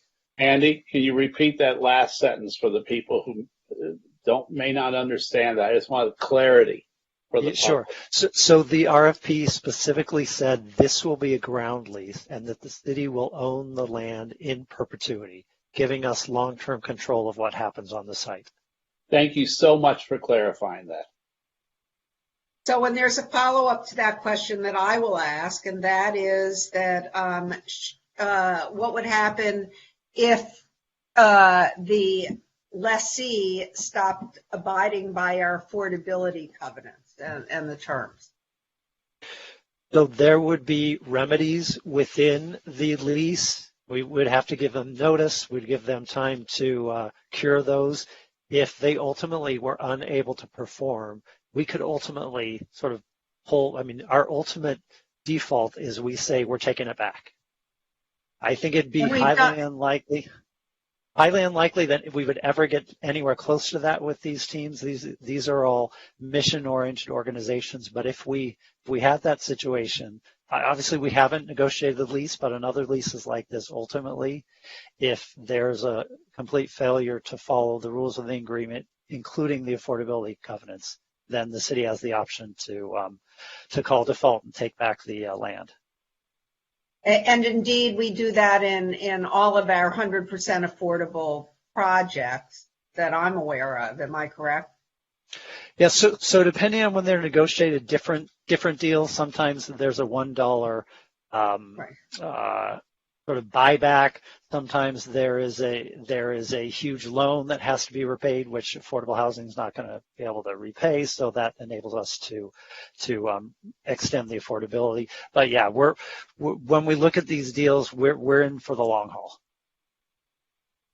Thank you. Councilmember Davis. So I gather we're into staff questions now? Yes, I think that was the first one, right? All right. Okay. So thank you, Mr. Akel. I have a few questions. The first one is, at a prior council meeting, and there have been discussions, and it got discussed here tonight about the grantee program. And although that's not the topic for discussion tonight, it's my understanding that information about all the grantees, as requested by council, is available on the city website. Is that correct? That is correct. So what we do is we have all of the grantees. They submit twice yearly reports to us. And last year about this time, the council said that they'd be interested in making those available to the public and obviously to the council. So we spent actually quite a bit of time between the community services staff and the city attorney's office scrubbing those, because there's a lot of personally identifiable information. And so we've put black markers over all of that private information, posted on the website, and I've let everyone know that those are available to review. Great, thanks. And then one of the questions I have is about the public process. I think all of us have been around long enough to know what public process looks like. And historically, in all honesty, the people who would be living in this project have not participated in the public process. It's been typically people who are securely housed, quite frequently people who are very securely housed. How are we going to make sure that the public outreach, in terms of what this project looks like, feels like, in terms of, the architecture, there was talk about open space and light and things like that, that it really is in part a result of input from the people who are going to be living there as opposed to the people who aren't. So I'd say this, I think what's really great about these three proposals you're considering is you not only have affordable housing organizations, but you have service providers who are part of it, who not only have the desire, but I think have the expertise and the contacts to make sure that this isn't just a public process that's only about who are the business owners in the downtown, who are the house residents downtown, but that actual program participants who frankly could be the beneficiaries of this housing get an opportunity to, just as you say, play a role in thinking about how can we ensure that in the design, the services and the programming, that this is going to be ultimately successful, not only for the community, but for those families and individuals who will live in the housing. And I'm assuming that regardless of whom we pick as our partner tonight, and that's how we're doing this, picking a partner, not a project, that regardless of whom we pick, we will, for lack of a better term, make sure they do exactly that. I mean, I understand we are lucky enough to have a surfeit of riches where we have people who are applying who, have a long history and know what works, but this is Santa Monica, and we want to make sure that the people of Santa Monica who will benefit from this housing have direct input. We'll make sure of that. Is that correct? Right. And in fact, in going through the proposals, part of what the evaluation committee was looking at was a variety of things, but it was, they were reviewed based on that community outreach plan and having a proposed project that involves the community in the broadest sense. And obviously part of our role as the city will be making sure that that's carried out in the way that it was envisioned in the proposals. And there was a lot of talk tonight about unit mix. And again, recognizing we're not picking a project, we're not deciding how many units or what the unit mix is. But as we go through this process, I'm assuming that staff is comfortable that any of these providers that we pick, if we said, for example, we don't want you to have any single units, they would be able to come up with a project that had no single units, or we want more of this 3 bedrooms or less 2 bedrooms, whatever. I mean, that is not anything that in any of these proposals, as I understand it, was cast in stone and will be something that will be, again, determined by the process. Is that correct? So absolutely. These are concepts and they will evolve. I mean, even if we hadn't had a 2-year pandemic and put this on ice for a while, I still think no one has the expectation that the concepts they've developed will be the final product. And absolutely, the unit mix will adjust over time. The ideas of what's exactly happening on the ground floor, that'll shift over time. The architecture is certainly going to change. This is really, to your point, we're asking you to select a partner, and then they will obviously start with that idea as a base point, but it'll certainly evolve based on the community feedback that comes through the concept design process. And then my last question is, we are talking about building homes for people, in large part people who are either insecurely housed or not housed at all. Is there any, I mean, when I hear the dates that we're talking about in terms of how long the process is going to take, and, especially given that this is on city land, is there anything we can do to shorten that time frame to actually take people off of our streets or out of substandard housing and get them into a better situation? I just, when I hear dates like 2024, 2025, my heart breaks a little bit, because I know that's asking people to hang on for a long time in very difficult situations. So potentially the place is where we could look at how do we shave some time off the schedule would be really in this next phase. And, let's say when we talk about community outreach, we're really not starting from ground zero. The council's already said you want affordable housing, you want a significant component of permanent supportive housing, you want to have active ground floor uses. So it's not sort of a blank slate. And so I think we can work with whoever you select on looking at, could there be opportunities to ensure that we've got a rich community outreach process, but also maybe not overdo it for the sake of adding extra time that then means people who are in need of this really valuable housing can't get it. And the last thing I just wanted to, because it's my understanding that the reviewing committee unanimously recommended EAH. And is there, there were sort of a number of reasons identified, but in your mind, was there one real reason that sort of put them ahead of the others, or was it, was a combination of things? Was it a close call? I'm just trying to get a sense, having read the staff report and having read all the various proposals from everyone that responded to the RFP that was included in the staff report, after a while, it's sort of like, what was there that really sort of said, okay, this is the one? Yes, so let me just start by saying we've got 3 really strong teams who've, really, really rich experience, and ultimately the evaluation committee had the task of sort of saying which one do you actually recommend. And so let me first say I wasn't on the evaluation committee, so this is me actually, in some ways I can be objective that I didn't have my own scores. But I think the thing that really pushed EAH slightly ahead of the others is the depth of their experience in development of this scale. So for Santa Monica, this is a big affordable housing development. And then the second thing is the depth of their experience in permanent supportive housing. So that's super important. Third, that they are local. They obviously don't have the local experience that a CCSM does, but they are here.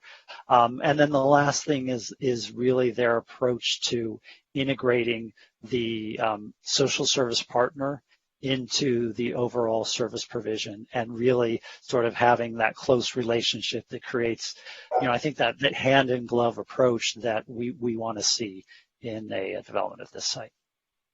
Great. Thanks a lot. I appreciate it, Mr. Agel. Sorry, just letting the dog in. Yes, Mayor Pro Tem McCowan. Hi, Mr. Agel. William's always so good about that. I'm terrible. So that was kind of the perfect segue into a question I have that I've just not really been able to get to the bottom of, but I'm hoping you can shed some light, which is in the scoring process, the evaluation committee, obviously there are fewer than 6 points separate the sort of top from the lowest of the proposals that we're considering tonight. And the development concept is what included, that was the evaluation criteria that included sort of the types of residences, right, which came up a lot tonight. Development and operational experience was the largest point category at like 35. And then financial capacity was at 30. So those are like your top 3. And I'm just curious because sort of where the differentiation was in the points, if you can shed a little bit of light on that, because I totally recognize that like EAH has the most experience building at these numbers of units. But, the interesting thing is, and Tara kind of raised it, is like when you're building, right? And so it's kind of a matter of scalability in their resident services group. Can they actually provide that amount of resident services for the affordable housing units? If and then when it comes to the supportive housing units, we're working with the same provider in at least those 2 proposals, right? Potentially. So presumably that would be comparable regardless of who the developer that we, go with is. So I'm just curious if you could share where the evaluation committee landed in the differentiation in the points in those areas. Sure. So I'll talk generally. So just on the financial end, and Kathy Head from KMA is here if you want more details. But the 3 top teams actually scored the same score on the financing. Right, all that 30s. Yeah. Okay. I don't know if it was 30s, but I think it was the same score. And what I think it reflects that all. I'm sorry. There was a slightly financing strategy. Yeah. Right. And I think what that reflects is you've got 3 development teams who are very experienced with affordable housing, have a good understanding of what funding sources available, have demonstrated experience that they know how to deploy those. And I mean, Kathy can correct me if I'm wrong, but I don't think there's some magic like, oh, somebody came in and had this unicorn of like, oh, this is how I can finance this, and there'll be rainbows everywhere, right? So I mean, 3 teams who know what they're doing. Kathy, anything you wanted to add to that? Yeah, and actually they all got 20. Just there were 30 possible points, but they all got 20 on financial. No, Andy's right, and actually all 3 teams, again, because we had a number of other teams, but all 3 finalist teams basically identified exactly the same funding sources. I mean, really exactly the same funding sources. And so none of them asked for any capital money from the city. The ground lease term is the only difference, I think. Pardon me? No place like home was the only difference, because I think CCSM and Abode both acknowledged that, at least CCSM in their proposal didn't use that in their. Well, except they all identified LA County, and LA County is the NPLH people.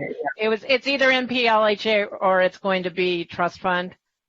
Okay. LA County Trust Fund. No, and in fact, you make a very good point. We asked that in the interviews because Kaiser Marston does a lot of work for the county, and we knew NPLH, No Place Like Home, is oversubscribed for the foreseeable future. But then when we interviewed the teams, we said that, and then they all said what other source of county funds they would get. I mean, I think Andy said it, and I'll just repeat it. You have 3 teams that are all eminently qualified, and they could all do this project. And so the hair splitting to get to different scores is really, and Andy's right, I think one thing to say about supportive services, and I'm not the supportive services person, but is there was a notion on the evaluation team that the combination of how the supportive service is being provided by the outside provider and by EAH, that coordination between the 2, was viewed by the supportive services part of the evaluation committee to be the best fit in that. But again, it's 6 points. It's a policy decision, in my opinion, because any of the 3 teams could absolutely successfully do this project.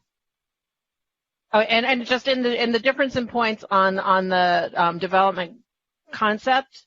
Yeah. Is just project size. It was all the discussion of the experience with the project size. And so Abode got dinged because their original proposal was for the smallest project being offered. EAH got extra points because they were the largest project being offered.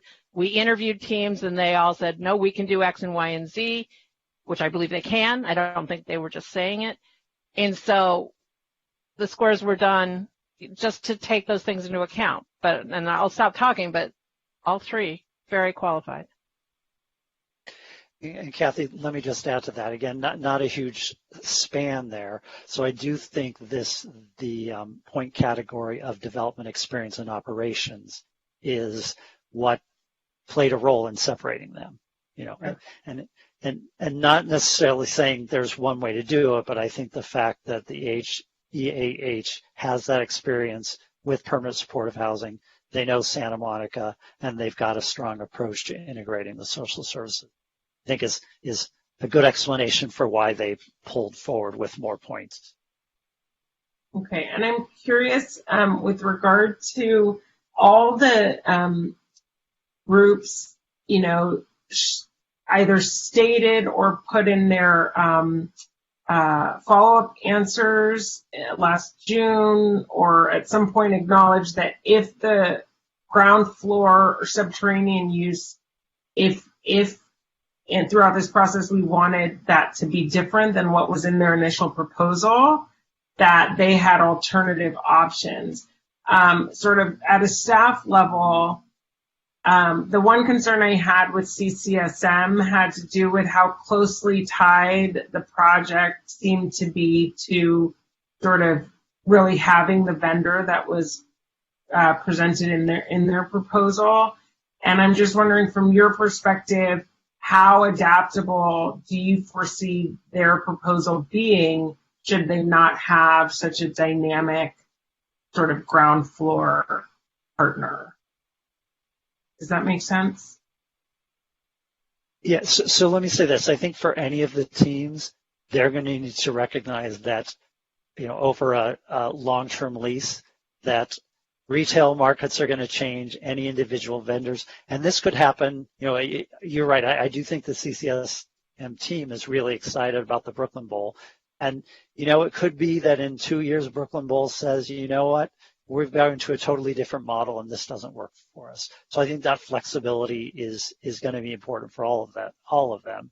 And it may cause, even having this conversation, I think, should you go down that route, it will be important that we're talking to CCSM about, hey, this has got to be something that works for the next several decades.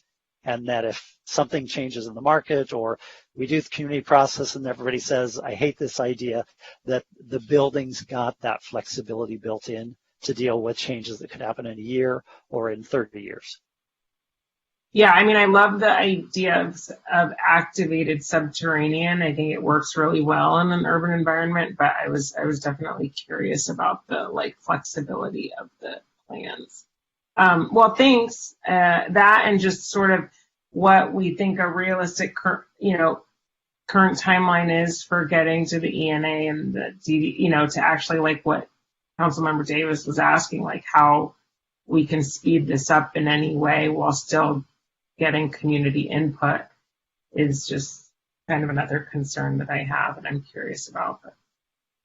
Yes, so this is my recommendation is when you're ready to make a selection, you might also want to give direction that you want the selected team to work with staff to look at the most expeditious way to keep this moving forward while ensuring that there's robust community engagement.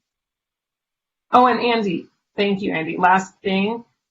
So with the people concerned, there was just so much, but I'm curious, what, the idea of surveys of participants and other things came up, and I know Mr. Masseri addressed that, that's something that happens. Can you speak to that a little bit? Sure. And it's a great question because obviously we've got objective information on what's going on. So a few months ago, we provided the council and the public with actually all 14 audits that are from the federal government, the state government, multiple county agencies, to sort of see that these things are investigated, what their findings were. But also to me, one of the most interesting things is that the County Department of Mental Health, they actually do client satisfaction surveys of participants. And that was, now let's say, being homeless, staying in, having to stay in interim housing, having to live on the street, it's not, it's not like going to Nordstrom, right? People are going to have bad experiences, and I don't think we should discount that in any way. But that said, what DMH does is they do these client satisfaction surveys to get a sense of how are their grantees doing, how are people that they're supporting in these lines of services. And what really the number was the most surprising to me is one of the questions that DMH asks is, if you were to experience homelessness again, would you want to go back to this shelter? And 93% of TBC's clients said, yes, I would go back to this shelter if I had another bout of homelessness. So obviously there's 7% of people who are having different experiences, and I'm sure, that we're not discounting those, but to have that kind of return, Nordstrom should be proud of 93%, and we're talking about, interim housing programs. So, I think it just sort of speaks to both the sort of objective measures we can look at. We can look at audits, we can look at outcomes, but also to see from these more subjective measures when DMH is doing these types of surveys. And if you're interested, we also included that in the information that we provided to council and the public a few months ago. Great, thank you. Councilmember De La Torre. Yes, Andy, there was, when I asked John Masseri regarding the grantee cycle, maybe you can give me a specific timeline. How long has it been since we have had a competitive bidding process for all the grantees? Yeah, so let me sort of back up the process. So the last request for proposals process for human services grantees anticipated a 4-year cycle. And then when that cycle was coming to the end, at the time the city was going through a process of sort of re-looking at our services and making sure that we were really clear about goals and objectives. And so at the time the council said, let's take some more time for that process so that when we put out the RFP, we've actually got a way to identify clearly goals and outcomes that are desired. So we were at the point, gone through that process, we're ready to start working on the RFP, and that is right about when when COVID-19 hit, and suddenly, everybody dropped what they're doing. In the case of community services, we lost 40% of our staff, and no work happened on that RFP. Everybody was sort of dealing with the immediate things, and so that's why we went to council a year ago and said, realistically, there's no way this RFP is going to get on the street in the next few weeks, which would have been our timeline. So you all granted us additional time, and we are actually now shifting into what will be the next process. We're just starting that process. One of the things we want to do this time around is make certain we've got a lot of engagement with the community, with the council, the commissions very early in the process, so that by the time you're adopting your next budget, you're also making the awards for the Human Services Grants Program.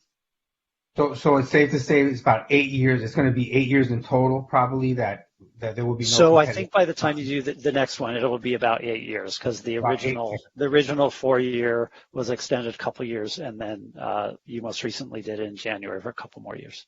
So just so I have it in my head, the RFP will come out in probably what before July of 2022, before we adopt the budget. No. So no. The process that's too fast of a process if we want to do the full community engagement. So your next budget you adopt in June of 2023. So really, this is the process of sort of working with the community, working with the council to identify goals, objectives, those types of elements. So June of 2023.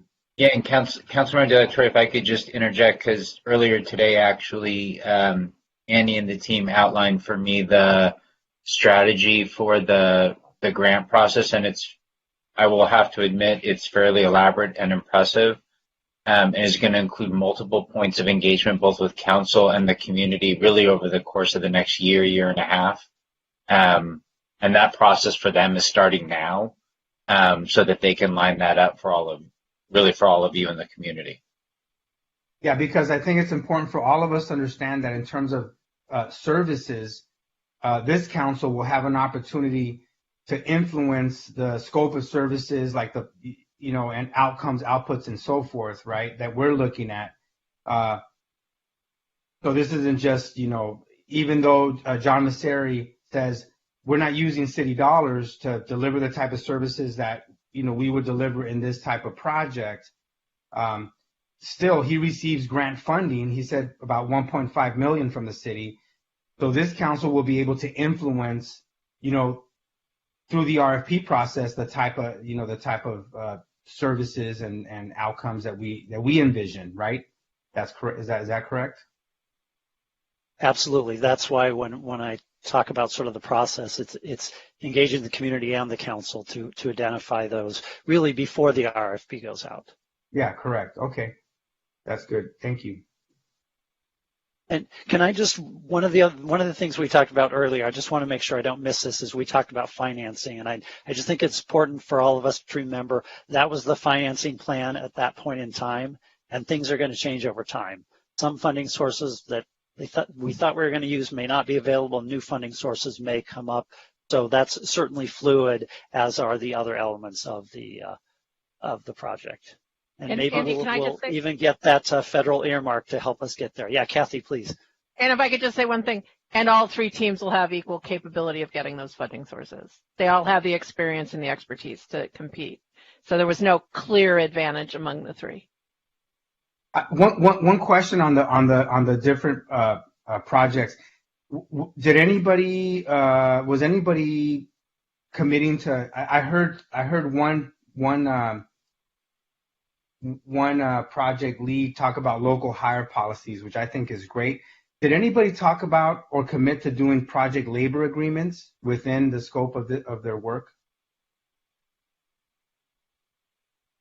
I think, and I don't want to speak for the city, but if I recall, this has come up before, and we have a hard time.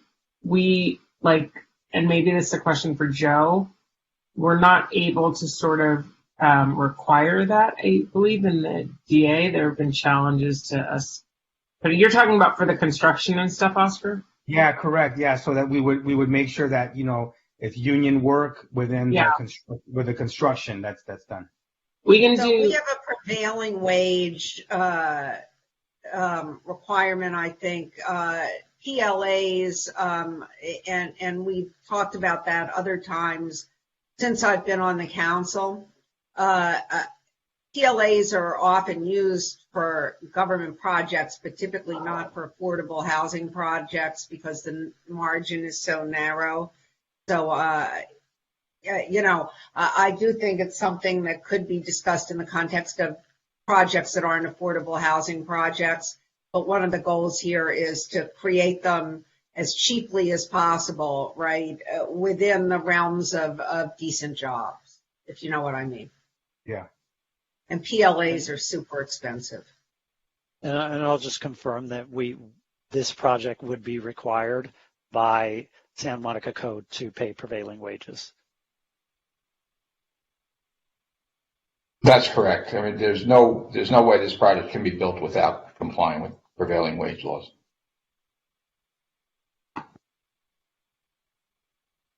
Any other questions of staff?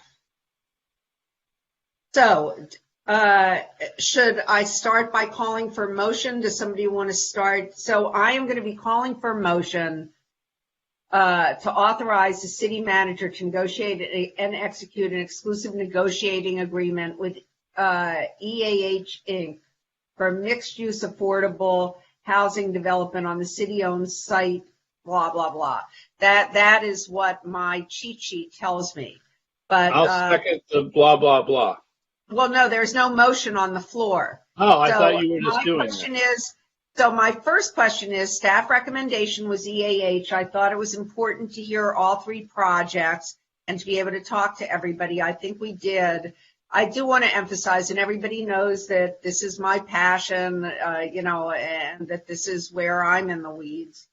I do hope that we have many of these projects coming forward in the future. And as I said to these development teams, and as I'll continue to say, I think that there's room for everybody.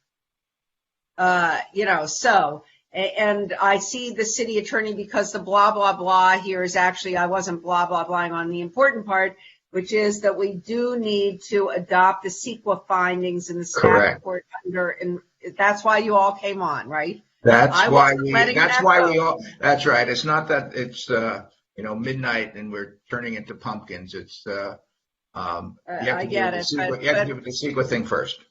Okay. Okay, let's start with the simple motion. Will somebody move to adopt the CEQA findings? Can't we do it all in one motion? City attorney? Do what in all one motion? The CEQA should be separate first, if that's what you're talking about. Should, because that's not how it's set up on my cheat sheet, but let's start with that. I don't have what you have. May I have a motion to adopt the CEQA findings in the staff report under environmental status? So moved. Second. Moved by Davis, seconded by Brock. May we have a roll call vote? Councilmember Parra? Yes. Councilmember Davis? Yes. Councilmember Negrete? Yes. Mayor Pro Tem McCowan? Yes. Councilmember Brock? Yes. Councilmember De La Torre? Yes. And Mayor Himmelrich? Yes, so that passes 7-0. Now, do we need to have discussion about whether we should go, whether we should negotiate an ENA, an exclusive negotiating agreement with EAH, or does anyone want to discuss one of the other? I thought, as everybody has said, that these were all great future partners, any one of them could do this. What I wonder is if anybody on the dais would like to argue that we should select someone other than EAH, which is a staff recommendation. Councilmember De La Torre. Yes, I'd like to propose that we support the proposal from Community Corporation of Santa Monica. Do I hear a second?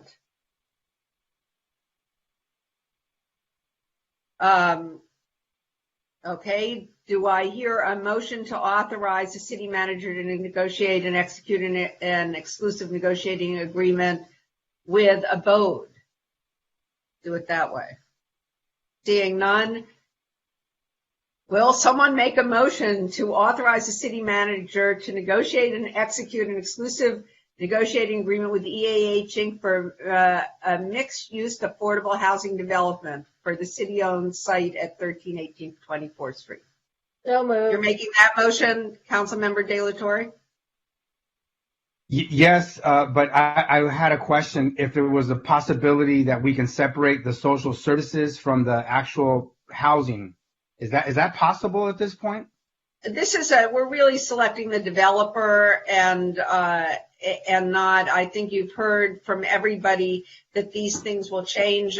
You remember, as I do, Council Member, that the people concerned was OPCC 4 years ago. I mean, there are a lot of agencies that didn't exist 4 years ago. This is a rapidly changing landscape, right? And I think that as people talk about the bowling alley or the market and whatever market it's going to be, I think, as I said, the people concerned wasn't the people concerned 5 years ago, I think, right? I mean, I think that was about when it merged with LAMP. So I do think it's an evolving landscape, but what we're really picking is the lead developer. We're picking a team, but we're picking the lead development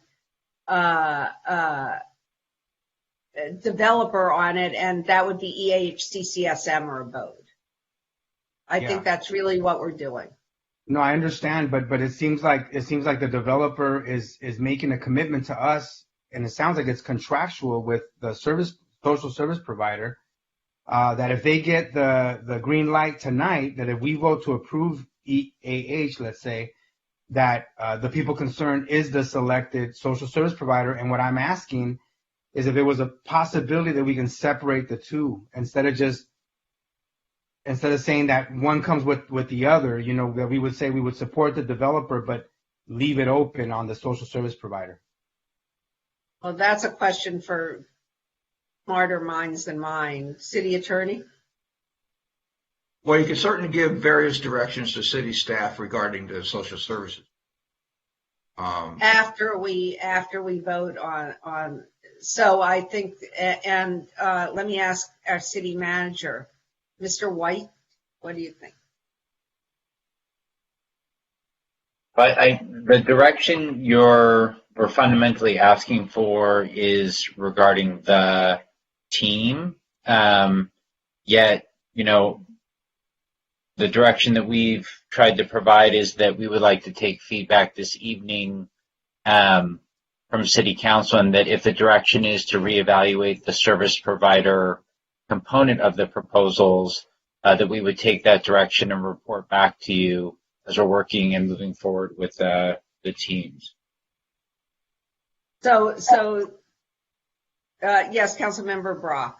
Well, first I want to second Councilmember Davis's motion, so that's actually on the table. And then if Oscar wants to provide an amendment, we could discuss an amendment and see if it's friendly. Yeah. Did I miss? I'm sorry, Councilmember Davis, did I miss your motion? Yeah, you did. I don't remember, but do you want to make it? She made it. I made it before, but I'll repeat it, which is I moved that we adopt the staff recommendation and authorize staff to enter into an agreement with EAH Inc. for the 1318 4th Street affordable housing development. Great. Okay. And so I have a motion by Davis, a second by Brock. Pardon me if I'm missing a few details here. No, that's good. And I'm sure I'll miss more as the night goes on. Is there any more discussion of this? Well, the discussion would be whether Councilmember Delatorre wants it. I guess that would be the advice of City Attorney Lawrence and City Manager White, whether that could be a separate motion, or does it need to be put in, or is it just staff direction to make sure they take a look at the providers? So my understanding don't know if we are legally allowed to separate the team. I think we got my understanding of what they said is that we should vote on this, and then if we have direction concerning providers, we can give it and staff will follow it. That is certainly one. That is certainly one option you have. Yes.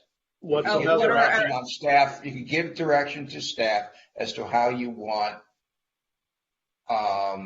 the social services provider to be further discussed and evaluated as part of the negotiation with the developer. Yeah, and I do want to say that that this was something that when we gave the large, fairly substantial grant to the people concerned to renovate the shelter itself, that was when our staff went back and pulled all of the reports and audits, et cetera, previously. So if there's something else, I think we're looking for, it ought to be enunciated. But that being said, I think we should vote on the motion, and then Councilmember Delatorre, if you want to give that direction, I think you can do it, and you can propose it and we can vote on it. How about that? Yes, yeah, I'd like to propose that. But can we vote on the main motion first? Yeah, that's fine. Okay, good. So let's start with Councilmember Davis's motion to negotiate and execute an ENA with EAH. May we have a roll call vote, please? Councilmember Delatorre? Yes. Councilmember Brock? Yes. Mayor Pro Tem McCowan? Yes. Councilmember Negrete? Yes. Councilmember Davis? Yes. Councilmember Para? Yes. And Mayor Himmelrich? Yes, so that passes 7-0. And I personally, as somebody who's been working on this for many, many years, would like to thank the council for approving this project. I think it's going to be great. And now, Councilmember Delatorre, you want to give some direction? Yeah, I'd like to direct staff to assess the service needs of the community and also of the tenants. Because a lot of people are talking about the tenants, but that's about 120 people, but there's 93,000 residents. And so I want the staff to assess the social service needs of tenants and community with an open mind. I guess we could leave it. And that would entail the selection of an appropriate service provider to deliver on those social service needs. Through a community process. I mean, everybody's committed to an engaging community process and so forth. And I think that would be part of the direction, right? To assess those needs through this community process with an open mind for the type of service providers that would deliver those services. So Mayor Pro Tem McCowan, yeah, go ahead. Clarify, is your direction that EAH not be allowed to proceed with the service provider that they proposed until staff has a chance to sort of look at this more deeply? Or yes. Is it just, you're saying generally you want to ensure that staff looks at the issue of service provision very closely and kind of comes, because those are kind of two different things. Yes, correct.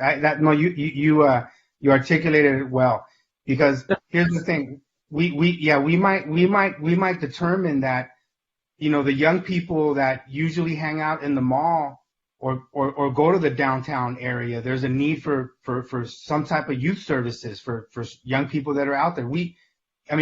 4 years down the line, I mean, there's different needs, you know, just like what we're seeing with the impact of COVID. So I want a robust assessment, and to marry yourself right now, you know, to one social service provider, I think it's a disservice to that assessment. So I want to have that robust assessment, so that staff can work with the developer to make that happen, and then to come back to council with a proposal.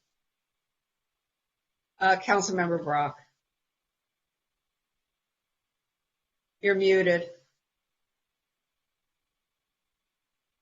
I'd like to flip that a little bit. So I hear what you're saying, Oscar, but I also know that we selected a developer and they worked with their provider for the supportive housing. This is not a youth service center for the promenade. It is going to be for those 50, 40, 60 supportive units that need 24-hour services to make sure those people in those apartments get a chance to succeed, get a chance to live well.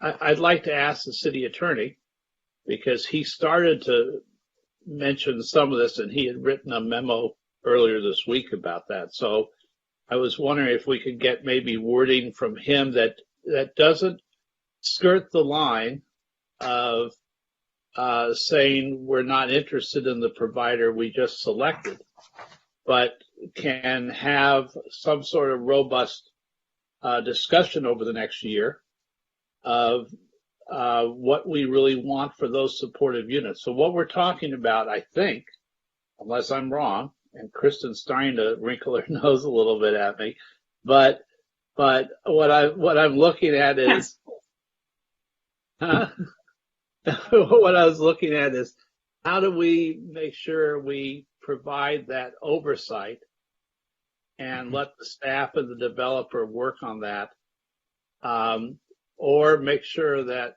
the people concerned who have now been chosen give us a really robust services for those 50 or 60 units or 40 units or whatever it is. So I'm worried about saying, we can't say now, no, we don't want them, but we can say we want to assess how they can be great, or give EAH a chance to work with whoever they want to work with. Well, the other thing is the community engagement piece, right? You have tenants that are going to come in. It's almost like if you can't develop services without knowing what the needs are. You have to have focus groups. You know, there's surveys. There's ways to determine sort of a social service plan for even, you know, those 50 people, let's say, that require those services. But I'm thinking that there might be some other opportunities, you know, and there might be the right type of service provider. I'm just saying, you know, how can we word it? And maybe we can ask the city attorneys to help us with this. How do we word this in a way we give staff? I think that Susan Cole is here to help us. I don't want to interrupt. Yes, I was going to suggest that it's really too early to get into that kind of detail, because Councilmember De La Torre is correct. There will be significant stakeholder input, and at some point, I think you can give staff direction to come back with sort of a refined proposal for the social services aspect of this, because the social services will have to be identified in the ground lease, and we will have to, basically articulate what it is we want from them as part of the conditions of the ground lease. So there is going to be plenty of time to get stakeholder input, to get more feedback from the developer, and then to go back to you perhaps on just this aspect of the proposal.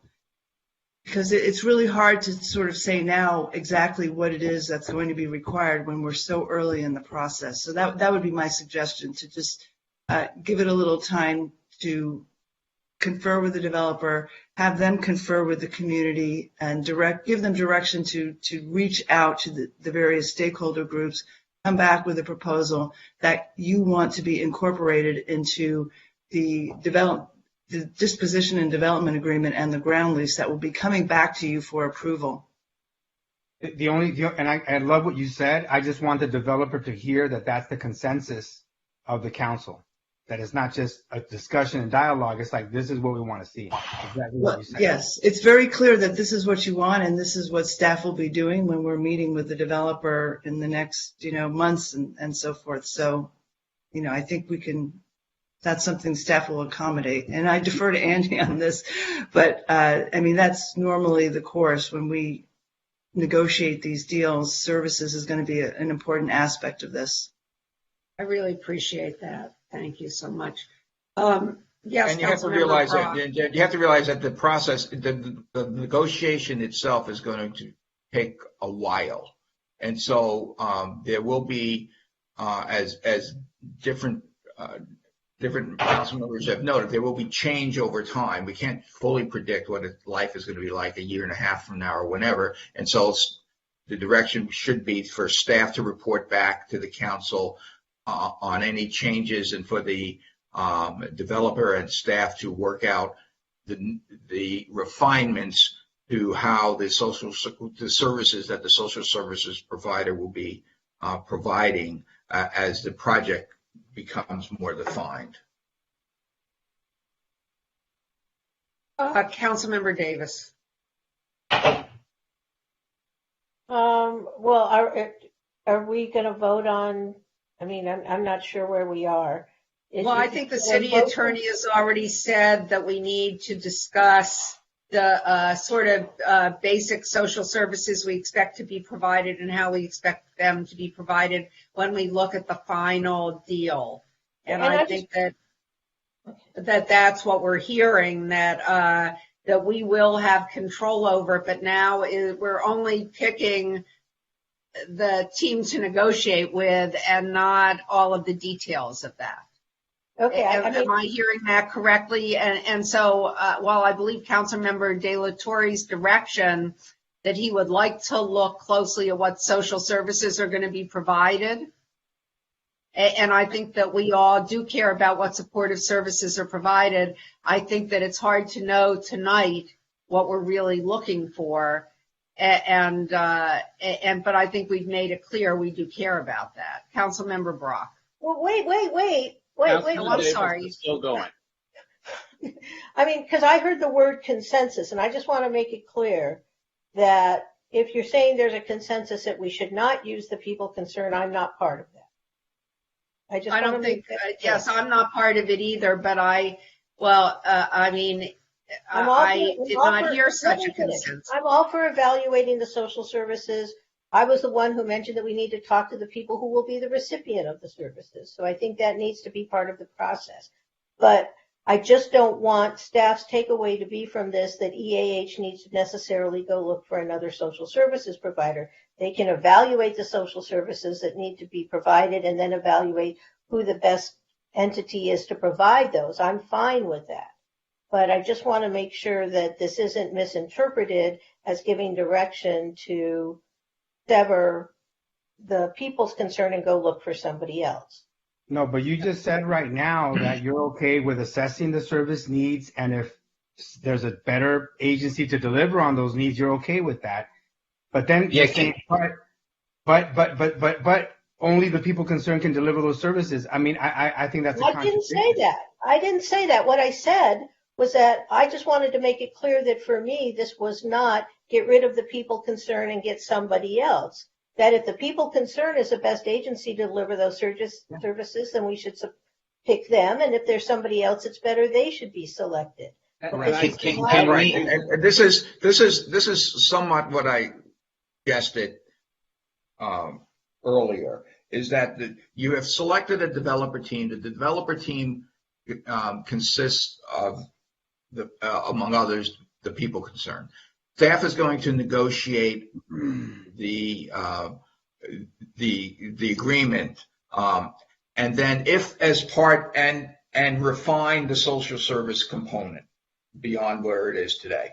And if as part of that, and I think what the direction to staff should be is as part of that negotiation refinement process, it becomes clear to staff and DAH that a different partner providing social services is more appropriate, then staff should report back to the city council about that impression that staff has, and you might select bring a different partner in. But for now, there is a team that you've selected, but you've directed staff to pay close attention to the social services component of it. And if there's needs to be a change, that they will inform the city council of that need. So do we need to make a motion on that? Because 2 sentences of Councilmember Davis's paragraph, not this last paragraph, but the paragraph before, were, I think, what Oscar was looking for, and I thought were perfect. But Joe, I agree with what you're saying too, but I think what Oscar is saying is, and maybe I'm wrong, Oscar, I don't know if I should be speaking for you, but no, you're right. I think what he's saying is he doesn't want it to be fait accompli if we find out a year and a half from now that there's a different, better way to go in EAH, and Andy or Andy's successor, whoever, look at it and say, you know what, maybe there's another way to go. A year and a half from now, we hopefully will have a contract, right? And I'm concerned about one other thing. 8 months from now, whatever. Okay. So if I may, Mayor. Yes, please, let's let the city manager talk.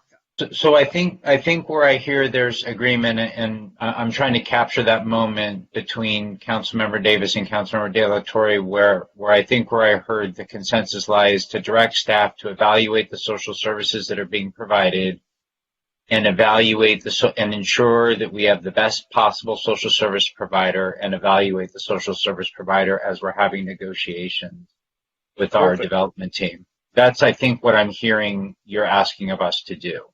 Yeah. Yes. Well, I think we all would like to see that, right? Best possible is a pretty strong statement, but yeah. Councilmember Davis.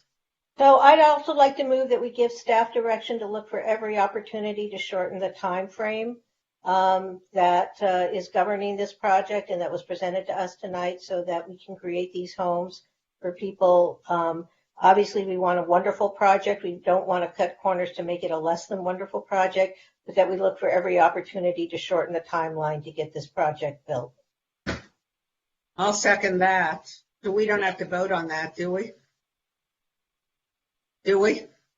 Come on. No, that's like a direction. That's a general direction. Okay. Thank you. Is there anything remaining for staff that you want us to give direction on or vote on? Did we need to vote on the city manager Oscar's thing, or can that just be direction without voting? I think it was direction, and I think that it was what we all intended from the outset at this early stage. I think the city manager captured sort of what we need to do, and the direction is pretty clear. Is that, you're okay, David, with capturing sort of what happened with the discussion? Yes, frankly, I'm very clear based on the interaction and the discussion we had. So I'm good. Okay. Okay, good. So let's then move on, I believe, Madam Clerk, to our next item. And thank you all again for this. Okay, so next we have 13A, which is the year-end appointments to the boards and commissions for the terms ending December 30, 2020 and December 31, 2021. But I have to note in here that the new terms are extended for the Clean Beaches and Ocean parcel, because you guys just voted to make those 4 years instead of 2-year terms. And okay, so the first one is the Clean Beaches. So we have, okay, so Madam Mayor, if I can, because I kind of have this broken out. So we have 5. Yeah. So we have 3 appointments that will end June 30th, 2023. And the requirement for this one is that it's a Santa Monica resident. And if you look at your list, you'll see that you have 7 names, 1, 2, 3, 4, 5, 6, 7 names. And of these 7, you have Benjamin you have the incumbent Benjamin Kay and Mary Marlowe, who are interested in continuing to serve. And then we need to have a third of there are 3 of those, so we need one more person for that. So we need one more. Right. So we have 3. So there's 3 seats that the terms are June 30th, 2023, and then there's 2 seats that will be 2024. But we need one more that will end in 2023, right? The people who aren't incumbent. Right, because aren't there 2 more incumbents? Jim Kennedy and Ashley Olson are also incumbents, right? Okay, so the incumbents are Benjamin Kay, who isn't. So Benjamin Kay, and there's only 2 incumbents who are interested in being reappointed. That's Mary Marlowe and Benjamin Kay. So those are the only 2 incumbents that are interested in being reappointed. So I move we appoint them by acclamation. Hold on a second, Mira. I want to make sure I get this right. So I move that we appoint them by acclamation for the terms ending in 2024. That was my question. I was going to say, do you want those 2 for the longer term for the 2024? Yes, for the terms ending in 2024. Okay. Is that by acclamation? Yeah. Any objection? So because we're on a video call, I'm sorry, I'm going to have to do a roll call on this one. Okay. So this is for Benjamin Kay and for Mary Marlowe, and this is for the 2024 term ending. I'm going to start with Councilmember Parra. Yes. Councilmember Davis. Yes. Councilmember Negrete. Yes. Mayor Pro Tem McCowan. Yes. Councilmember Brock. Yes. Councilmember De La Torre. Yes. And Mayor Himmelrich. Yes. And now we have one more for that period of time. Is that right? Nope. Now we go to the 2023. Okay. So there's 3. So now there's 3 seats available, and you have a list of candidates. Do I have a nomination? I would nominate Kennedy, Olson, and Rastromani. And I hope I didn't butcher that name. So if there's more than one, can we do them separately? Are there any other nominations? Does anybody have any other names to throw in this mix? Let's start with that. Yeah, Cody. Those are my 3. Okay. So then let's separate it out. Okay. If I could just interrupt for a second, we do have a caller on the line. Oh, good. Well, let's hear the call. We do need to do that.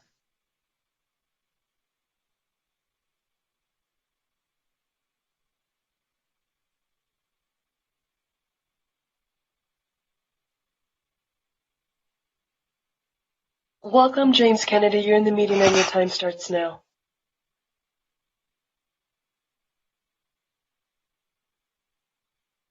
Hello, Mr. Kennedy. You're in the meeting.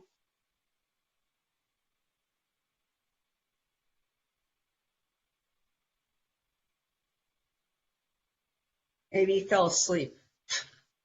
I wish I did. Oh, sorry. Can you hear me now? Yeah. Yes. Okay, great. Jim Kennedy. Great.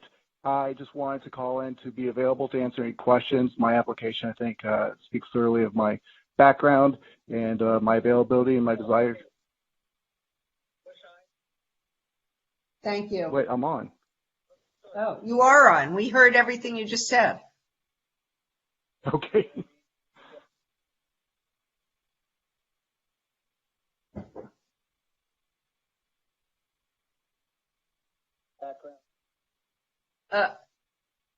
Mr. Kennedy, do you want to say more? You gone? Yeah, I feel like there's a delay that I can't really understand. So I want to just be able to. There is a delay. You need to turn off your volume. There is a delay. You need to just speak to us and stop listening. Okay? But we did hear you. Okay. Okay, great. I apologize for this format and not being able to speak to you in person. I've been involved in a lot of restoration and water management projects, especially throughout LA County, working also at the state, federal, and local level, working for elected officials on campaigns. I think my experience working with staff is critical, and oversight and understanding how to implement projects of these scales. So I look forward to answering any questions.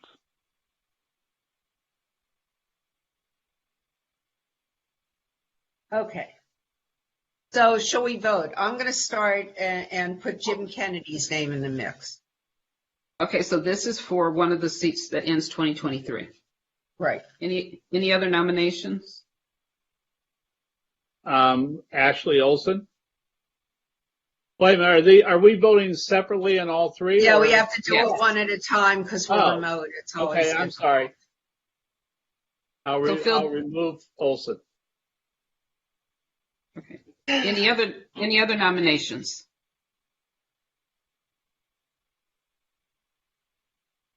Okay, so it looks like Jim Kennedy.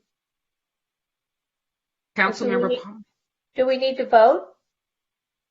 Yes, because we are on video. We do have to do this. I'm sorry, you guys. Councilmember Parra.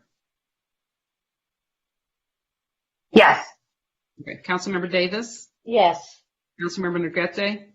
Yes. Mayor Pro Tem McCowan. Yes. Councilmember Brock. Yes. Councilmember De La Torre. Yes. And Mayor Himmelrich. Yes, so congratulations, Jim Kennedy. You are now on the Clean Beaches and Ocean Parcel Tax Committee. Okay, so now, next one. Ashley Olson is my next. Anyone else? Okay, so can I ask you guys, are there two, because we have two more people, so we have Ashley, and is there another person that you guys agree on? So it's Daniel Cody. Don't we still have to vote separately, I thought you just said? No, because at first you were trying to do three at one time, and there wasn't an agreement. So I'm asking. Oh, but there actually was, but, so I think it's Olson and Ross Romani.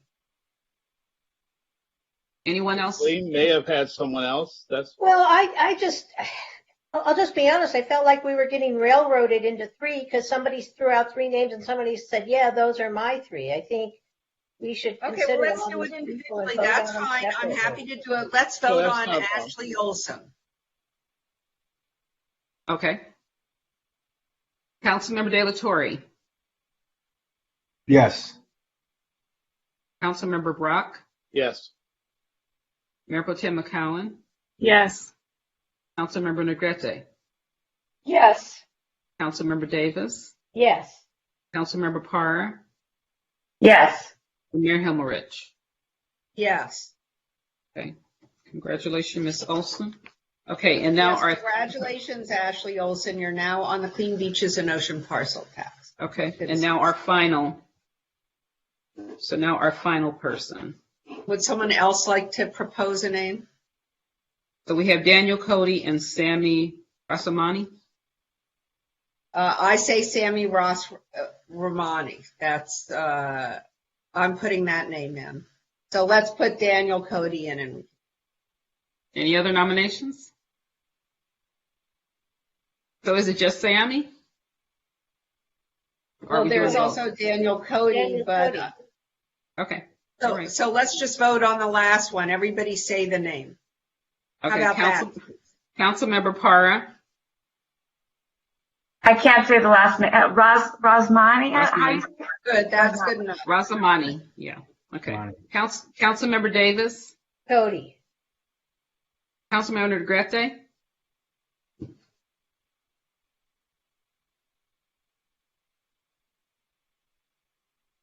She just froze. Did I say it? Oh, Ross Romani.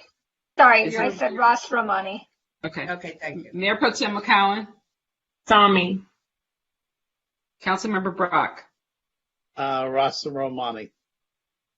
Councilmember De La Torre. Ross Romani. And Mayor Himmelrich. Ross Morani. So I'll change my vote. Welcome, Sami. I guess actually Kristen knows how to say the name. Is that right, Sami? Is that what you said, Kristen? I think so. The first name. Yeah, I thought it was Sammy. So Councilmember Davis wanted to say something before we? Oh, I'm sorry. Go ahead. Yeah, Councilmember I'm just Davis. going to change my vote to Roz Ramani so it would be unanimous. That's all. So it is now unanimous, and Sammy Rosmarani, you are Roz Ramani. You are now a member of the Clean Beaches and Ocean Parcel Tax Citizen. Congratulations. Thank you. Okay, so next we have part of 13A, which is the LA County West Vector Control District. We had no applicants for this, so we're going to go back out. Nancy will continue to serve until an appointment is made. So just FYI on that one. Okay, and then Denise. Okay. Yes. Denise, I had a question that I had emailed the clerk's office. I know you did, and I don't know the answer. Okay. I know you have Stephanie on there, and I'm sure she can find that out for you. Okay. Thank you. Okay. And just to let everybody know, the question is what other stipends and stuff do they receive for that? So. Not much. I spoke to Nancy about it. It's like maybe $50 a year or something like that. There are no stipends on that. Okay, so then our final one is the Santa Monica Pier Restoration. And for this one, I have to let you know that for Misty Kearns, she would need 5 votes in order to be reappointed. So we have 4 seats available, and we have 3 of the incumbents that are interested in being reappointed. So it's Misty, Nicholas Ralston, and Carter Rubin. Those are the 3 incumbents who are interested in being reappointed. So I'll nominate Misty Kearns. I'd like to nominate. Why don't we vote on Misty first, since we need different? Well, let's start with, because Misty needs 5 votes, right? So, so since she's separate, right, and needs a supermajority, maybe we ought to start with that. I think that we get confused when we don't do that. Okay. Councilmember De La Torre. Misty Kearns. Councilmember Brock. Oh, yes. You could just say yes. Yeah. You can just say yes. Councilmember Brock. Yes. Mayor Pro Tem McCowan. Yes. Councilmember Negrete. Yes. Councilmember Davis. Yes. Councilmember Parra. Yes. And Mayor Himmelrich. Yes. So welcome back to the Pier Board, Misty. You got 7 votes. I want to nominate Nicholas Ralston. Okay. Any other nominations? Well, I think there are, but it's easier to just do it one by one, don't you think? Okay. Okay. Councilmember Parra. Yes. Councilmember Davis. Yes. Councilmember Negrete. Yes. Mayor Pro Tem McCowan. 100% yes. Okay. Councilmember Brock. Yes. Councilmember De La Torre. Yes. And Mayor Himmelrich. Yes, and that passes 7-0. Welcome back to the Pier Board, Nick Ralston. And So now I guess Carter Rubin is our 3rd incumbent. And who's David nominating? Newberg. Okay, so David Newberg, and that was Phil. Yes. So we're putting, and I say Dan Any other Hall. Well, You say Dan Hall. well, I'm confused again. Oh, so did you put Carter Rubin's name in, or? It is. Well, okay, as okay, anyone said. Oh, should we just vote yes or no on that person then? I don't think anyone put Carter up. So. I don't know, because it sort of got hijacked. I think we should go straight through on the incumbent and just do it. Carter Rubin is an incumbent, as are the other 2, and I think we ought to vote on that. And then we have 4 seats here, right? Yes. Yeah. If Carter doesn't get enough votes, then, or I don't know. Then we have 2 more. But let's start with the incumbents. Okay. So, Mayor, are you nominating? Yeah, Carter I'll Rubin? nominate Carter Rubin. Okay. All right. So it's a yes or no. Councilmember De La Torre. Councilmember Brock. No. Mayor Pro Tem McCowan. Yes. Councilmember Negrete. Yes. Councilmember Davis, Yes. Councilmember Parr, No. and Mayor Himmerich. Yes. Okay, So that's 5-2, right? Yes. Is that what that is? That is. Okay, and now we're up to the people who are we have one more appointment. Councilmember Brock, you originally said David Newberg. Okay. And do we have any other nominations? Yes, Michael Dan Hall. Okay, so Councilmember Davis, you said David Hall? Dan Hall. And then Councilmember Negrete had one too. I said Michael Dubin. You said. Did you guys hear me or no? Yeah, Yes. we heard Michael. You said Michael Dubin, right? Yeah. Okay. So when I call your name, it's either Dubin, Hall, or Newberg. Okay. Are we ready? Councilmember De La Torre. Newberg. Councilmember Brock. Newberg. Mayor Pro Tem McCowan. Hall. Councilmember Negrete. Dubin. Councilmember Davis. Hall. Councilmember Parra. Hall. And Mayor Himmerich.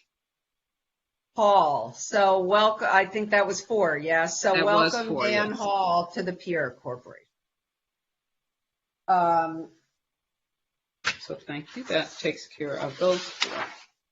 Okay, so next we're moving on to 13B, which is recommendation to accept, is it Sadene Smith's resignation from the Santa Monica Library? Sedoni, isn't it? Sedoni? I don't know. I think so. I apologize. I and it's for apologize too. We don't know, but Ms. Smith. Ms. Smith, right. Her resignation from the Santa Monica Library Board and to authorize the city clerk to publish the vacancy. Move to accept with regrets and thank you for your service. Do we have a seconder? Second. Okay. Councilmember De La Torre. Yes. Councilmember Brock. Yes. Mayor Pro Tem McCowan. Yes. Councilmember Negrete. Yes. Councilmember Davis. Councilmember Davis. Yes. Okay. Councilmember Parra. Yes. And Mayor Himmerich. Yes. Okay, so next we're moving on. I'm sorry, I lost track. The 13C. 13C. Okay, so You're going to read the whole thing? I was not going. Well, do you want to do it, Mayor? No, I don't. I think. Okay, so I'll read it up to, how far do you want me to go? If you want to just talk about it, feel free. Yes. Have we? So this is. We have callers on. I can tell you. I know we have callers on G. We have people on hold on G, and we have people on D. Hold on. Let me see what my staff is texting me. I don't think we'll have. I mean, I don't know. I haven't gotten any correspondence about this. Nothing from C yet. Okay, and nothing for C, but we have D, E, and G. Yeah. Okay. All right. So this is request of council members Brock and De La Torre and Mayor Himmerich that council direct the city manager to incorporate into the city's 2022 state legislative agenda support for legislation or administrative action to enact changes to the California Retail Food Code and would make it more sensitive to the context of sidewalk vending while ensuring food safety, including but not limited to streamlining. You can stop there, I think, right? I think you can stop at sidewalk vending while ensuring food safety. That's adequate. Councilmember Brock, we can't. You're on mute. I move that we support this resolution. I second. So moved by Brock, seconded by Negrete. Do we need more discussion of this item? Seeing none, let's take a vote. I just want to say that this is I think by us supporting this, it sends the right message to the the regulatory agencies involved in street vending to make it more accessible to people. We want to open up and be more inclusive, but we need the legal support to do that. So that's what we're trying to do today. And I guess then I'll add too that what we are doing is we're following along with both Culver City and the city of Los Angeles and other cities throughout the state of California that are asking for the retail codes and the amount of money that LA County and the state are asking for people to start a small business without resorting to being under the umbrella of some rather unsavory types at times. So what we're trying to do is establish a route so that people can start a business in the state of California and not face onerous fees. Thank you. Let's vote. Okay. Councilmember Parr. Yes. Councilmember Davis. Yes. Councilmember Negrete. Yes. Mayor Pro Tem McCowan. Yes. Councilmember Brock. Yes. Councilmember De La Torre. Yes. And Mayor Himmerich. Yes. And Right. now we're on to 13D. How many callers do we have? I think about 4 or 5. Okay. I think it's the same people you receive correspondence from. It's about 8. Okay. So next is the annual appointment of the Housing Commission for the term ending June 30th, 2023. And I need to make an announcement about this.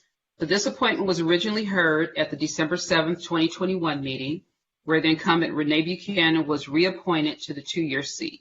It was realized the following day that Ms. Buchanan required 5 votes to be reappointed for a 6th term, thereby nullifying the vote to be reconsidered at this meeting tonight. And at the same time, Teresa Marasco was appointed to a term ending June 30th, 2024, which was a 4-year seat. But since that time, she submitted a letter declining that seat and instead is only interested in being considered for the 2-year tenant housing seat for an affordable housing participant who is homeless or formerly homeless. So now that she submitted that letter declining the seat is going to be, it now creates a vacancy for which my office is going to be authorized to publish the vacancy. We'll come back to appoint that seat at the 2nd meeting in February. And we do have callers on this item.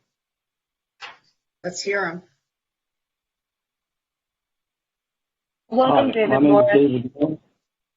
Hi. I'd like to address the council and recommend that you appoint Teresa Marasco for the seat, as she originally applied for the seat so that she could be representative of the Section 8 holders and formerly homeless people. And I hope that you will re-vote her in. And thank you for your time.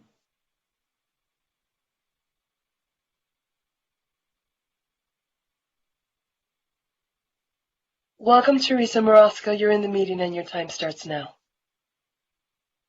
Thank you. Good evening. First, let me state, if you look at my letter very carefully, I never stated that I was declining the 4-year seat. I simply asked to be appointed to the seat that I originally applied for. So I am now calling in to humbly ask that the City Council consider an appointment to the Housing Commission's 2-year seat designated for a Section 8 voucher holder who is unhoused or formerly unhoused. I have specifically applied for the seat 3 times since June 14, 2021.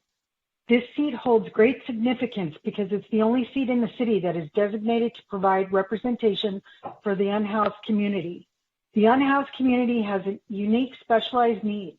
Many of these needs are dynamic and they change with time and the circumstance present in a specific city, where a specific set of services and housing opportunities are being offered at a given time.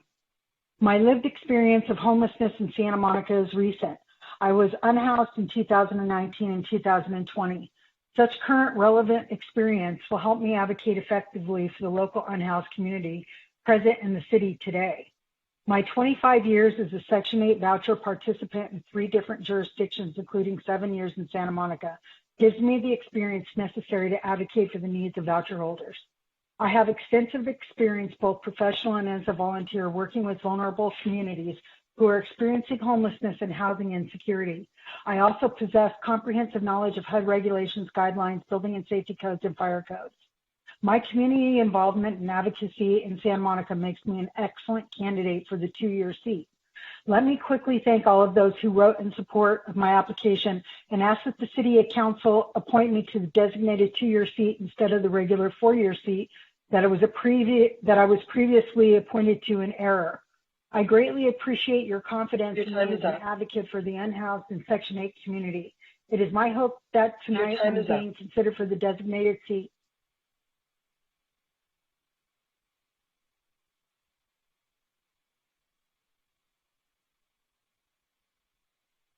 Welcome, Olga Zaraska. You're in the meeting and your time starts now.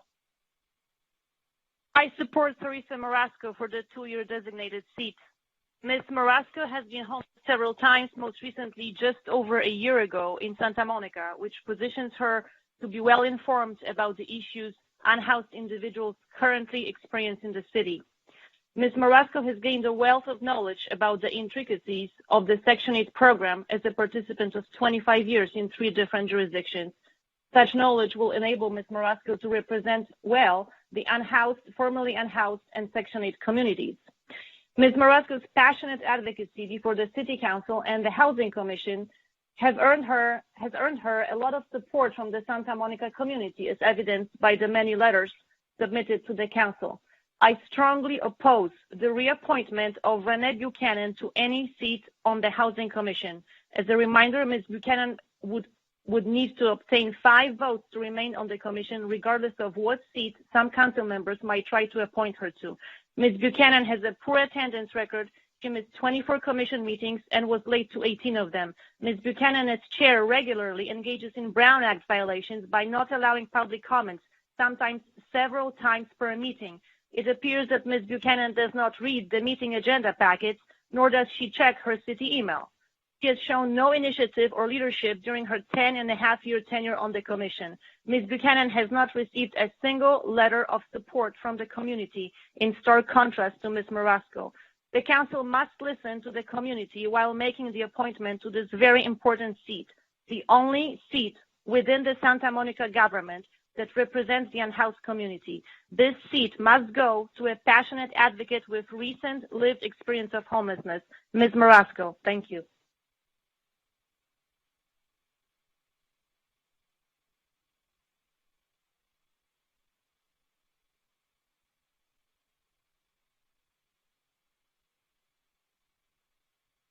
Welcome, Michael Lewis. Happy New Year, everyone. Happy New Year, everyone. I am reaffirming my past public comments in support for Teresa Marasco to fill the Housing Commission 2-year seat reserved for Section 8 residents with unhoused experience. And I reaffirm my opposition to Renee Buchanan's reappointment to any commission seat in favor of a new voice. I hope by now it is clear to the council that Ms. Marasco is highly qualified for the 2-year seat, and that by quote unquote appointing her to a regular 4-year seat she did not apply for as the only way to keep Ms. Buchanan on the commission, that it was not only disrespectful to Ms. Marasco and her vast experience, but an insult to the Santa Monica residents the seat is intended to represent. This 2-year seat holds extra weight and influence regarding the multitude of nuanced issues affecting this vulnerable community. And by erroneously appointing Ms. Marasco to the 4-year regular seat, she would never be able to run for the 2-year seat that represents the community she is so passionate about representing.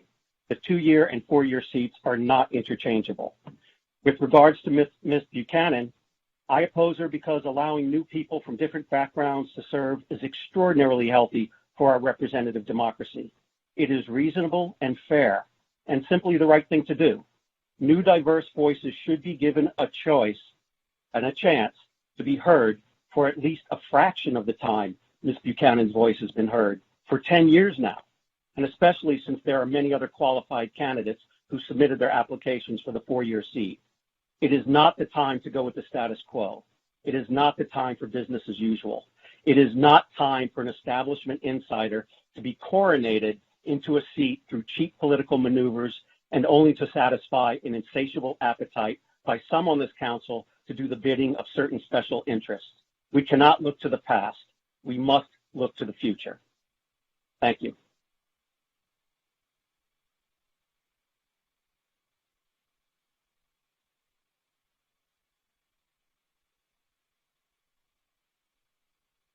Welcome, Ann Thanawala. You're in the meeting and your time starts now. Good morning, everyone. It's 1 a.m. I'm calling in and still awake, oddly enough. I am calling in because I do believe that we need to see new people on this commission. Very important. The lived experience, the current lived experience, looks nothing like Santa Monica's unhoused population 10 years ago. I'd appreciate it if my comments were taken seriously. I can see your expressions, and it's a little bit daunting. So I would like you to appoint Teresa to the position that she asked for, which is a 2-year seat. And I'd also like you to consider Gina DeBacca for the 4-year seat. Thank you so much. Have a good evening.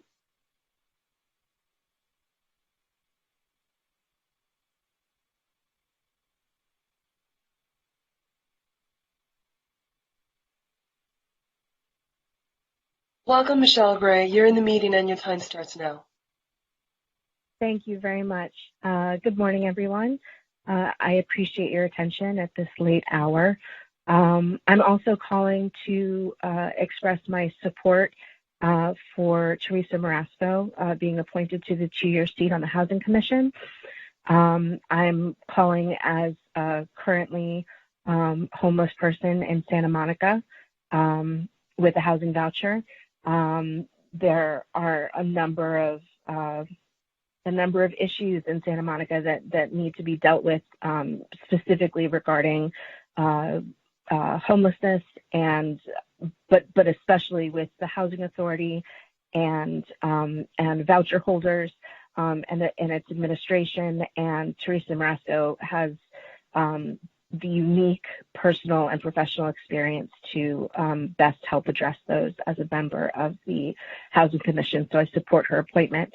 I'd also like to articulate that I expressly oppose the reappointment of Renee Buchanan, who has violated the Brown Act on numerous occasions, with me personally refusing to allow me to speak when I've called in previously to make comments on agenda items, in addition to her abysmal attendance record and apparent lack of concern for the community that she is ostensibly representing.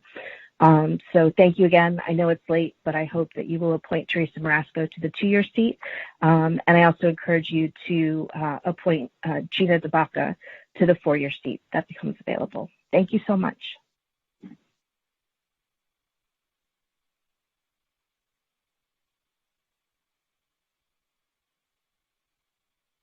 Welcome, Denise Barton. You're in the meeting and your time starts now. Good morning. One of your more sleazy actions, trying to slip your plant, Renee Buchanan, back on the Housing Commission as the Section 8 tenant representing the homeless without the needed 5 votes. And I have no doubt you will try it again, whether it be for the 2-year seat or the 4-year seat, considering I saw her name on item 13E2. The reason I call Renee Buchanan your plant is because in the years I've attended the Housing Commission, Renee Buchanan rarely represents the homeless, except when it's pertaining to OPCC, the people concerned, usually in defense of them. And since she's been made chair, she isn't representing them at all. Which would bring us to Mayor Himmelrich's husband nominating Renee Buchanan for chair of the Housing Commission, which has resulted in a very dysfunctional Housing Commission meeting for the public. And wouldn't making her chair take away from what her real purpose on the Housing Commission is supposed to be, representing the homeless? An example of the way Renee Buchanan makes the Housing Commission meetings dysfunctional would be she does not allow the public input on every item. And if by chance she checks after the item, she makes you wait until the end of the meeting to speak. But dysfunction is what you want for the Housing Commission. But obviously it's not what's best for the public trying to participate. For all these reasons, I hope you appoint Teresa Marasco to the 2-year position representing the homeless. Thank you.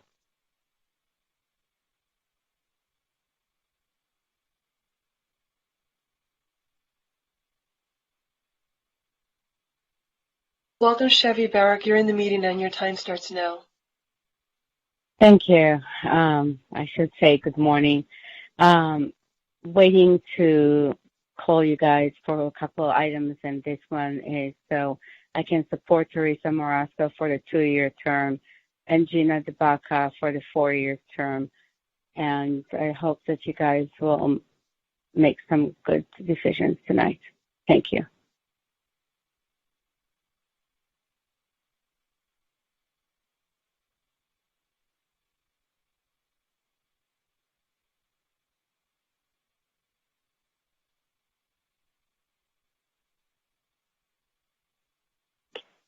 Welcome, Danielle. You're in the meeting and your time starts now.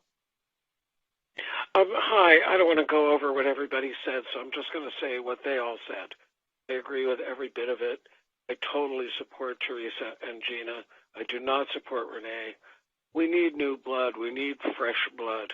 We need people whose experience is recent, not 15 years ago, not people who don't show up. We really need people who care. And these two women care, and they've proven it. And I hope to God you get them both in. Thank you, and thanks for staying up so late. This is an exhausting one. Night.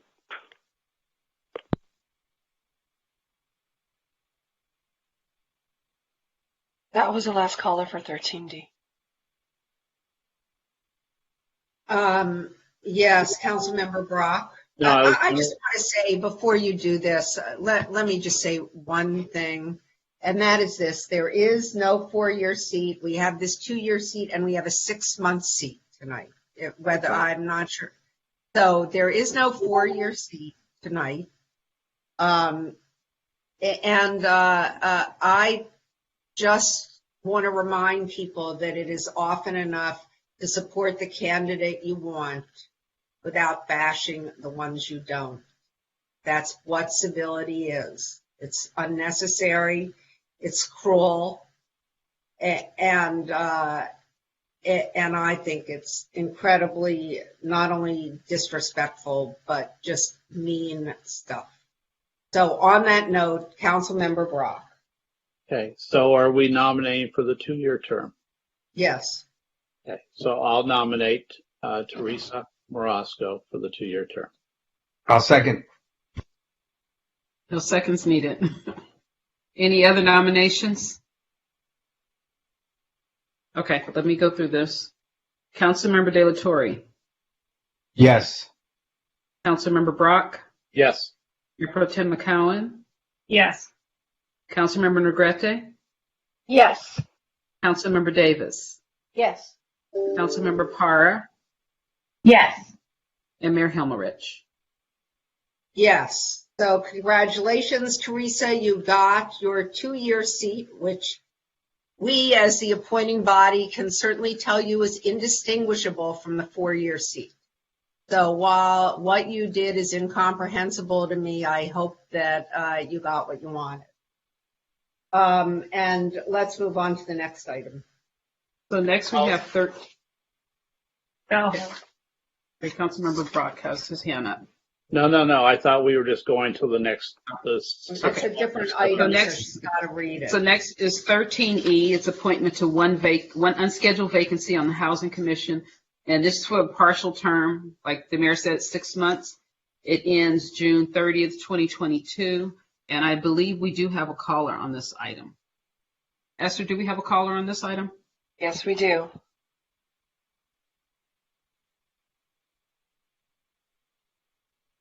We're ready for them. Welcome, Teresa Morasco. You're in the meeting and your time starts now. Ms. Morasco, you're in the meeting. I'm going to return her to the... Sorry, I was on. I'm sorry, I had my own mute on. Are you there? Yes, you're in the meeting. Okay. Go ahead and start. Good evening again, or good morning. I would like to offer my support for Gina DeBaca for the remaining 2022 seat. She has a long generational history in the city of Santa Monica. She has lived experience of homelessness. She grew up in the Pico neighborhood as a Sama High graduate and the founder and director of Santa Monica Folklorico Cultural Center. She's shown her commitment to the residents of the city and has been actively involved in serving on numerous boards, commissions, and community activities, such as the board member of the Pico Neighborhood Association for over 20 years.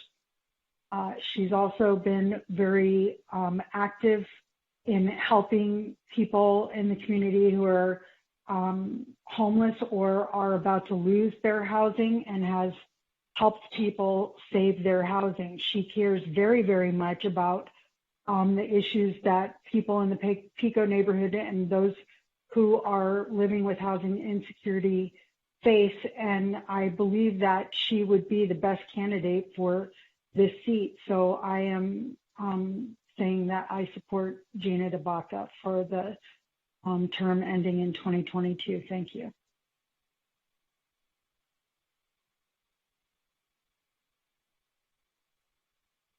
Welcome, Michael Lewis. You're in the meeting and your time starts now. Hello again, Mayor Himmelrich and City Council members. As I stated before, I once again reaffirm my opposition to Renee Buchanan's reappointment to the commission in favor of a new voice to take that slot. I suggest Gina DeBaca. Bringing in someone new from different backgrounds with divergent experience from Ms. Buchanan after 10 years of serving is extraordinarily healthy for our representative democracy.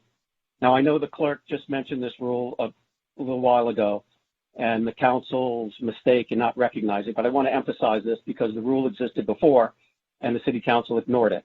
So you can't blame us for being a little untrusting, maybe.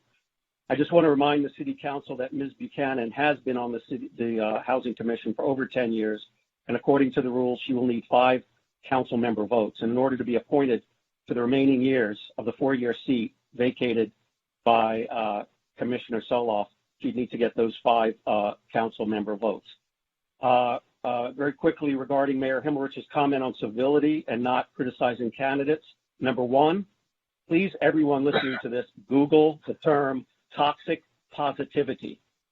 And number 2, please understand that if someone is, the public does not feel someone is qualified to sit on a seat, and the city council has twisted themselves in pretzels to try and get this person on in lieu of someone new, of course people are going to talk about why they don't believe that person is not qualified. So it's very disingenuous and quite disturbing that Mayor Himmelrich would try to create a chilling effect on people not to say anything negative about another candidate. It's not mean. We're not children. We're all adults here. And this is a very important seat. Your time is up. Extremely important seat.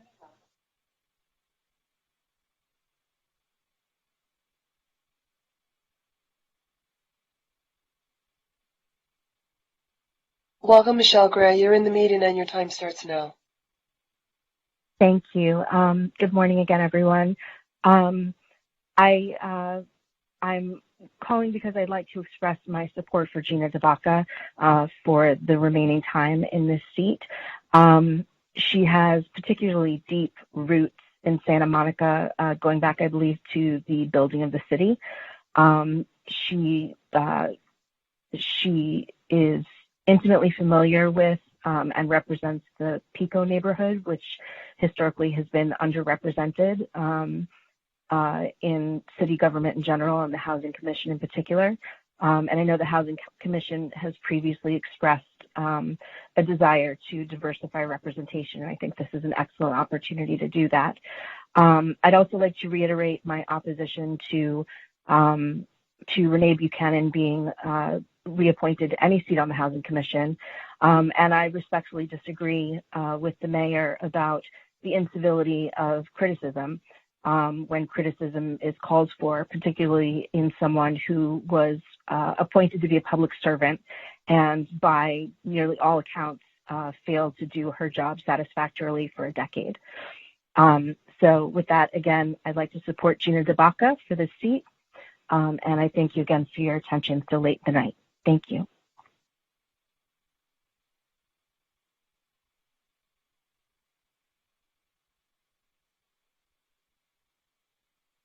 Welcome to Denise Barton. You're in the meeting on your time. Good morning. Let's again review Renee Buchanan's actions or inactions on behalf of the homeless, starting with how can she represent the homeless when she can't run the Housing Commission meetings properly as chair, doing things like not taking public comment for each item repeatedly. But now let's look at her attendance record in the last 10 years to show you her true commitment to the homeless and to affordable housing tenants, also known as how much she cares. In the last 10 years on the Housing Commission, she has missed 24 2 years worth of meetings and has come late or has left early for another 20, another year and a half of meetings. For these reasons, I hope you appoint Gina DeBacco for this seat. Thank you.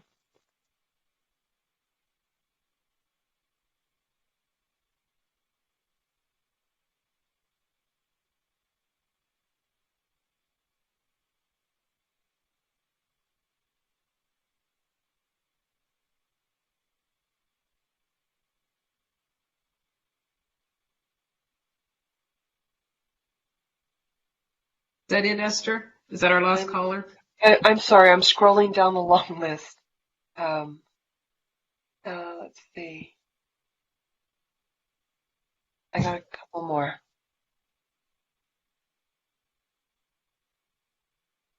Welcome, Olga Zarowska. Good morning. You're in the meeting. Oh, go ahead. Good morning. This is the uncivil citizen Olga Zarowska. I support Gina DeBacco for the partial term of this 4-year seat. And yes, Mayor, this is a 4-year seat. Ms. DeBacco has a unique and valuable combination of qualifications that the council would be wise to recognize by appointing her to the Housing Commission. Ms. DeBacco is a descendant of one of the original Rancho families of Santa Monica. Ms. DeBacco grew up in the city and has a diverse and impressive track record of involvement in the community, including housing-related issues. I first met Ms. DeBacco at a 2017 meeting of the Pico Neighborhood Association, where her passionate advocacy for the well-being of the community showed through the many questions and concerns she expressed regarding a proposed housing project that was being discussed. Ms. DeBacco's great concern about the housing insecurity that many Santa Monicans grapple with is informed by her and her children's recent lived experience of homelessness, as well as her past participation in the Section 8 program for approximately 20 years. It is crucial to recognize that Ms. DeBacco's application is a welcome response to the Housing Commission's repeatedly expressed desire to increase diversity among its membership, both in terms of ethnic background and lived experience pertaining to the Commission's jurisdiction. How many individuals currently participating in the local government are a Native American and are of Native American and Latin heritage and have a lifelong record of multifaceted community involvement? Particularly considering the Council's stated commitment to diversity and equity and to appointing experts to city boards and commissions, I do not see how the Council could possibly rationalize not appointing Ms. DeBacco to the Housing Commission. I also oppose any attempts to appoint Ms. Buchanan to the seat, and as a reminder, she would need 5 votes to remain on the Commission. And Mayor Himmelrich, you really should step down. You are in over your head.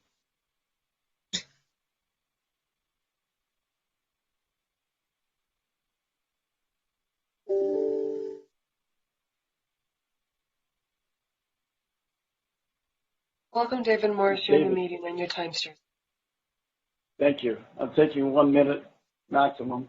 I wanted to recommend Ms. Gina DeBacco for the remainder 2 years of the 4-year seat available. I think the diversity, which everyone on the Housing Commission was crying about this summer, that we needed some, would be a breath of fresh air. I think that she has the support of the community, and I think she would be fresh blood for this commission, which is very, very stale, as I've witnessed many meetings there.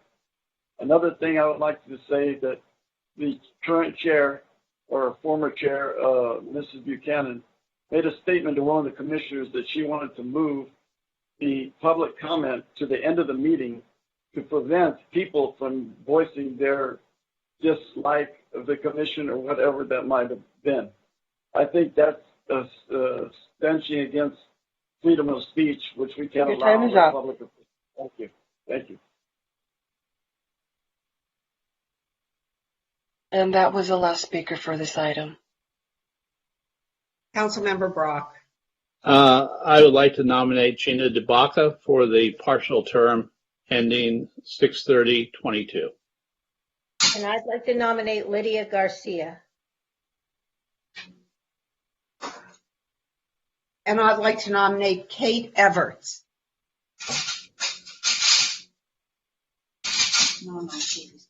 Any other nominations? Okay, so we have DeBaca, Everett, and Garcia. So when I call your name, tell me which one you want. Councilmember De La Torre. DeBaca. Councilmember Brock. DeBaca. Mayor Pro Tem McCowan. DeBaca. Councilmember Negrete. DeBaca. Councilmember Davis. Garcia. Councilmember Parra. DeBaca. And Mayor Himmelrich. DeBaca. Okay. Congratulations, Mr. Baca. Okay. So next, we're moving on to recommendation to declare board and commission seats vacant for the board and commission members who did not comply with the city COVID vaccination policy and authorize the city clerk to publish vacancies. And I have to let you guys know that Brian Hart, who's on your list, he's on the Santa Monica Aquatics Advisory Committee. He submitted his documentation and is now in compliance, and that just happened today. Denise, I have a question. Yes.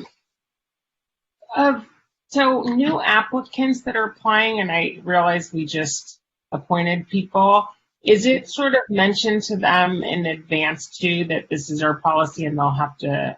Yes, it is an application, and they have 30 days to fulfill the requirement. Thank you. And so it's on the application. We have it on the notice. We've updated all the, once the policy became effective, we updated everything. Okay, nice to see you, Denise. I know, you're not turning my camera off. Okay, so it ends up being three people. So we need a vote. Do you need a motion or? I need a motion, a second, and a vote. So, and do we I'm going to make this motion. I sent them the letter saying we were going to declare their seats vacant. They didn't comply with our vaccination policy, and that we authorize the clerk to publish the vacancies. No second? Second. Second. Thank you. I think it's moved by Himmelrich, seconded by Davis. Okay. Councilmember De La Torre. Yes. Councilmember Brock. Yes. Mayor Pro Tem McCowan. Yes. Councilmember Negrete. Yes. Councilmember Davis. Yes. Councilmember Parra. Yes. And Mayor Himmelrich. Yes. And I just we didn't have callers for 13E, right? I thought that. No, we have for 13E or F. Oh, sorry, for 13F. Yeah, we did. We had callers for D and E, none for F, and we have some for G. Okay. Thanks. How many do we have for G? Quite a few. What's quite a few? Like at least, at one in the morning. Maybe 10 or 12. 14. 14. Thank you. That's right. Okay, so let's go on to that one. Kristen, will you cover me for a minute? I'll be back.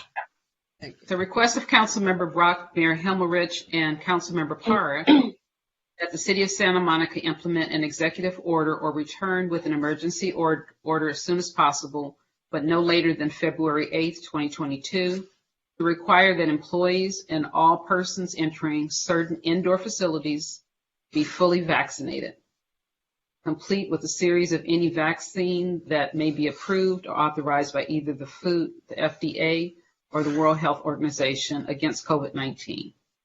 Councilmember Brock or Councilmember, Mayor Himmelrich, you're back. Did you guys want to talk about this?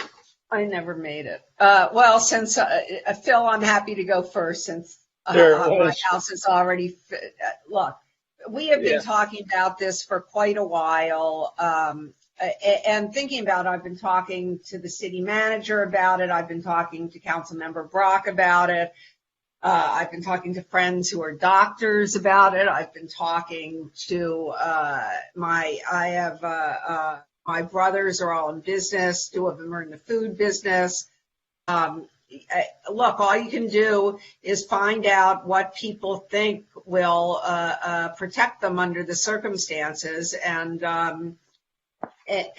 what you feel safer with. We've had a fair number of requests from people to implement the same policy that LA has, and Culver City. I'm looking at Councilmember Para, because they've already done this, but we are surrounded on 3 sides by LA. And at first, when it appeared as if this was subsiding, I thought that it might not be necessary. But now that we're in this next surge, I think that we need to do this to protect our constituents, the people who live and work here.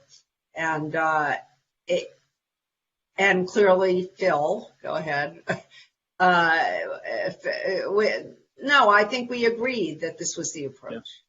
The facts are simple. We have over 88% of our residents who have been vaccinated, another third who have had their booster. We need to step up for our residents, because what I was hearing, especially the last 3 weeks, was from residents who said, we feel more comfortable going to the city of Los Angeles or the city of Culver City to eat, or to go to the gym, rather than eat or go to the gym in Santa Monica. Well, that's a dreadful thing to me.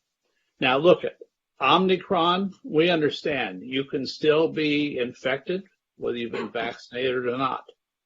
But if you haven't been vaccinated at all, COVID, Delta, Omicron, and whatever comes next is going to infect you, and it's going to infect your neighbors, and it's going to infect the next people at the restaurant. So I believe that we need to do the right thing. I thought that we should have done this at the end of October. However, wiser minds than mine suggested that we wait and see where this went. I hoped, as did Mayor Himmelrich, that we would start seeing a decline in infections. And instead, with Thanksgiving, Christmas, the New Year's, we started seeing not only more infections, but a new type of infection. For those who feel, and I've got emails from those people today, that the vaccines aren't worth anything, the vaccines are a waste of time. Well, you don't have to go inside a restaurant to eat. You can eat outside. You can choose the places that won't require you to have had a vaccine. But I ate 3 times in Los Angeles in the last week. It's probably sort of shameful because I'm in Santa Monica.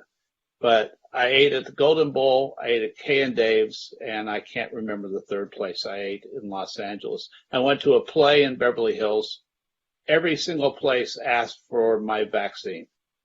And I was very happy to provide that card because I was being safer. And as I said when we talked about this months ago, I had 6 friends and acquaintances die of COVID-19 in 2020. I don't want to see anybody I know pass away because of this. I talked to the executive director or CEO of St. John's last week. He had 140 some odd people come to the urgent care facility on 9th and Wilshire, but only 5% of those went to the hospital because the majority had already been vaccinated because it's Santa Monica. The residents who have talked to me said, why are you putting Santa Monicans at risk? Because people who aren't vaccinated in Los Angeles, Culver City, the Marina, and other areas feel comfortable coming into our restaurants. While I was pleased that we're getting more revenue, I talked to the CEO and the PR people from, for instance, Rustic Canyon Group yesterday. And they impressed upon me something very simple.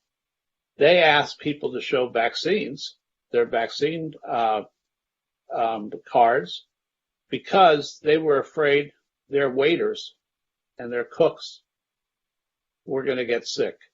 And if they got sick, they'd have to shut down. So for the Rustic Canyon family of restaurants, they require their service staff, all their employees to get vaccinated, and they want to see your Vax card when you come in to eat. And they have some of the best restaurants in Santa Monica. Lastly, I was at TriFit Gym the other day. And TriFit is in Colorado Place, longtime Santa Monica business. I mentioned to them that we were thinking about requiring proof of vaccination to go into gyms in Santa Monica. And the owners told me very brightly, we've been requiring vaccinations for months. We started doing this last summer. From what I've seen now, it's no longer an imposition. It is something that you're doing to keep our neighborhoods safe.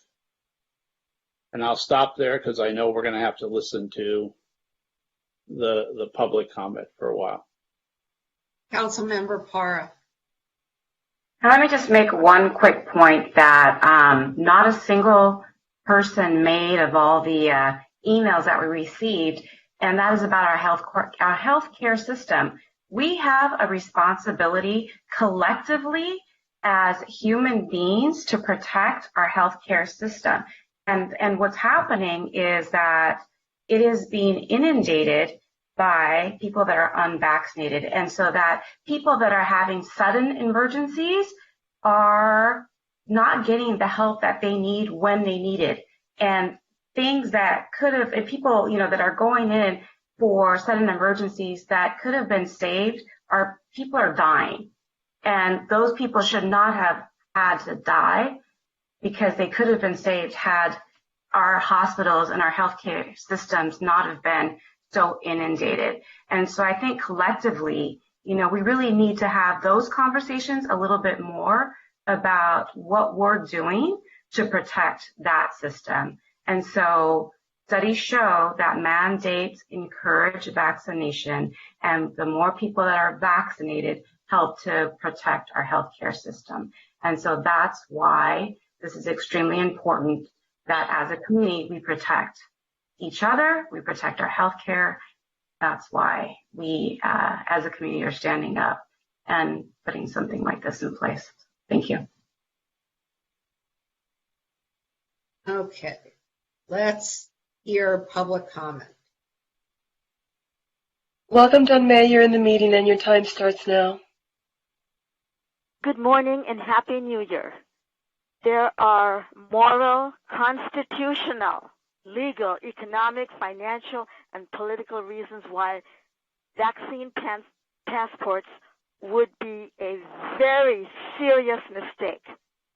Businesses would lose a significant percentage of their clients, and some businesses might close, thereby reducing the tax revenue that the city receives from them. Businesses are already short on workers and might see the shortage become worse. There might be a rise in COVID-related illnesses in the city due to false security and the possibility, which is based on evidence, that vaccinated people are actually more infectious than unvaccinated individuals. Requiring vaccinations completely overlooks real science and data.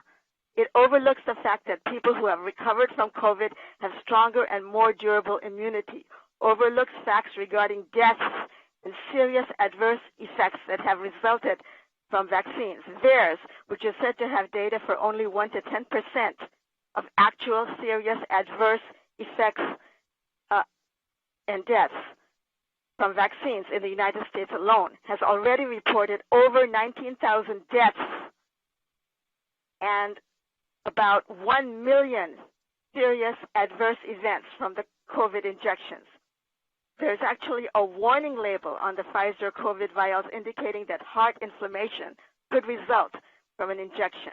the inventor of an mRNA vaccine, Dr. Robert Malone, himself warned about the risks of experimental vaccines.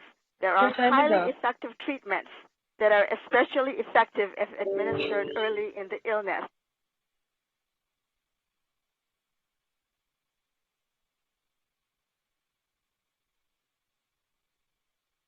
Welcome, Denise Barton. You're in the meeting and your time starts now. Good morning. On this item, I have to ask, aren't you a little... We can't hear. Yeah, we've lost her, and I could barely hear her at the beginning. Good morning. Hear me now? Yeah. Hello? A little louder. Just speak up a little bit more, Denise. You were really good earlier. Good morning. On this item, I have to ask, aren't you a little late to the party? Considering California began reopening restaurants, indoor dining, and gyms in mid-March 2021. And if I've been going to live shows since the beginning of July 2021, then if vaccines don't protect you from the Omicron variant, what difference is this actually going to make really? Also, I'm starting to hear the term endemic, and as much as you hate it due to the feeling of loss of power and control it causes you, means the end of the pandemic.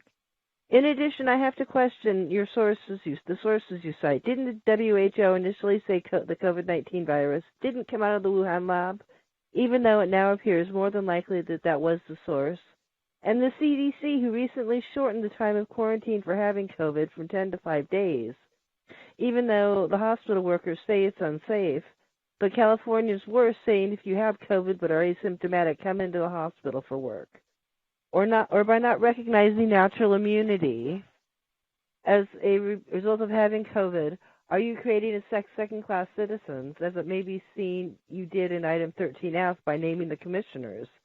And will actions like these leave the city open to more litigation later?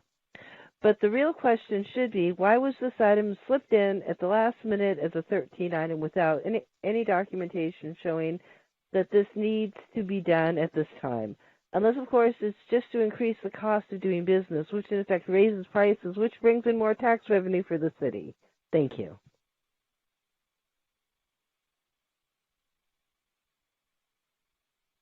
Welcome, Samantha Mota. You're in the meeting and your time starts now. Hi, can I be heard? Yes. Hi, thank you, council members, I guess for the lovely morning. I actually am calling to oppose any vaccination mandate that you're opposing for the city.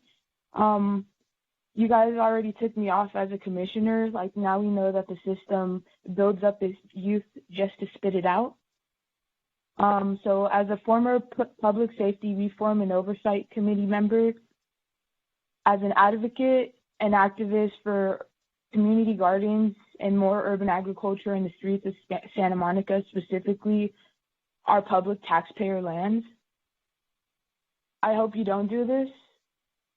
Vaccination has shown no promising future. I've seen a lot of the people around me be vaccinated and still get COVID and still get severely sick.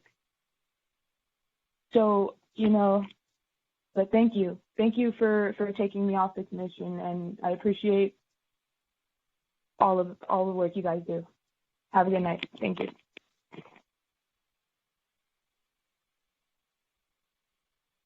Welcome, Jill Hawkins. You're in the meeting and your time starts now.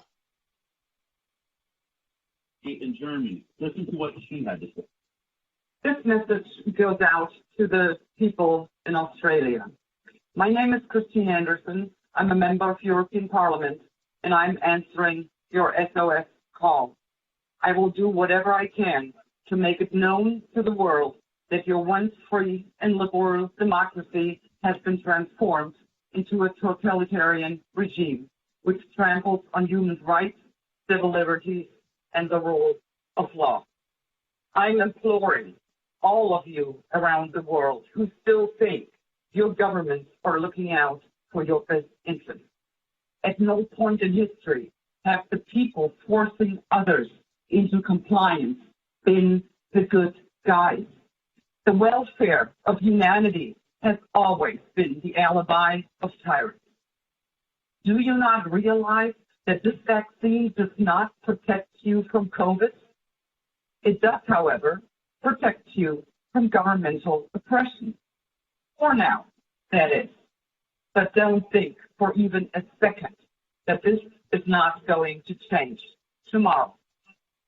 I'm a German, and we once asked our grandparents how they could have just stood by in silence, allowing a horrific totalitarian regime to come about. Anyone could have known. All they had to do was open their eyes and take a look. The vast majority chose not to. So, what will you tell your grandchildren? Will you tell them you didn't know? Will you tell them you were just following orders? You need to understand, it isn't about breaking the fourth wave.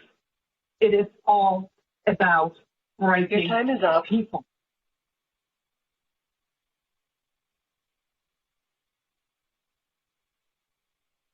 Welcome, Pamela Aberson Levin. You're in the meeting and your time starts now. I am calling to strongly oppose vaccine passports in the city of Santa Monica. Mandates for vaccine passports have been based on a failed hypothesis that the vaccinations would stop infection and stop transmission. There is no data or evidence to support this hypothesis. The injections do not stop infection. The injections do not stop transmission. The injections do not, quote, protect others. It is time to listen to the data and evidence and give up on a failed hypothesis, because that is the scientific method. The data shows that the viral load is equivalent in vaccinated and unvaccinated people. Therefore, both groups have equal probability of transmitting infection to others. There is no health advantage in excluding people who have not received COVID-19 vaccinations. Furthermore, the dominant variant, Omicron, is less severe and virulent than previous variants. Santa Monica currently enjoys an economic advantage over the city of Los Angeles and Culver City, and that businesses in Santa Monica have the potential for approximately 67% more customers since there is no vaccine passport mandate. Allow individual businesses to make their own decisions. I strongly urge the council to vote no on enacting vaccine passports for any businesses in Santa Monica. And in rebuttal to a point that was made earlier, saying that PR people were saying, oh, we should have vaccine passports. Well, let those PR people make their decisions for their own businesses, because they have no scientific basis for making it for other people's businesses. Thank you.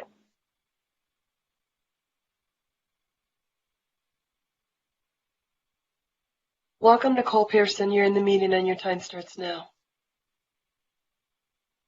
Hi, my name is Nicole Pearson. I'm an attorney. My law firm, Facts Law, Truth Justice, is the firm that's been suing the California school districts up and down the state for their illegal vaccine mandates on children, and will be similarly suing you guys if you decide to pass this vaccine mandate. I'm happy to hear that your legal counsel is on the phone and is listening to you, Mayor, that you can admit that you discussed this with your brother and your neighbors and business owners and decided just on a whim throw out this idea of a vaccine passport on January 7th, and then put it as the last item on this agenda that affects every single person in the Santa Monica community, and you know they're not going to be able to be on this call to voice their opposition to this mandate.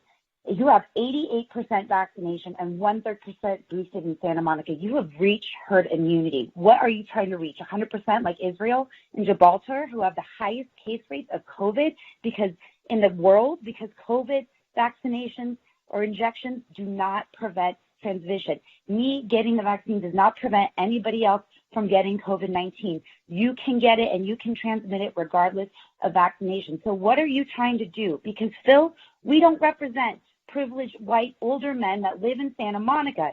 You guys represent African Americans and Latinos who have some of the lowest vaccination rates. You represent individuals with disabilities who can't get the COVID-19 vaccine. You represent people with special needs and sincerely held religious beliefs who cannot get vaccinated.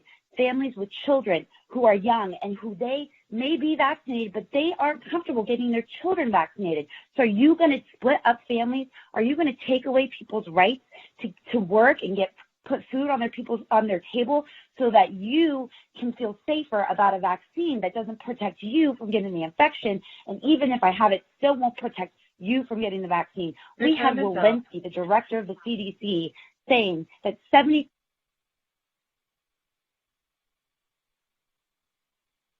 Welcome, Donna Pearman. You're in the meeting and your time starts now. Okay, can you hear me? Yes. We can hear you. Okay, yeah. I'm strongly against, Donna Pearman, I'm strongly against the vaccine passport. You're going to be ruining the restaurants. People are already not going in the San Fernando Valley. So, anyway, people are still getting sick with the vaccination. This is not keeping people safe. All you're doing is taking away our God-given rights, taking away our ability to be able to go to restaurants and eat, and you're just taking away all our rights. This is about control. This is not about trying to save people. This is about control. You want to control people. You want to give everyone the mark of the beast. So I'm strongly against the vaccine passport. You see how many people after 1 o'clock in the morning trying to get it. I have to wake up at 4 o'clock in the morning, but I want to speak up to tell you I'm against the vaccine passport. Thank you. Thank you.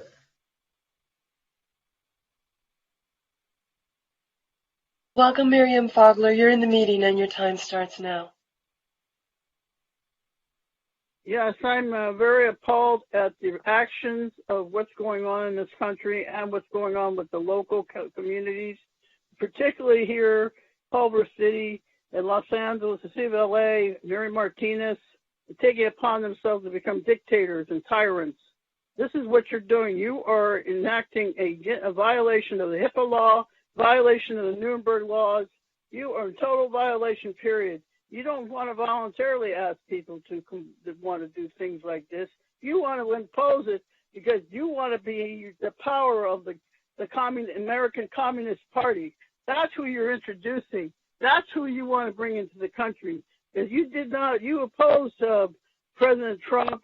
You wanted to put in your own people in to take over the country, and you stole the election, pure and simple. So you can put this impetus to restrict our rights of movement. We have a right to eat inside just as much as you, sir.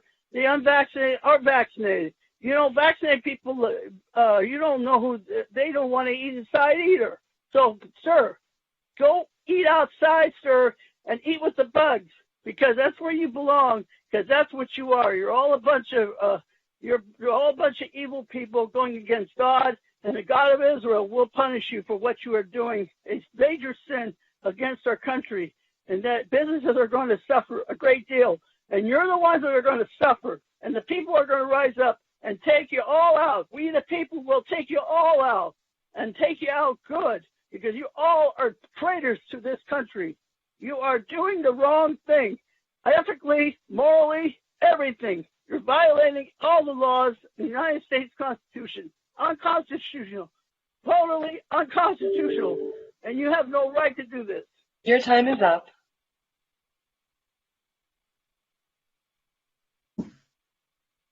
Welcome, Ben Intelligent. You're in the meeting and your time starts now.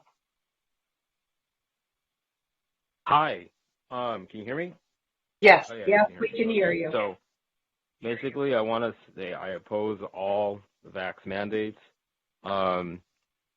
It's blowing up people's hearts. If you don't believe me, go to this short link by the American Heart Association, bit.ly/VAXHEARTDAMAGE. Again, that's bit.ly/VAXHEARTDAMAGE. The American Heart Association talks about how there is dramatic increase in myocarditis and inflammation in the T cells, infiltration of the cardiac muscles. And I'm not that dumb, but I can read. I mean, I'm not that smart, excuse me, but I can still read. And then also the PCR tests, they do not work. The CDC admitted this in July, and yet people are still lining up to go get a test that does not work. If you don't believe me, you can go to this short link, bit.ly/CDC TRUTHPCR-TEST. Again, that short link is bit.ly/CDC TRUTHPCR-TEST. Also, if you know anybody that has a crappy reaction from the shots, if they have sore arms, numb legs, headaches, nosebleeds, stomach problems, menstrual problems, you can actually go ahead and report the reaction yourself. You can go to this short link, bit.ly/EFILE-CENIVAXREACTION. Again, that Your short time link is is up. bit.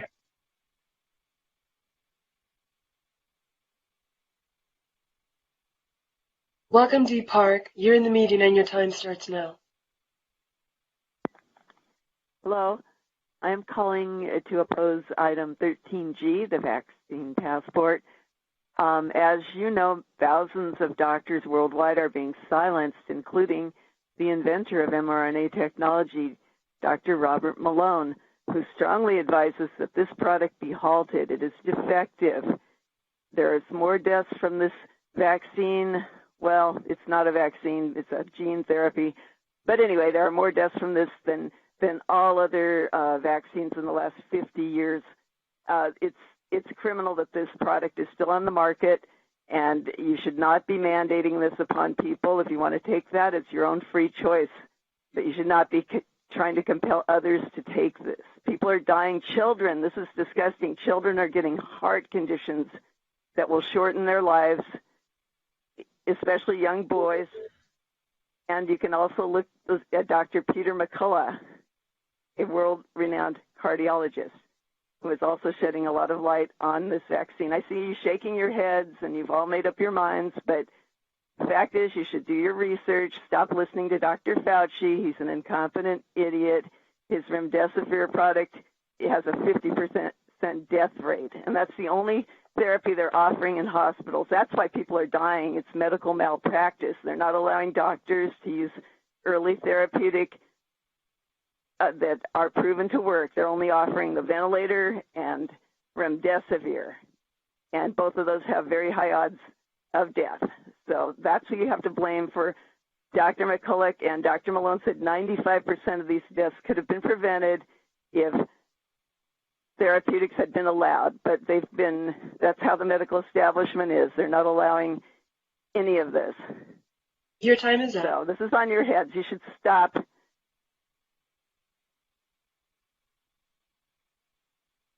Welcome, Hamish Patterson. You're in the meeting and your time starts now. Hi, I'm absolutely opposed to these mandates. I find it the irony that a liberal city like ours, Santa Monica, would be imposing mandates to segregate its population for a product produced by one of the worst corporation structures on the planet, which is the pharmaceutical corporations. And the hypocrisy of this is mind-blowing. Why don't you mandate high fructose corn syrup being removed from the city of Santa Monica, since that is, heart disease is one of the leading comorbidities that is killing people from COVID. I do not see this being a health issue, because you would be implementing different mandates for the population and the city as a whole, which would be healthy living and removing unhealthy food products from one's diets. But as you spoke, this is about business, and you're doing this because you think this will be good for business. And you stated that clearly, that this isn't about health, because if this was about health, you would be doing something different. And it's shameful that a liberal city like Santa Monica would be imposing draconian measures on its population, when demographically speaking, those who are least likely to get vaccinated at this point are the marginalized communities of our city. And This is shameful. And you guys who vote for this will be on the wrong side of history and will be remembered. And this is a slippery slope. Today, the mandate's vaccines, and I hope that the mandate in the future isn't that you have to remove one of your kidneys or give up one of your children or, any other things. This is a very slippery slope. Thank you.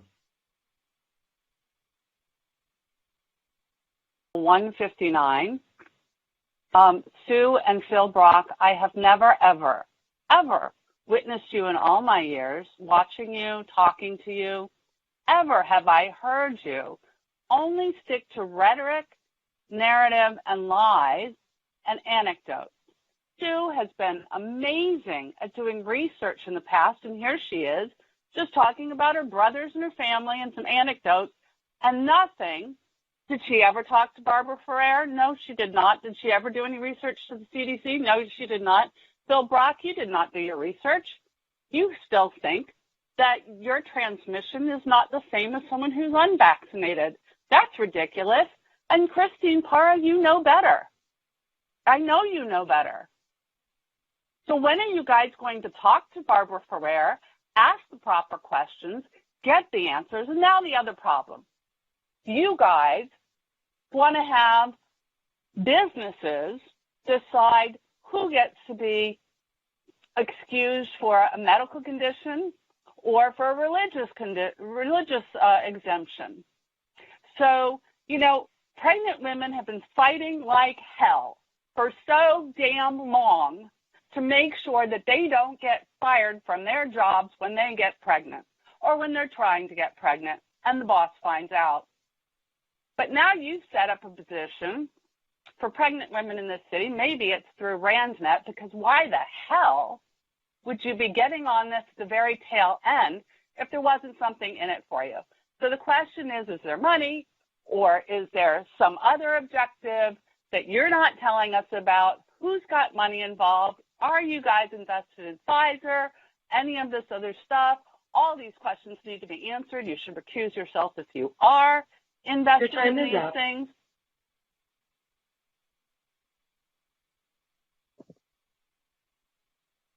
Welcome, Jack Brand. You're in the meeting and your time starts now.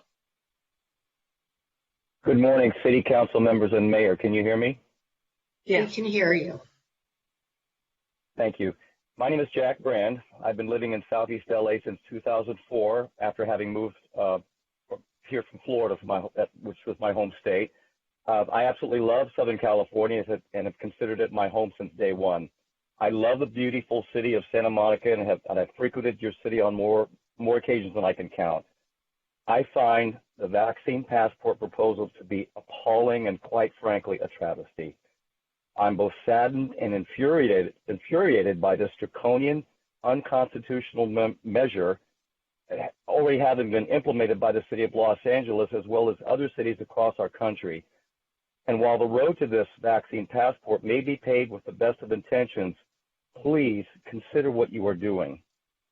You are allowing a population to be coerced into having a potentially lethal chemical injected into their bodies. That's what you're doing. In addition, I would like to refer you to the Vaccine Adverse Event Reporting System. That's a website. It's vaers.hhs.gov. In conclusion, I would urge the council members to do the right thing and remove this sinister proposal from the agenda. Thank you.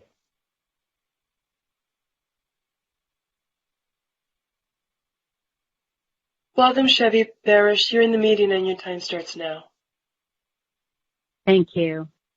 2 a.m. Wow. Well, I'm glad that you're here to listen. I wanted to say that I am a liberal that voted for all of you, and I'm quite disappointed. I was quite happy when I heard the mayor saying earlier that when board member De La Torre suggested in the language for each board committee that they should know a little bit in their report about the sexual orientation, that this is a problem with privacy if we're going to ask that. But right now, you guys are asking that people will actually tell people that they want to go into a restaurant or into a business their medical status. And that is okay with you.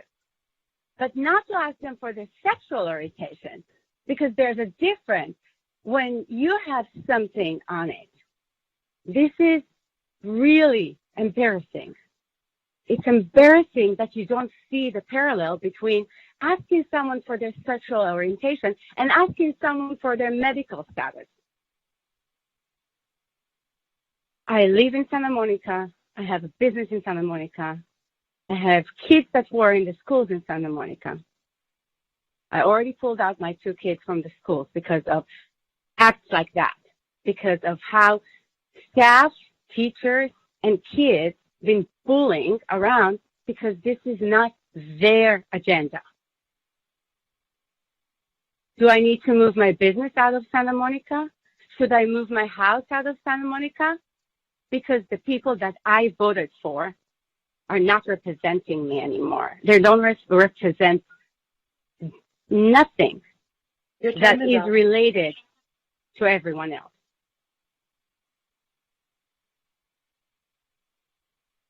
Welcome, Rick Bobbins. You're in the meeting and your time starts now.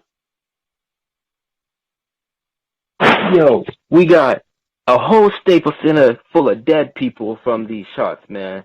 We got 21,002 cases of dead people from these shots, and y'all are trying to go ahead and mandate this thing for going out to eat to get a burger. Man, y'all are crazy. Yo, there's over 1 billion adverse reactions. We got everybody just bleeding everywhere, getting sick, and people lining up for sniffles. Y'all telling me that y'all can't just go ahead and get in line to vote like a normal person? Y'all just lining up to get these damn tests that don't work, man. I listen to everybody else here on they're so smart, and y'all are just ignoring them, rolling your eyes. I see this black lady up here. I bet she vote for BLM, but yet, you know, she can't even go ahead and remember Tuskegee. You don't even remember your upbringing from your grandpappy or nothing like that. Y'all are crazy up in here. Y'all need to just go ahead and read Martin Luther King again, and just read about how nobody was discriminated against. Y'all got people over here fighting, getting arrested over here just trying to eat food. Yo, New York is losing 40 to 60% of their business just because of these damn mandates. And don't even get me started on these fake cards. I bet all of y'all up in there got a fake card. Y'all probably got, I mean, unless you really dumb, you probably just go ahead and roll them dice and try to get, and just y'all virtue signal and just trying to get them shots. But I bet some of y'all up there got fake cards.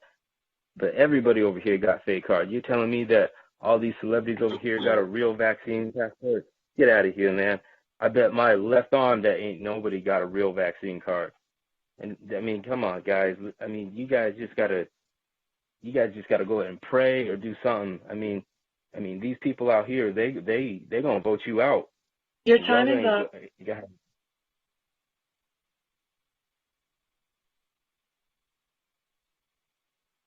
Welcome, Jennifer Clinging-Smith. You're in the meeting and your time starts now. Hi, can everyone hear me? Yes.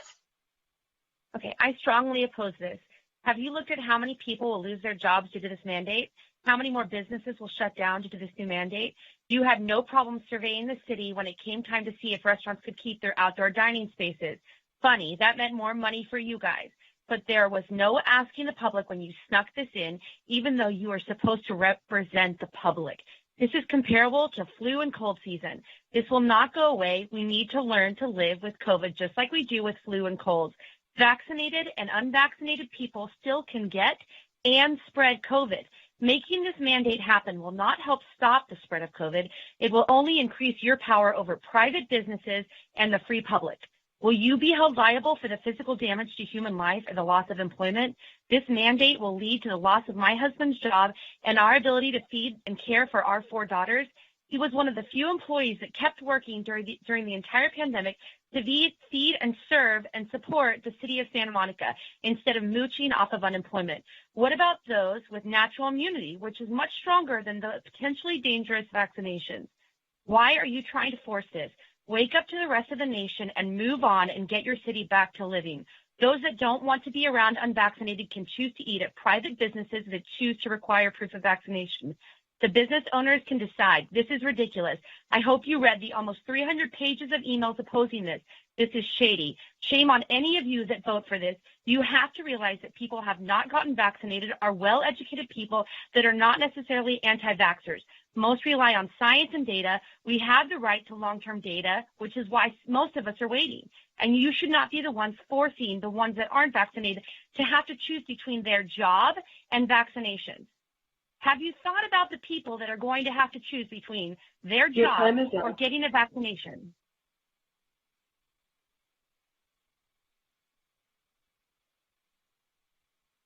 Welcome, Robin Dunbar. You're in the meeting and your time starts now. Civility. I don't know who's in charge over there, but sneaking this little measure in the wee hours of the morning isn't right. It's fair to make the public you are supposed to hear and serve be disregarded by waiting.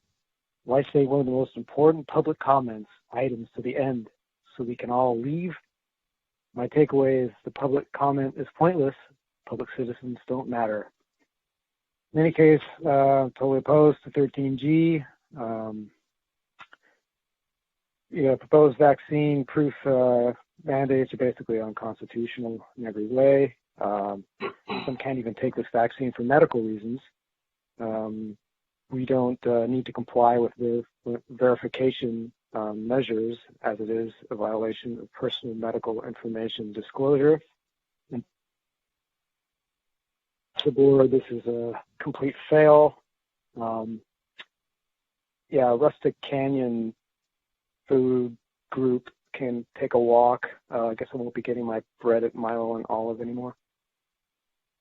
That is all.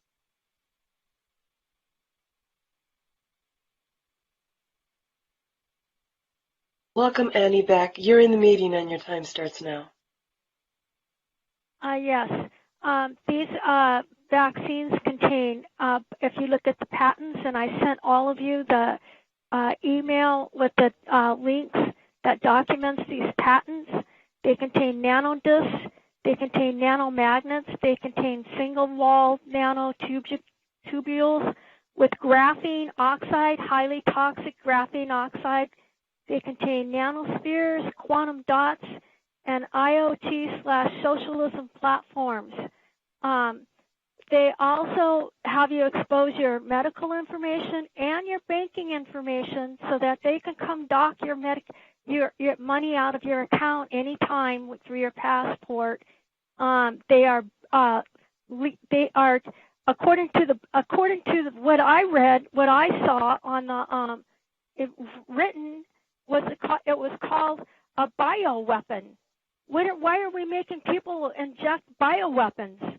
These passports contain highly toxic materials causing 21 different intended consequences.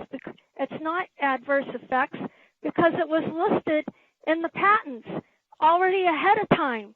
And there's 4,500 patents. But if you're looking at the patents, according to Karen Kingston, who's a former Pfizer employee, and she showed us the patent, and I sent it to you. It's listed. The word there is written as it is a bioweapon. It is from China. The graphene oxide is made in China for the COVID-19 vaccines. You need to look at the patents. And these are highly toxic, and they react to the 5G, and they make people magnetic. So that was our last caller.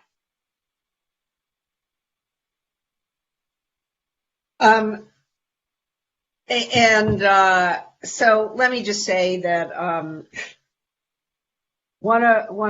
I have to find this. So I do think the one thing that resonated with me is I do think we were late on this, and one of my husband's favorite quotes is this quote from Justice Frankfurter: "Wisdom too often never comes, and so one ought not to reject it merely because it comes late." And I think that's what we're doing. We probably should have done it before. We didn't do it.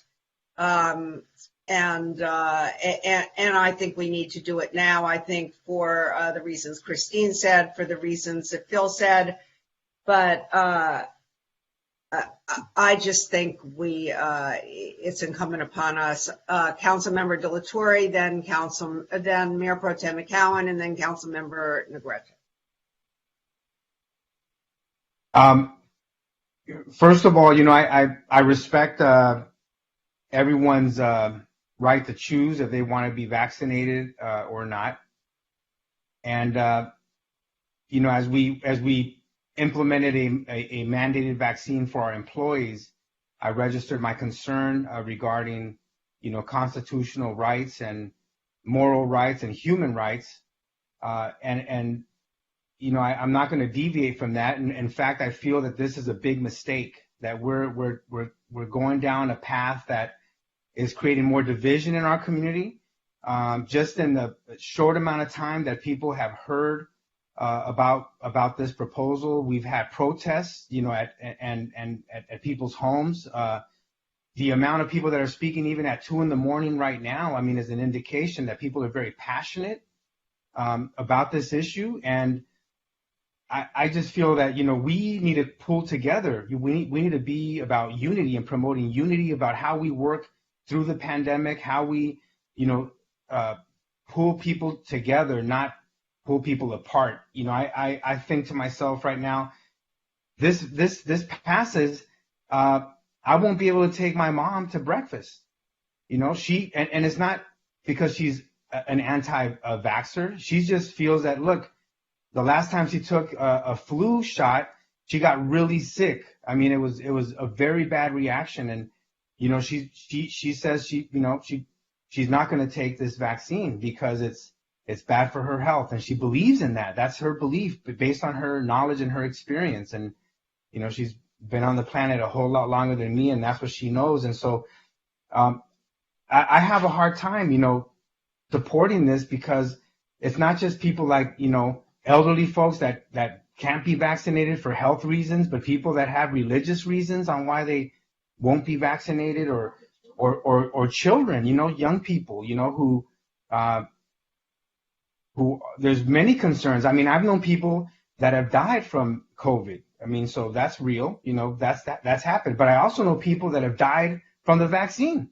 A young man that had who do you know who died from the vaccine? There was 2 people in my community that died from the vaccine. One young man who was definitely like 42, maybe 39, between 39 and 42 years old. And he had a heart condition, so it wasn't like he was a completely healthy individual. He did have a heart condition, and he told me about that. And the doctor recommended that, hey, you should, because, you're fragile, you have a pre-existing condition, you should take the vaccine. He took the vaccine, and 4 days later, he was dead. There's another woman in the community as well, who passed away after, days after taking the vaccine. She got sick. She had a very adverse reaction to it. So that's real as well. Like I said, we have to just speak with truth as much as we can on these issues. And, the other thing I'm concerned about is, what is the budget impact? We're at 2 a.m. right now. We don't have that analysis. We don't know what the impact's going to be in terms of, how much, for example, is it going to cost, and in terms of law enforcement, I can see people being upset at a restaurant, and now, the restaurant owners or the managers are having to call police. Now we're diverting resources from serious crime. We have a crime wave that's affecting many residents, and now we're diverting those resources because there's a big argument happening at a restaurant or at some type of gym or whatever. So I would like to know what the cost is. What are the potential costs, the assessment of that? We've talked about economic recovery. I know some restaurants have folded. A lot of restaurants, when there was a shutdown, a lot of people lost their jobs, lost their livelihoods, lost their businesses. And so now we're going to have to, put it on restaurants to police, this policy and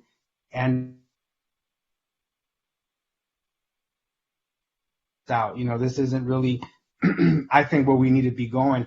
And I'm glad that the caller pointed out the issue when I asked about how do we look at the demographics of the appointments to boards and commissions, and there was talk about, well, we can't really disclose that type of information. Because why? Because, there's privacy rights. And I agreed with that. I thought, you know what? People don't want to disclose that. It's going to be just voluntary. And that's what the government is saying, that this is voluntary information. You don't have to tell us, what your sexual orientation is. But here we're mandating that you have to tell us what your medical procedures are, and, that you have to show that you had this medical procedure done, that you have this injection, and based on that, you're going to have access to city services. I mean, this ordinance is not just about restaurants and nightclubs and gyms, but it's also about city services. And so now there's a whole cost involved in, like, okay, I'm not vaccinated, but I want to get my permit. Okay, well, you can't come into the building. We're going to have to set you over here to the side. Now we have to call staff, and there's going to be a whole process to provide services to this individual. I mean, how much is that going to cost? Is that really right now with the staffing pattern? Wait, don't interrupt. With the staffing pattern that we have right now. 1:30 in the morning. David, we asked him this question. You want to know the answer? Or you want to keep talking? No, well, I haven't seen the assessment. So what is the assessment? So yes, please give me that information. Well, here he is. So good morning, Mayor and Council. So when it comes to the issue of enforcement, very similar to how we do the mask mandate, it's going to be, everything's going to be based on outreach and education.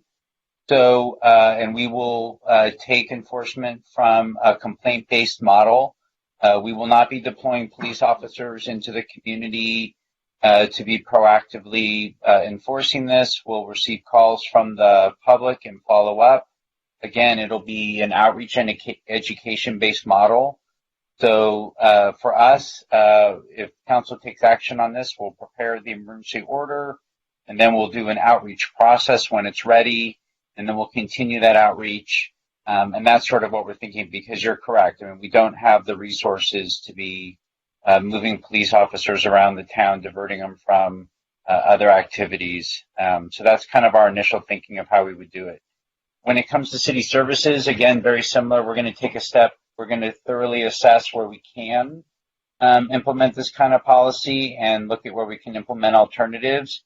But we understand that we're going to have cost limitations. And we're also going to be very thoughtful about, maintaining an equity lens in terms of our service provision so that, we don't jeopardize, our community in terms of the services we offer.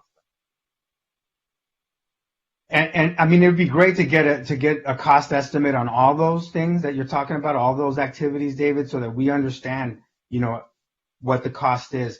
The other question I have, is it a violation of HIPAA? I mean, to be asking people if they have they had this medical procedure to show proof of a vaccine? I mean, is it a violation of HIPAA? I'll defer to the city attorney on that. No. HIPAA applies to certain categories. Principally, it applies to employers. It does not imply. I could ask you, you could ask me. That's not a HIPAA violation. Okay. Well, anyway, I just think it's not. This is a wrong step. It's a big mistake on our part, and it's not. To me, it's just a huge violation of what it means to be an American right now. I think we can do this differently. We should be educating people about where to get the vaccine, where to get the test. We should be offering masks to everybody. We should even be providing a list of the restaurants that are requiring vaccines. We could do that if you want to do that. But to mandate it, to be mandating this, to me is just wrong. I think it's the wrong step. So one clarifying question before I get into my other questions, and so hard at 2:30 in the morning, but here we are. Implement by executive order or return with an emergency ordinance by February 8th. So I just want to understand the process of how this will go down after tonight, should this move forward. It will come back to us by February 8th at the latest with an ordinance to vote on, and an emergency ordinance would need a supermajority, or what are we talking about exactly? I just want to be really clear on what the next steps would be. So, Joe, you want me to take a stab, or do you want to go? I can do it.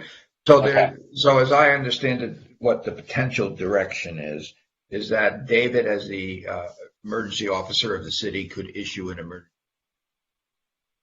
In the same that there's been 42 emergency orders issued regarding COVID over the last 18 months, 20 months. So he could issue an order. At some point, that order would go to this. At some point, that order would go to the city council to be confirmed. But that would be weeks out. And it wouldn't be effective. It wouldn't be effective until that point. No. It's fully effective as soon as the city manager signs it. It's effective then, if we go the emergency order route. The other option is to come back with an urgency ordinance, which you then decide, do you want it or not? And an urgency ordinance requires a 2/3 vote. But anyway, the order is effective as soon as it's signed by the city manager. And then in the future, it would go to the city council to approve it or not. So, Joe, I just want to clarify, that is the process for any executive order, that David can sign it in and it goes into effect immediately. Well, no, that's not. He can't sign it, but he has certain emergency powers, and he could. And as I said, I'm confused by the 13 item is written as an executive order or emergency ordinance. You're saying Correct. Emergency order and urgency ordinance, and so I just want to make sure I'm clear on exactly what the process is. Right. So the city manager is the officer of the city who's empowered to issue emergency orders in emergency situations. That is effective. The city council then gets to approve it or not at a later date, but it's effective immediately upon his signature. Then there is the ordinance route, which is completely different. The ordinance route is the city council adopting something, and the choice here, adopt it as a urgency ordinance, which would take effect immediately upon your vote if you had a 2/3 vote. Okay, so now that that's out of the way, and those are going to be the two options before us tonight,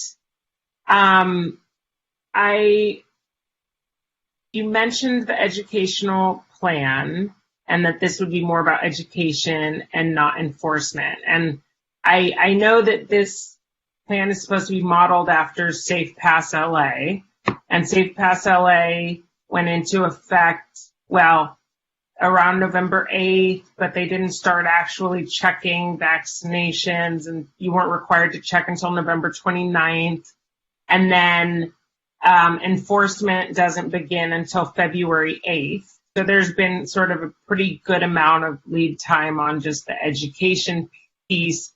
I believe in total they've received about 235 complaints, of which they've visited 158 or something businesses.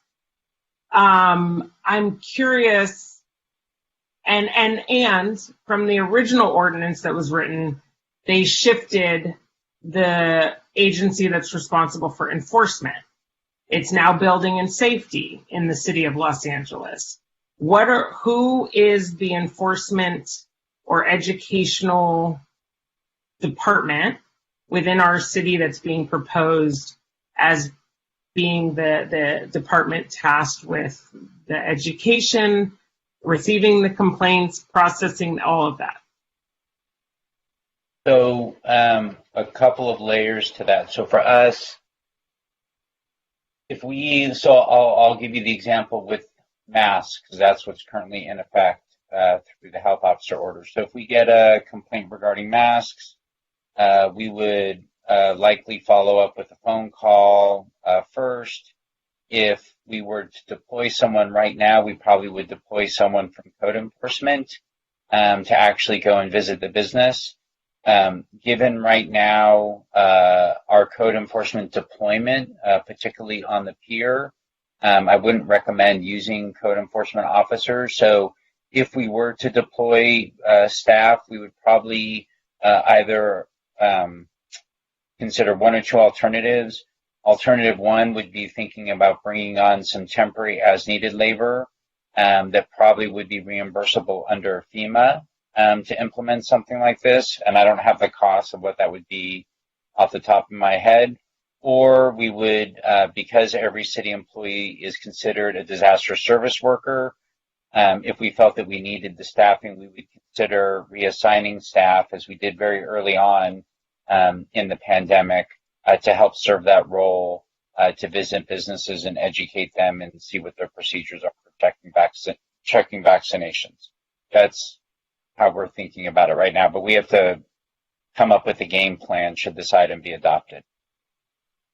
Okay, and then can you share, David, sort of with, we've said all along that we do not have our own health department, and we, sort of are doing all of this under the advice and guidance and direction of LACDPH.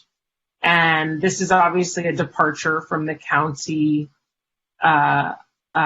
order with the long name, Working and Families Together or whatever. I mean, it's very, very long. And so I'm just wondering, in how many other ways have we departed from the county guidance to implement our own Santa Monica specific policies? I just want to get a sense of where we've done that. That's a good question. And so in the few months I've been here, what I have been educated on is that we have aligned our emergency response as it pertains to health officer orders. We have aligned with LA County and health officer orders, so I am not off the top of my head aware of where we have explicitly deviated from those historically. So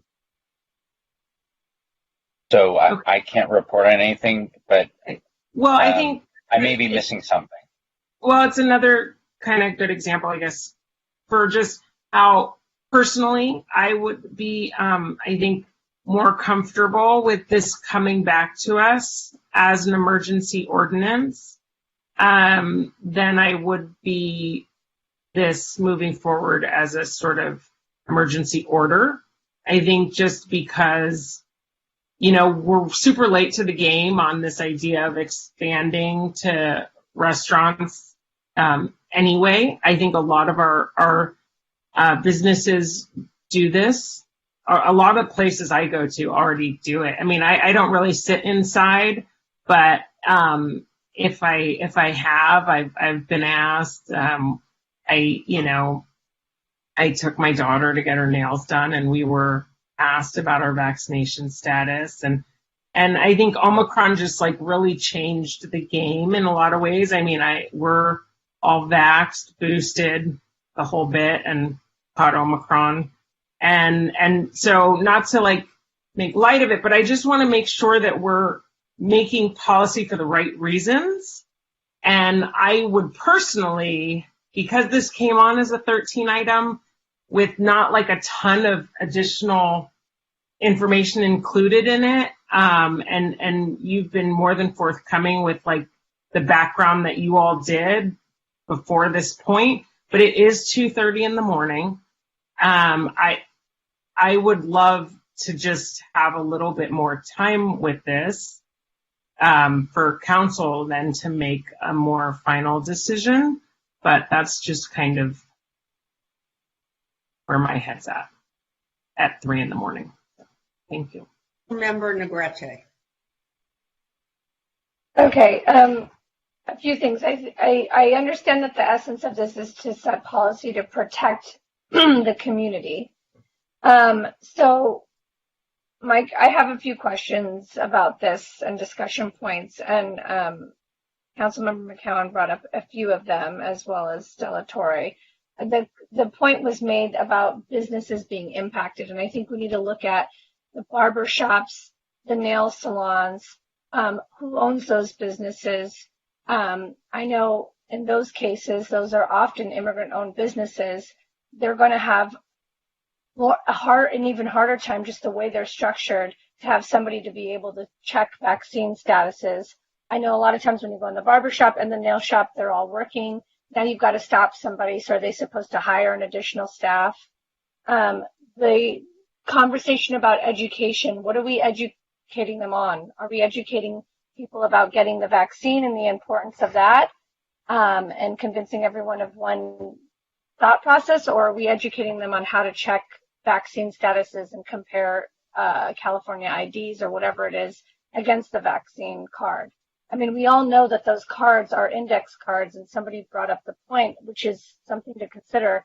If this is about helping everybody and impacting safety and making sure we're not spreading COVID, I think the reality is that this late in the game, we're reaching a point where our kids are in school. We haven't pulled everybody out because we know now that we've reduced the time that we'll have to quarantine. It seems like we're getting to a point now where the strain is getting weaker, and we're saying we're coming to somewhat of an endemic. So where is the expiration on this? I mean, we're talking about coming back in a couple weeks about it to have more discussion. At that point, things may look very different, and this might all be moot. So, I mean, to think about, first of all, what are we educating about? Are we talking about putting all these resources on how to check vaccine cards? Or is this really about trying to get people so frustrated that they get the vaccine, so that they don't have to be excluded from participating in eating out and whatnot? The age limit is something I'm concerned about because I heard different things, and when I was reading it, are we excluding 5-year-olds from going into a restaurant, 12-year-olds? I'd like to know more about that, because it is under emergency use for kids under for people under 16. So I think we need to consider what we're talking about when we talk about a family who's going out to eat. Are we going to extend this into boosters? Because at this point, if people only got the 2 vaccines and it's 6-7 months down the line and they haven't gotten their booster, are we now going to require that you have to have the booster shot as well? And then at that point, are we also going to start requiring flu vaccine on top of the COVID vaccine? I just think we're opening a can of worms. And it's not that I don't see what we're trying to do here, but if this is really about trying to keep people safe, I just think that we're creating more stress and more strife for people who, as a business owner myself, to me, it would feel like, look, you're putting some of my employees, it's their first job. And I don't know that it would impact me personally, but if I had a small business where it would, in a position to have a potential confrontation. I know in my business, we have 2 or 3 confrontations a week over asking people to wear a mask. And so you're adding this additional layer that keeps people to come into brick and mortar establishments, and you're potentially putting them in a position of creating an unpleasant atmosphere by engaging in an argument with a potential customer. And I don't know that any of it is going to solve the problem at hand here or keep anyone from getting COVID by having to sit there and argue with someone about whether or not they want to show their vaccine card. It definitely imposes a problem in terms of the financial piece of it for businesses, whether it's loss in business. And if we're going to tell people they have to do something, is it backed up with financial resources to support it? If businesses experience loss directly related to that, if they have to incur additional costs directly related to it, is the city prepared to provide funds to those businesses to support them? The antibodies is a real thing. I have an 11-year-old who's been testing every 2 weeks and has the antibodies still. So my pediatrician told me not to vaccinate her yet until she has 90 days of antibodies. So is she excluded, or do I have to walk around with an antibody test? I mean, these are the things that I think we haven't really thought through. And by the time we do, it may not matter anymore because, quite frankly, right now, as everybody's mentioned before, if you're not boosted in your theory, then you might not even be fully protected. So now are we checking for boosters?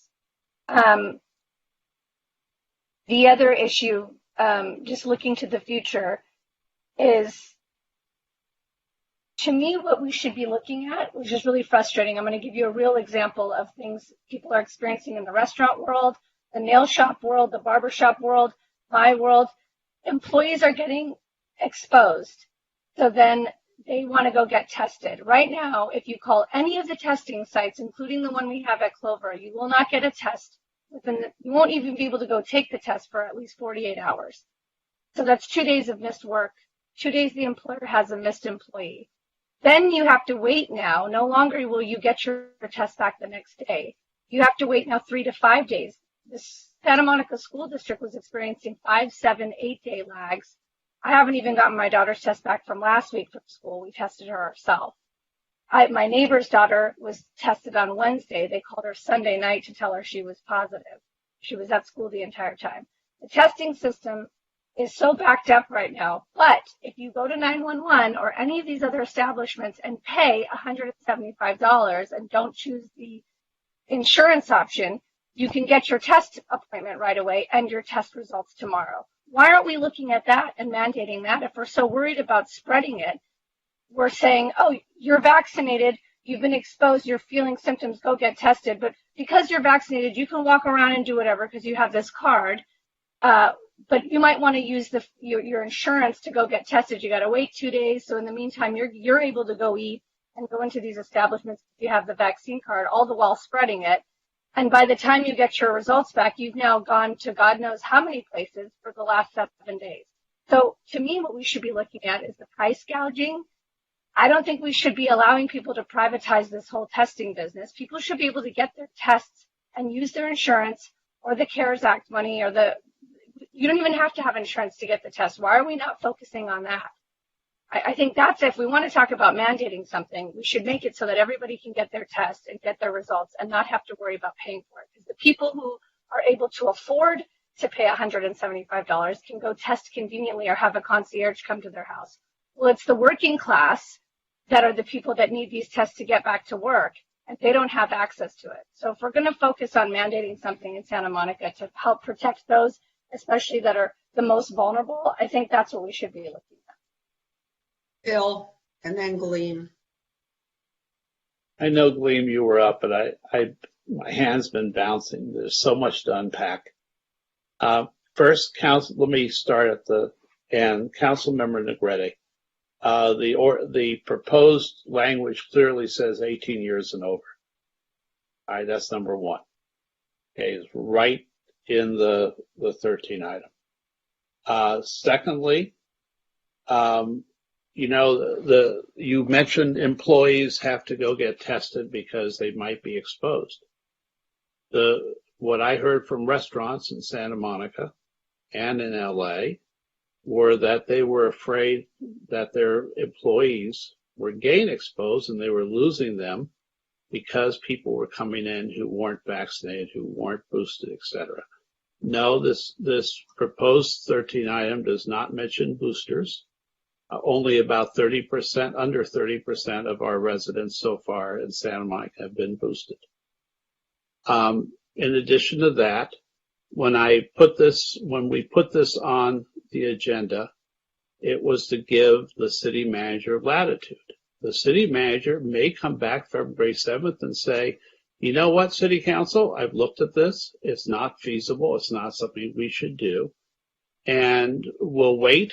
I'll have the authority. If something else springs up and becomes a major epidemic, then we'll do it. I've heard from the National Health Officer in Denmark that they believe Omicron was the last wave, Omicron. But the people who have never been vaccinated will still get COVID. The people who have never been vaccinated may get Delta. So they're still rolling the dice. I don't want people to roll the dice in Santa Monica. Councilmember Delatorre, You mentioned you couldn't take your mother out to breakfast. Well, I know within 4 blocks of where you live, Ray's and Gilbert's and Laird's all have outdoor dining. So yes, you can take your mother to breakfast. All the people have a choice of, and look at, and nobody's paying. By the way, our restaurants are not, somebody mentioned, I think it was a person who called in, that our restaurants, that the city's making money off of outdoor dining. No, we've waived all fees till June 30th. Now look at, I hope and I pray that that COVID and its different offshoots will die down quickly. That February 7th or February 20th or whenever the city manager comes back, he may come back and say, you know what, the evidence from Barbara Farrar, the evidence from the state health officer, et cetera, show that COVID is decreasing and we don't need to do it. And I would be thrilled if we don't need to do it. But as of now, when I'm hearing from residents in Santa Monica, and several of them were doctors, and I've talked to everyone from Shai Roy to other doctors in our area, the head of Quest, the head of a lot of different doctors' offices that said, yes, they wished everyone was vaccinated because it would make their job less dangerous. It would reduce the amount of people in the hospitals. I met with the head of the CEO of St. John's last week, and he said that the people who were vaccinated, yes, they were getting Omicron, but they weren't getting anything worse. They weren't going into the hospital, and they weren't dying, and they weren't being intubated, etc. Now, I know several of you have either had COVID or Omicron. You know, I'm lucky so far, and I haven't had it. But I do know people all around me are still getting sick. We need to help preserve those hair salons and those barber shops and those nail salons so that more of their patrons don't give their employees a potential dangerous disease. So I hear what everyone's saying, and I need to apologize. I never would have dreamed we were going to be here at 2:45 a.m. discussing this. I'm still naive, obviously, but I didn't think that would happen. Councilmember McCowan mentioned that 248 people in LA there have been 248 or 250 complaints, something like that, over the last 2 months. And that for a city of millions.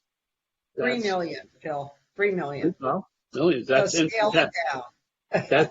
Thank you. That's infinitesimal. So look at, when I've gone into restaurants and plays and other things in LA, I've asked at every restaurant, have you had a complaint? Do you feel you're losing business? And 2 restaurants I went into, one in the Palisades, one in Santa Monica Canyon, since January 1st, both said they're not losing business. In fact, they felt they were gaining business because people felt safe. When I talked to people here in Santa Monica, they felt they weren't being safe. They weren't feeling safe, and in some cases were going elsewhere to eat. So I'm trying to help our community be safe. I'm not trying to ask the city manager to put anything onerous on. And the city manager may come back and say, you know what? There's nothing that needs to be done. That evidences are falling. 2 weeks from now, 3 weeks from now, we may be in a different situation.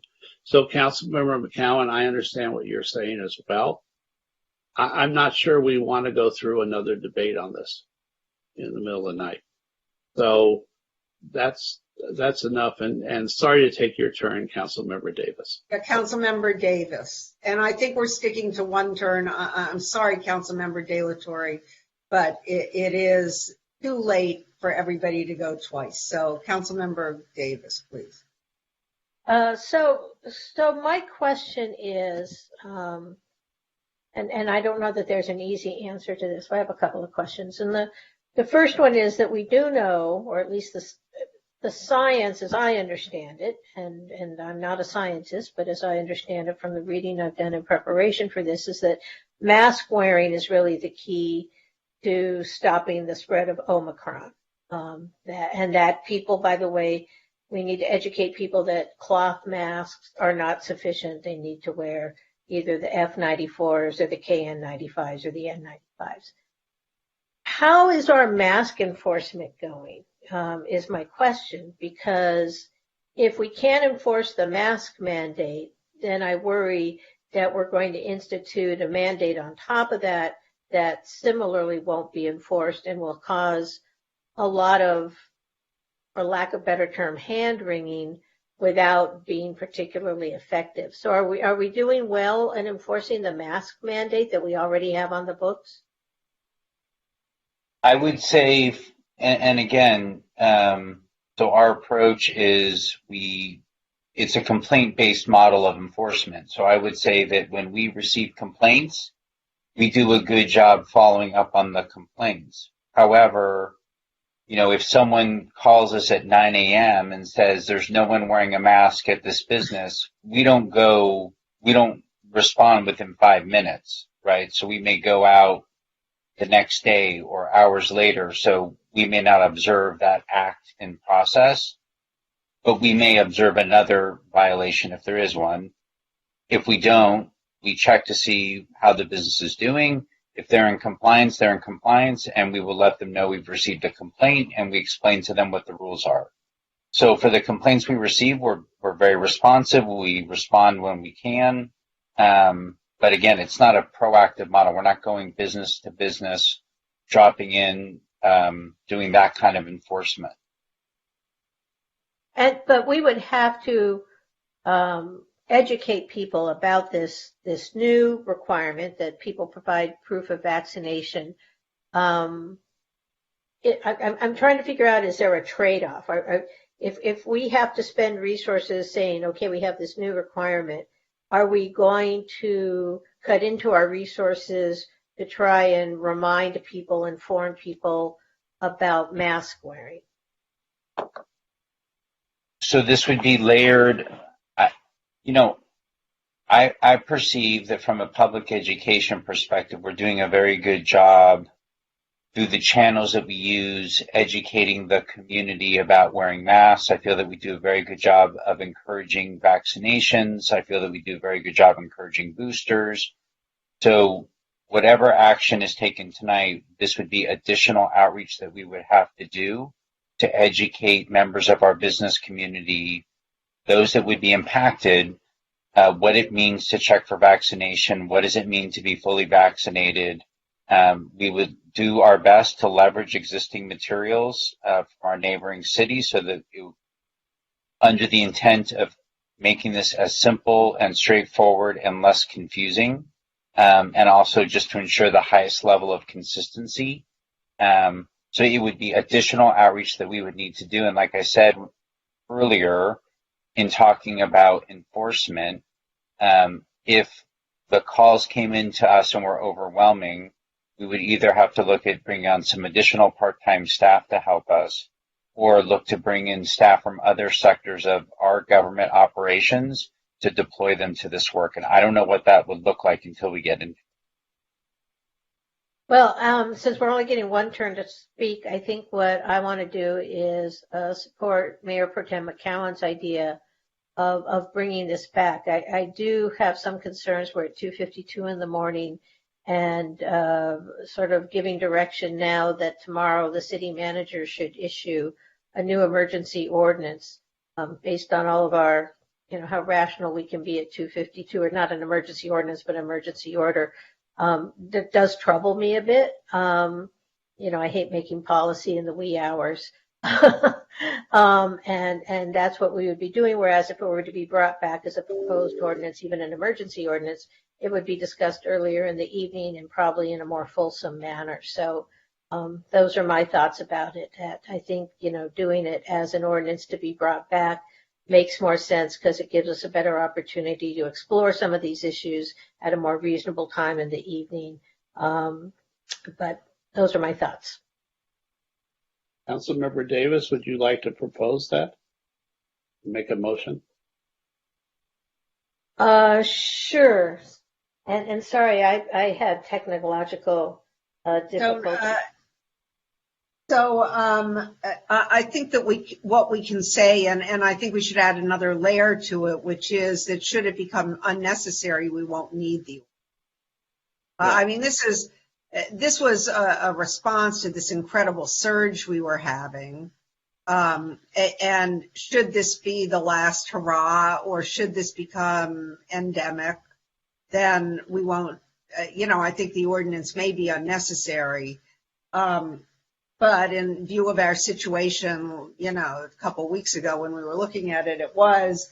So I think the way to say this is that, and maybe it just be that we revisit it at the next meeting before everybody run around to draft an ordinance, if that's what you want to do. Or that if the rates are at X. I mean, Councilmember Davis, do you have a sense of, because I think it may become unnecessary, but I don't think it's unnecessary today. Mayor Hemorich, I know Councilmember Parra probably has some, I mean, for those of us that at least in sort of our day jobs spend a good chunk of time chatting with LACDPH and stuff on some of these topics. I mean, the fact is we're hitting our peak now. Like, you're not going to necessarily see the level of surge that we're seeing this week continue for 4 more weeks, right? So inevitably it will come down. So I guess, if it's really just about like addressing this while there's a surge, that's, It's not so much this surge. It could, look, this could be the swan song, and you could have a more lethal variant that comes after this. This is what we just don't know.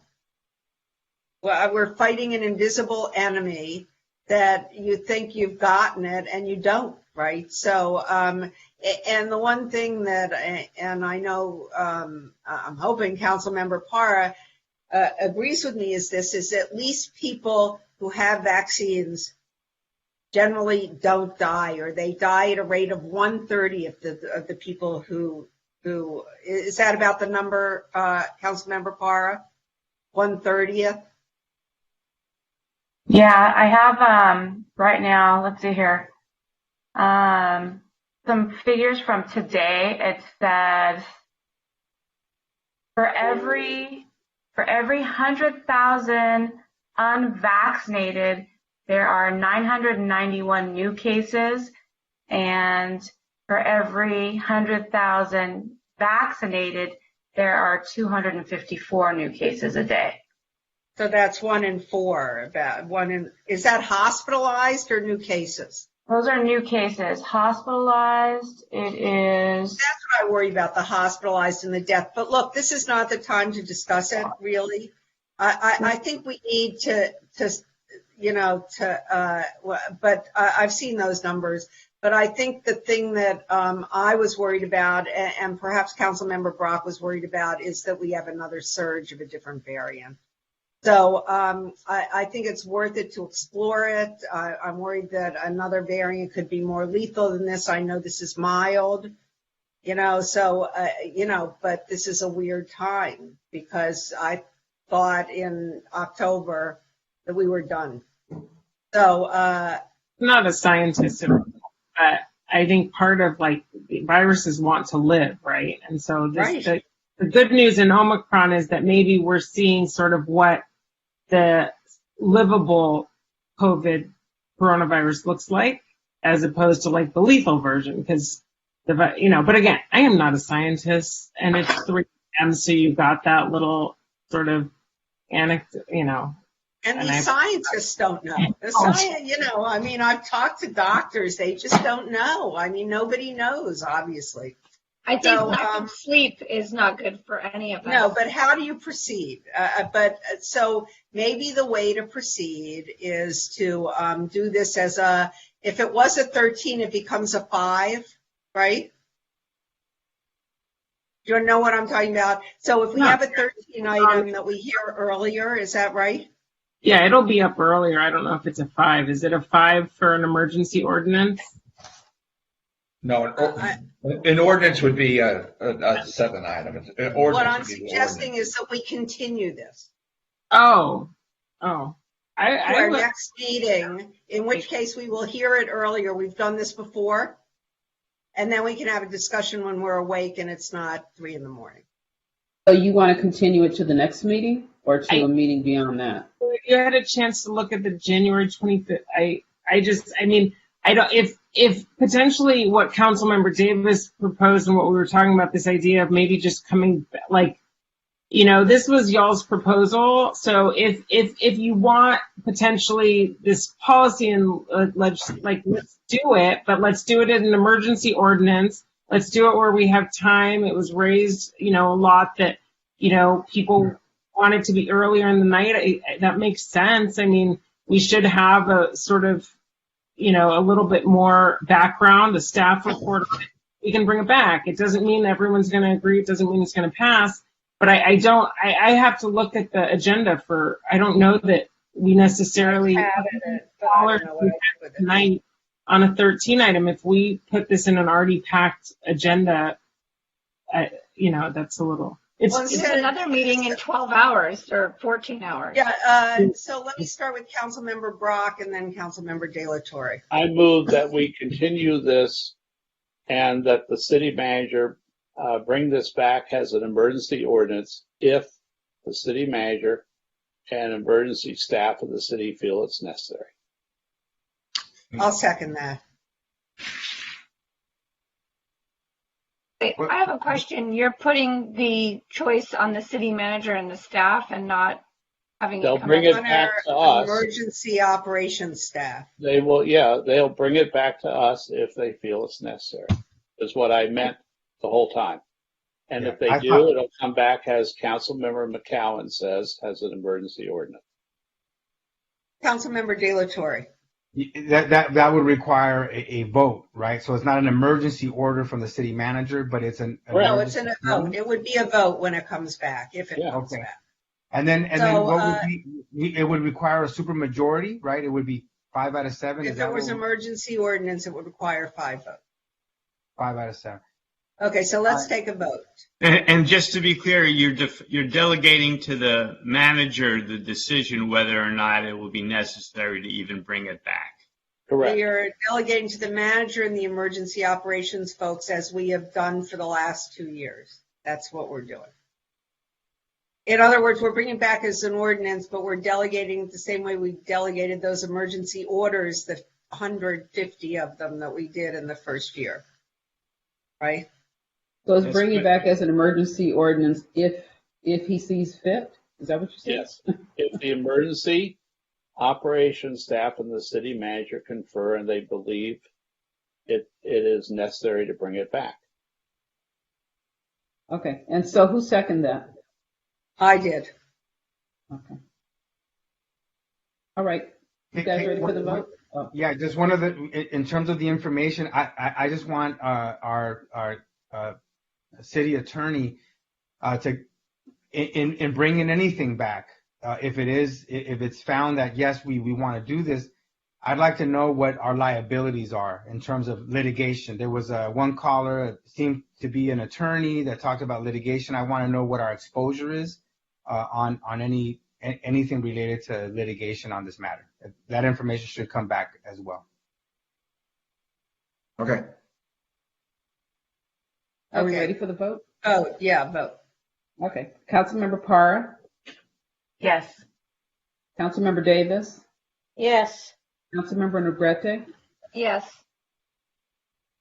Mayor Pro Tem McCowan? Yes. Councilmember Brock? Yes. Councilmember De La Torre? Yes. And Mayor Himmelrich? Yes, that passes unanimously. And now we have public comment, right? Yes, we do. I think we do have. Do we have anyone on the line? I think we do have one person. Esther, do we still have a caller on the line? Yes, we have two. We have two okay. callers.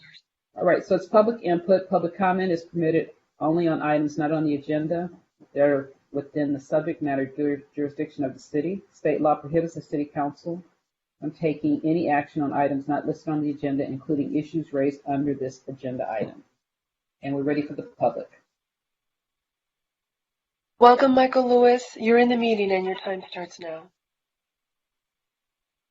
Good morning, everybody. Earlier, I spoke from my heart about the topic of civility that Mayor Himmelrich brought up when she advised the public to censor themselves and never criticize any commission candidate. Well, this is an excerpt from an article, 2018, in the New York Times by Thomas J. Sugru, who is a professor of history and social and cultural analysis and also an author. Martin Luther King aimed some of his harshest words towards advocates of civility, whose concerns aligned with the hand-wringing of many of today's politicians and pundits.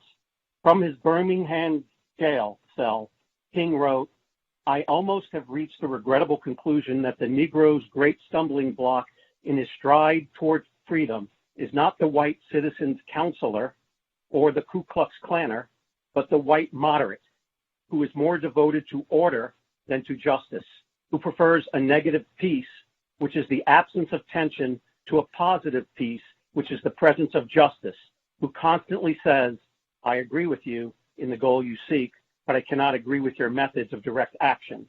King knew that whites' insistence on civility usually stymied civil rights. And then moving to the end of the article, that history is a reminder that civility is in the eye of the beholder. And when the beholder wants to maintain an unequal status quo, it's easy to accuse picketers, protesters, and preachers alike of incivility as much because of their message as their methods. For those upset by disruptive protests, the history of civil rights offers an unsettling reminder that the path to change is seldom polite. Please reflect on that, and thank you for staying up late tonight.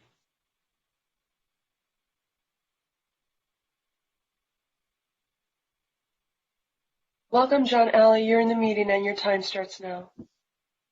Hi, it's John. I'll be quick. I have to show a building in about 4 hours.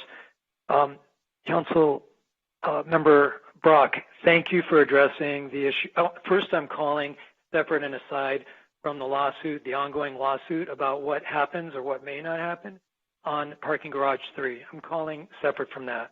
I wanted to thank you, Council Member Brock, for bringing up the ownership issue. My other question, no one's bringing up. I'll just bring these issues up real quick. How much is a ground lease? That was a major factor in the demise of the 4th and Arizona project. One of the factors. Nobody's bringing it up. It's like my leasing a building and saying, well, we'll discuss the rent when you move in. It's foolish. The second thing is we all want people. We want housing in downtown. And how are we going to get people to come visit the people? How are we going to low-cost housing? The people that rent those places and occupy them have cars. By not having car parking, we're doing ourselves a disservice, creating more traffic, more carbon emissions, etc. Second, everybody's mentioning these tenants. There's no tenants signed. The market is maybe, and it would block access. The trash, I'm there every day. The trash dumpsters block the alleys right now. Can you imagine a market? It would destroy the West Side Comedy Club. And then everyone's mentioning a substation. I just want to make sure you know that I've offered my space, 3,000 feet, free of charge for 1 or 2 years to the police department as a substation. I got no answer back from any of you for free. The only person that was so gratified and met with me was the police chief. This meeting is adjourned. Our next meeting is... We still have callers. Oh, I'm sorry. I thought you said 2. Yeah, we got some more that came in. Do that. I'm sorry. All right. Welcome, Nicole Pearson. You're in the meeting and your time starts now. Hi. The uncontroverted medical consensus is that the existing COVID-19 shots do not prevent infection or transmission of the virus. It's something that you all conceded during this call. It means they don't create immunity in the recipients. It means that they are not vaccines in the traditional sense. Mr. Delatorre asked for the legal precedent and what kind of liability you will be facing. Because these are vaccines, there is zero legal precedent. You have zero legal authority to mandate them. I don't care if it's a state of emergency or not.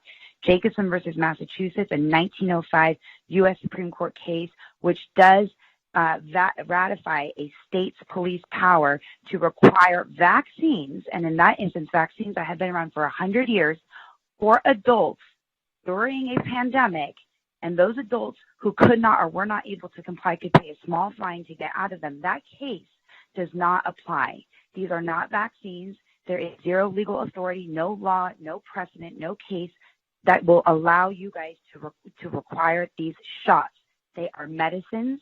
They are therapeutics, and there has never before in the history of the United States ever been a law or a case that says that government officials can require their citizens to take medicine. And in fact, in California, not only is there a statutory right to refuse and to give informed consent before receiving a medicine, let alone an experimental, non-FDA approved medicine, but you actually have the right to die. You have the right, the statutory and constitutional right to reject medical treatment, to reject life-saving treatment, and that is what this would fall under. This is medicine. It may arguably reduce symptoms, reduce hospitalizations. That's my choice, and there's no. Welcome, Samantha Mata. You're in the meeting and your time starts now. Just a quick question. So for the emergency mandate, if somebody is vaccinated and is COVID positive, how are you going to know about that? You know, like, you're not getting into the bigger questions of it. You know, like, look at gyms, how they already are. I go to 24-hour fitness every day, and it's already packed inside as it is already. And outside, there's, like, no gym equipment. So it's like, how are we going to, you know, go forward with that? Yeah, and then I think it's like, this is like cohesive medical tyranny. You can't have control over people. You know, you can encourage people to do it, you know, to get vaccinated, but you shouldn't mandate something, you know, and bar us from certain aspects of life.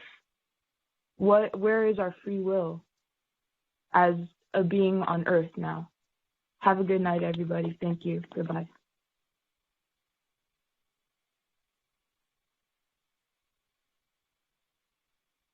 Welcome, Jonathan Foster. You're in the meeting and your time starts now. Hi, Jonathan Foster. Good morning. I was wondering if anybody noticed the racists that were on 3rd Street Promenade with the black hats, the black coat, the white shirt, the black pants, the black shoes, and all that stuff, asking me if I was Jewish, and I'm not. And as soon as I wasn't Jewish, they didn't have nothing to do with me. And I've just seen it out there. It's just appalling. That's why I started treating them that way. I treat them the way they treated me when I wasn't Jewish. They didn't want to talk to me. And when I have seen how I was harassed by a mentally ill seizure kid who was Jewish, who was calling a community service officer who was Jewish, and they were busting black people and girls out there. And then I started seeing what was happening with Hanukkah out there. It's in the Proverbs, it says, a righteous man maketh even his enemies to be at peace with him. And if you look at what the Israel is doing over there, killing people so that they can chop off a bull's head in a building, and then it needs another $1 billion. You know, they're going to ask us for another $1 billion. As I was out there on 3rd Street, being racism all over. And I saw on YouTube, this is why I've learned there are Jewish people in Israel that's standing with Palestinians and not getting hurt. And the proverb said, even a righteous man maketh his enemies to be at peace with him. And what's going on over there to hurt people, to chop off a lamb's head? I'm telling you, Jesus is going to have a problem. And Jesus is going to have a problem. Everybody in Santa Monica that got rid of all of the Christian stuff, Jesus is going to. Welcome, Ben Intelligent. You're in the meeting and your time starts now. Hi, I'd like to highlight masks are not the way out of this. The only way out of this is to breathe freely and breathe oxygen. Gleam Davis thinks that masks are the way out of this. Our military, firefighters, and police, they all have to have a clean-shaven face in order to wear a mask properly. The firefighters, they go in and they save you. They have to wear a mask. They even carry an extra mask for you. And guess what? That mask is not a face diaper surgical mask or an N95. It's a real mask. So if you have a beard, good luck. That's why firefighters, they shave and they have mustaches. And the military, they all shave. The police, they all shave, so their masks actually work. And if you like to look at the current numbers of how many cases there are 1,229 cases where the vaccine have had reverse reaction. You can look that up on this short link, bit.ly/MEDALERTS.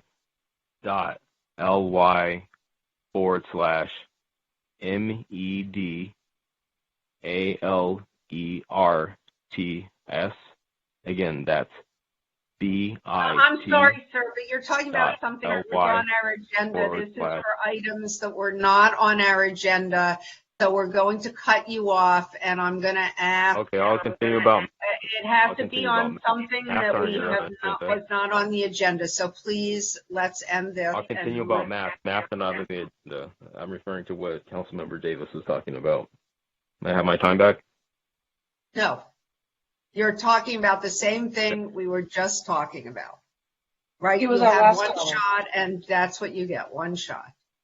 No more callers. There are no more callers? Good. That was our last caller. Okay, so our next meeting, folks, I'll see everybody tomorrow night at 5:30 p.m. I do apologize for this. Sorry. You mean today, not tomorrow. Yeah, right. And David, I'll see you at like 10 a.m. Goodbye. Night, everyone. Good night.